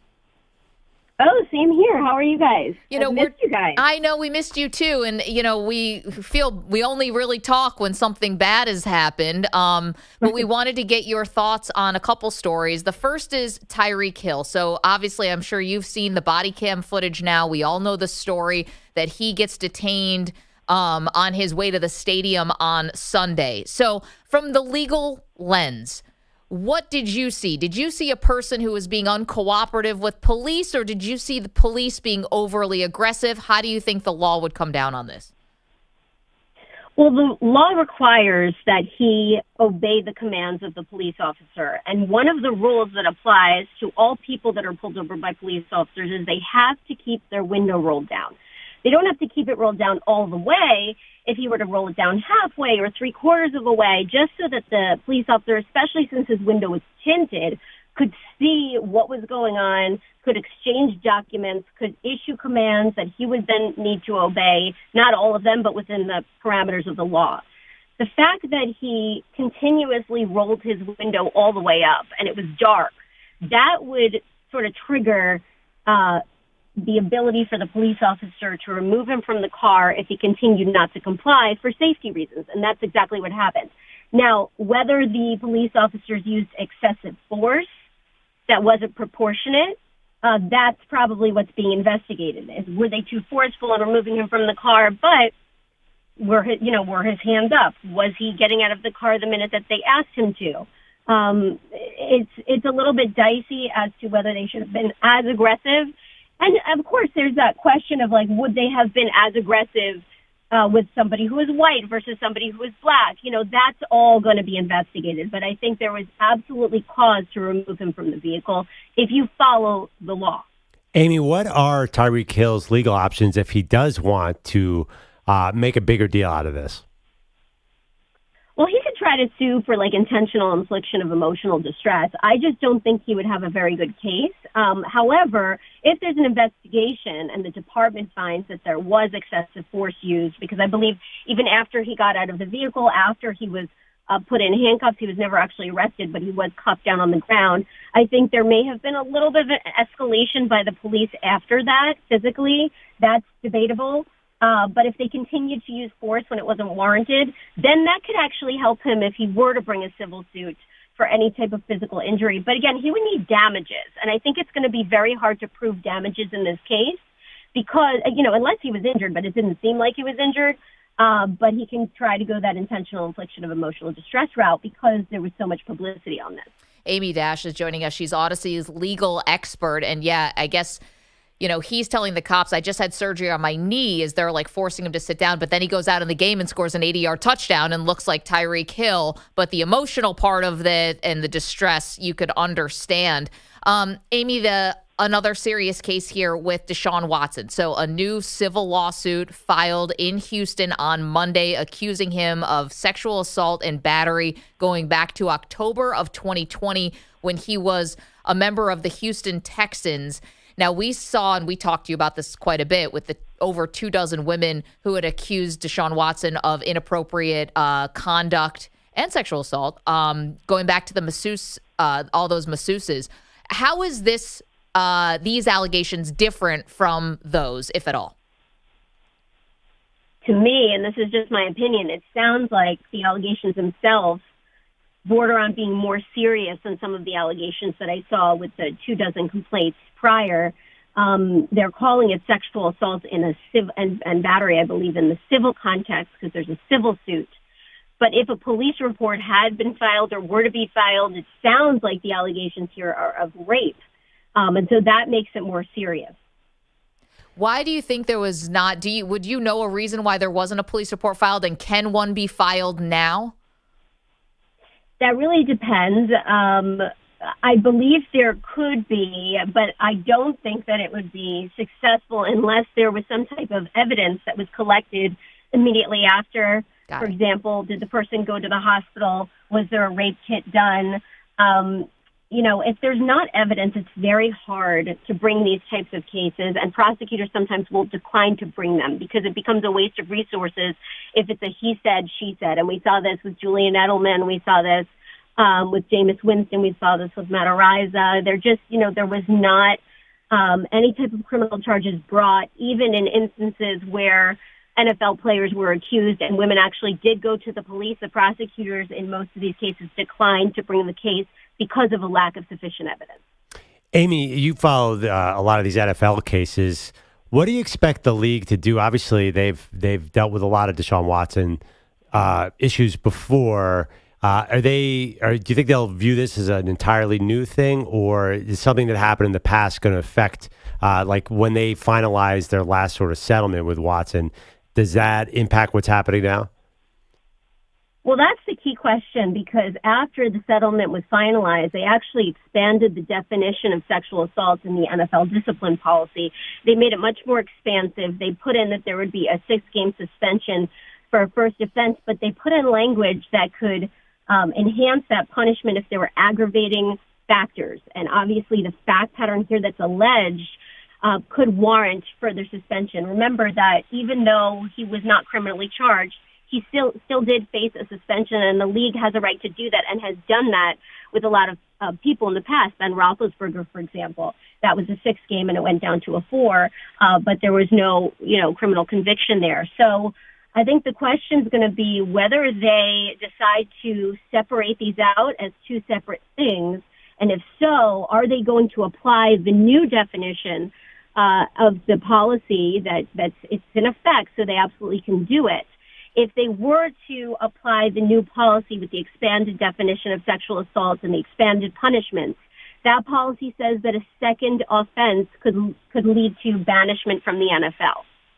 Oh, wow. AmyDash is joining us. She's Audacy's legal expert. So you think banishment could be on the table here? Because we were going to also ask you about, this is obviously secondary. These allegations are very, very serious, but there is a thought that the team, if these allegations prove to be true, would try to void his contract or try to get out of this massive contract they paid Deshaun Watson. But you're telling us that the, I would say, lack of a better term, bylaws are now the new enhancements in the CBA, I guess, would put banishment on the table? Yeah, the discipline policy says second offense, sexual assault, banishment. It's pretty clear. So the question goes back to, was the first set of punishments, did they apply to sexual assault cases? And if so, would that be considered separate and a first offense? And then the second policy comes in and now applies as a second offense, and then banishment's on the table. In terms of the contract, my understanding is that it's so fully guaranteed, it sets such a precedent in the league that even if the team were to release him or try to void the contract, it would be very difficult to do so. And what would happen is that they'd be left with a lot of dead cap money because of the guarantees that are built into the contract. So my understanding is that it's virtually impossible for them to get out of this contract. And, how they want to handle this, I guess, would be up to them. But sometimes based on the morality of the situation, like what we saw with Matt Araiza, the Bills released him right away. And some people may say prematurely because things changed and the woman dropped the suit. She obviously he brought a defamation suit against her, which may have also, factored into why she dropped it. But there were a lot of people out there who felt that he was falsely accused, and then he was picked up by the Chiefs. So, something like that could happen here. So I think maybe the team might want to wait and see, whether there's actually a suit that moves forward. Is this settled? Is there going to be discipline? Are there going to be criminal charges brought? There's a lot that has to happen, I think, before they rush to judgment the way that the Bills did. But, yeah, I think even if they did want to try to get out of the contract, my understanding is that they would just suffer a lot of dead cap money. Amy, last one for me, and it's about the timeline here with Deshaun Watson. So this suit gets filed on Monday. It's a civil lawsuit. It's been filed in Houston. Just how quickly is the legal process going to work here? Are we going to see Deshaun Watson in some kind of trial this season, or what do you expect? I think it's going to go very slow. The person who's representing this plaintiff is Tony Busby. So this is the person who represented the majority of accusers back in the 24 cases. So, whether Deshaun Watson is going to want to fight this, and like I said, possibly countersue for defamation or let this legal process play out, or whether he sort of has experienced the way the legal process could play out with an attorney like Busby, who may try to put pressure on with the criminal authorities, you just don't know. So he might want to settle this quickly and make it go away. And maybe that's, that could be one of the motivating factors in Busby bringing this case, or the plaintiff bringing this case, because you have to remember there's always that presumption of innocence unless there's actual evidence that proves otherwise. So, there could be a factor here where maybe this didn't happen. If it did happen, and that's very well possible, it's very disturbing and shocking. And then the league has to assess whether they want to let somebody like this based on the evidence and whether this can be proven, continue in the league. So I think it's going to be a slow process to answer your question. And I think the league is going to have to take its time in investigating this and seeing what kind of evidence is available. But it does have a history of disciplining people, even in the absence of evidence in these types of accusatory cases because of the seriousness of the allegations. Amy, you're the best. AmyDash, Audacy legal expert. Thank you for answering our questions so in plain English for us to understand, and we always appreciate it, Amy. Oh, my pleasure. Have a great day, guys. You too. AmyDash is the best. Strikes me how high the stakes are here. Yeah. I wasn't really aware. I guess I do remember when that story came along, but how the rules have changed in 2 years. This is a deal. Major deal. We'll unpack more of this, and we also have to get to some other NFL stories for you. Do not move. It's Maggie and Perloff on the Infinity Sports Network. You're in a 5-minute break.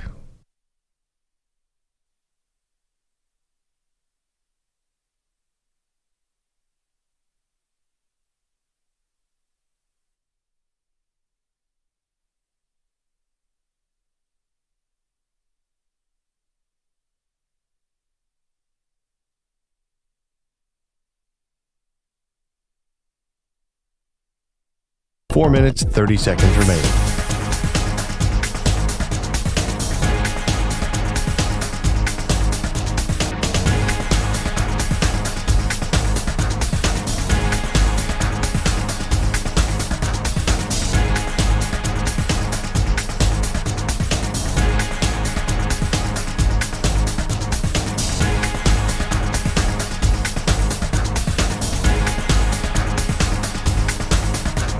Four minutes remaining.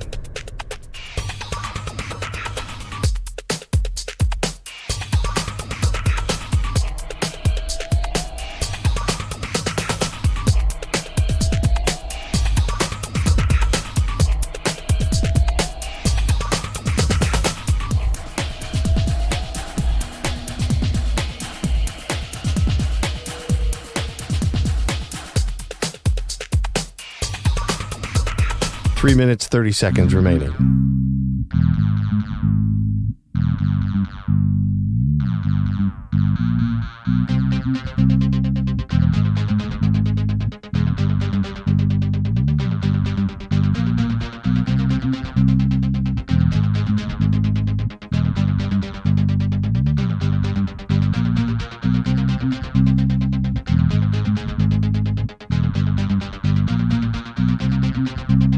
Three minutes remaining.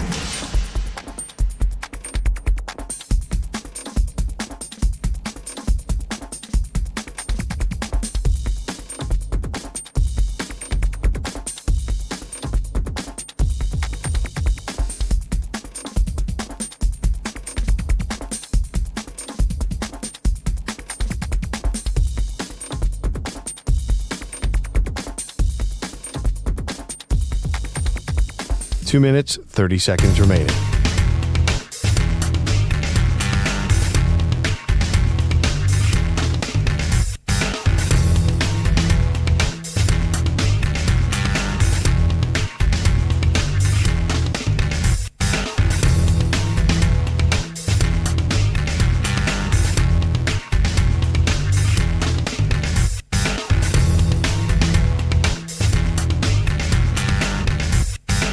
Two minutes remaining.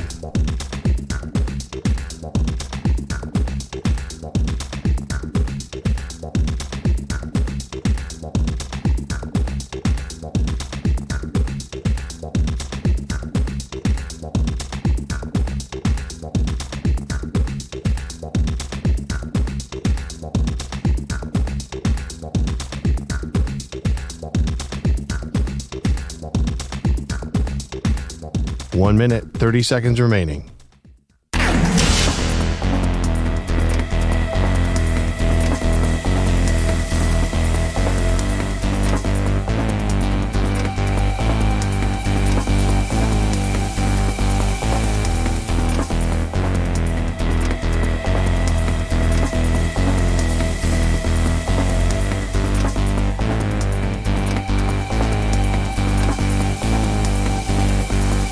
1 minute remaining.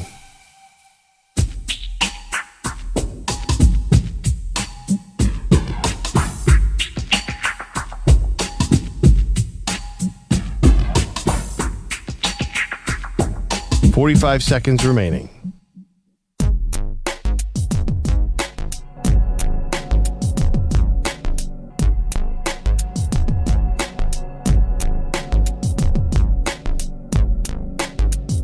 $30 seconds remaining.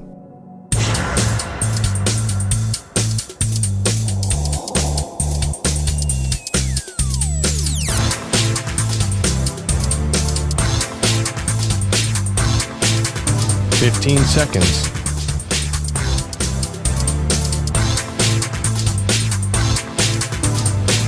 Break ends in 5 seconds.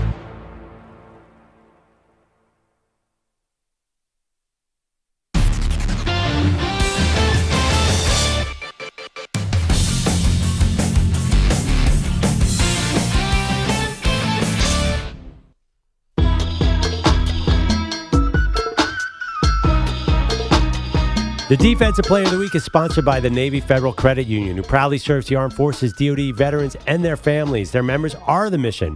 Learn more at NavyFederal.org. You know, normally during the NFL season and college football season, I take notes during the weekend to try and nail this. I was too busy with week one. There was a lot going on. Okay. A lot of new... no notes. Yeah, new faces, old places, or what's it? New What's that expression? Old faces, new places. Yeah, that would be better. Uh-huh. New faces at old places doesn't make any sense. Oh. See what I tell you? There was a lot going on in week one, so I couldn't even take notes on who was a good defensive player of the week. But I think TJ Watt seems like an obvious front runner. Who did this one, Ryan or EJ? I picked it up. That was Ryan. Okay, we have to know who's doing it because this is we got to try to read your mind a little on who is defensive. I also think that Ryan could have gone with TJ Watt. That's a really good option. Yeah, I'll probably win AFC Defensive Player of the Week. I think the Bears defense was also very good, and maybe there could be something there.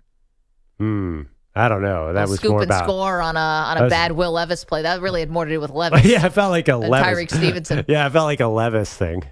Ryan, who'd you go with? Javon Holland of the Miami Dolphins. Oh, that was a good one. The forced fumble on Travis Etienne. The third quarter kept it from basically being a 3-score game. And it completely flipped the momentum. No doubt. Huge momentum flip from Holland. And you were questioning their defense, Pearl, the Miami Dolphins. The defense came up with a huge play. I mean, honestly, I am quite... that was about the Jags. Once again, I mean, they screwed that up. Well, you got a quarterback you're paying $200 million to. You got to be able to overcome some of these momentum shifts. You know what I'm saying? But that was a big one. Everybody's paying their quarterback $200 million. That's 3/4 of the league. Oh, right. Let's go to our pal Nick in Texas. Nick, are you at a Waffle House right now? I am at a Waffle House right now, and I'm live here on the scene where the hash browns are griddling, the waffles are being flipped, and my waitress Jessica has been standing here answering questions for me. Yes, I'm live on the scene right now. Man, Nick, you're like Chopper 4. You're live on the scene. I love it. It's like we've got a news organization with us in Houston. Okay, so the bet is clear. I lost. Dak Prescott signed a massive extension. He's the quarterback of the future for the Dallas Cowboys. Now I have to go to a Waffle House and I have to sit there for 24 hours, and every waffle I eat, 1 hour comes off the time. Now, Nick, do you have a waffle in front of you, or can you see a waffle? Yes, I just ordered 3 waffles, and she just gave them to me ready to go. And I'm looking at here at the sheet, and it tells me how many calories each waffle is, too. Oh, don't tell me. Oh, Nick, you got to tell us. Maggie, you have to go earmuffs if you want to, but I need to know this fact, Nick. Okay, so one classic waffle is 410 calories. Now, that doesn't include, like, your toppings if you want a pecans, chocolate chip, peanut butter chocolate chip, or blueberries, whatever. And you just ordered 3 of those, dude? I did ask Jessica, though, how many eggs does it take to make an omelet? She said typically it's 2, unless you want to order something bigger. Well, unfortunately, Perloff doesn't have to eat the cheese omelets, and so we don't need that one. But thank you for asking, because you're thorough. You're on the scene as the Maggie and Perloff unofficial correspondent. We appreciate that. Can you ask Jessica, is it okay for me to go and sit there for 24 hours? Excuse me. So is it okay for a guest to come in and just sit for 24 hours as long as they're kind of eating constantly? If you're eating, then nobody's going to make you leave. Yeah. Okay. But wait. As long as you're eating, you can continue to sit here. Yeah. So for 24 hours, you can sit here. Okay, casino rules. As long as I'm at the table and they're dealing me cards, I can still give free drinks. I love this. Okay. But how are you going to eat for 24? Well, I it's not going to be 24 hours. I'm going to eat.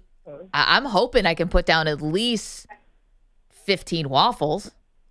oh, okay. 15 is so. I just had you at 16. Okay, maybe I can do 16. At times 410. That's Nick. wow. Can That's you, 6,150 calories. Don't Maggie. tell me that, Nick. Can you ask Jessica another question? Just in her experience, what's the most waffles she's seen one person eat in one sitting? Jessica, what is the most waffles you've ever seen somebody eat in one setting? By 3. Only typically trimming at one time per day. They pull up in your stomach. She says typically only about 3. 3? Oh my God! Yes, I got to get 3 down in like the first 20 minutes because they're so big. Yeah, Oh no! Most people that are just sitting down, because they're so big, they only get about 3. Oh, I am so royally screwed. Nick, thank you for checking in from the Waffle House. You're the absolute best. We're up against the top of the break. Enjoy your breakfast. Yeah, sounds amazing. 3 waffles. Yeah, your 3 waffles and then go catch a nap after that. Thank you, Nick. Say hi to the family for us. Interesting dilemma it just raised. I mean, you can add chocolate chips and stuff. That sounds delicious. Peanut butter chocolate chips? I didn't Yeah, know that. I think those are calories you're going to have to take on, Mag. That sounds amazing. If I must, I must. Maybe we say R.I.P. to the Waffle House CEO, Walt Emmer, who passed away tragically this weekend. That was such a sad news. Thank you to Ryan Botcher. Thank you to Nick Theodoro. Thank you to EJ Stewart, Andrew Bogish, Andrew Kaplan, AmyDash, our legal expert who joined us, who was fantastic, breaking down Tyreek Hill and Deshaun Watson's separate issues. See you tomorrow.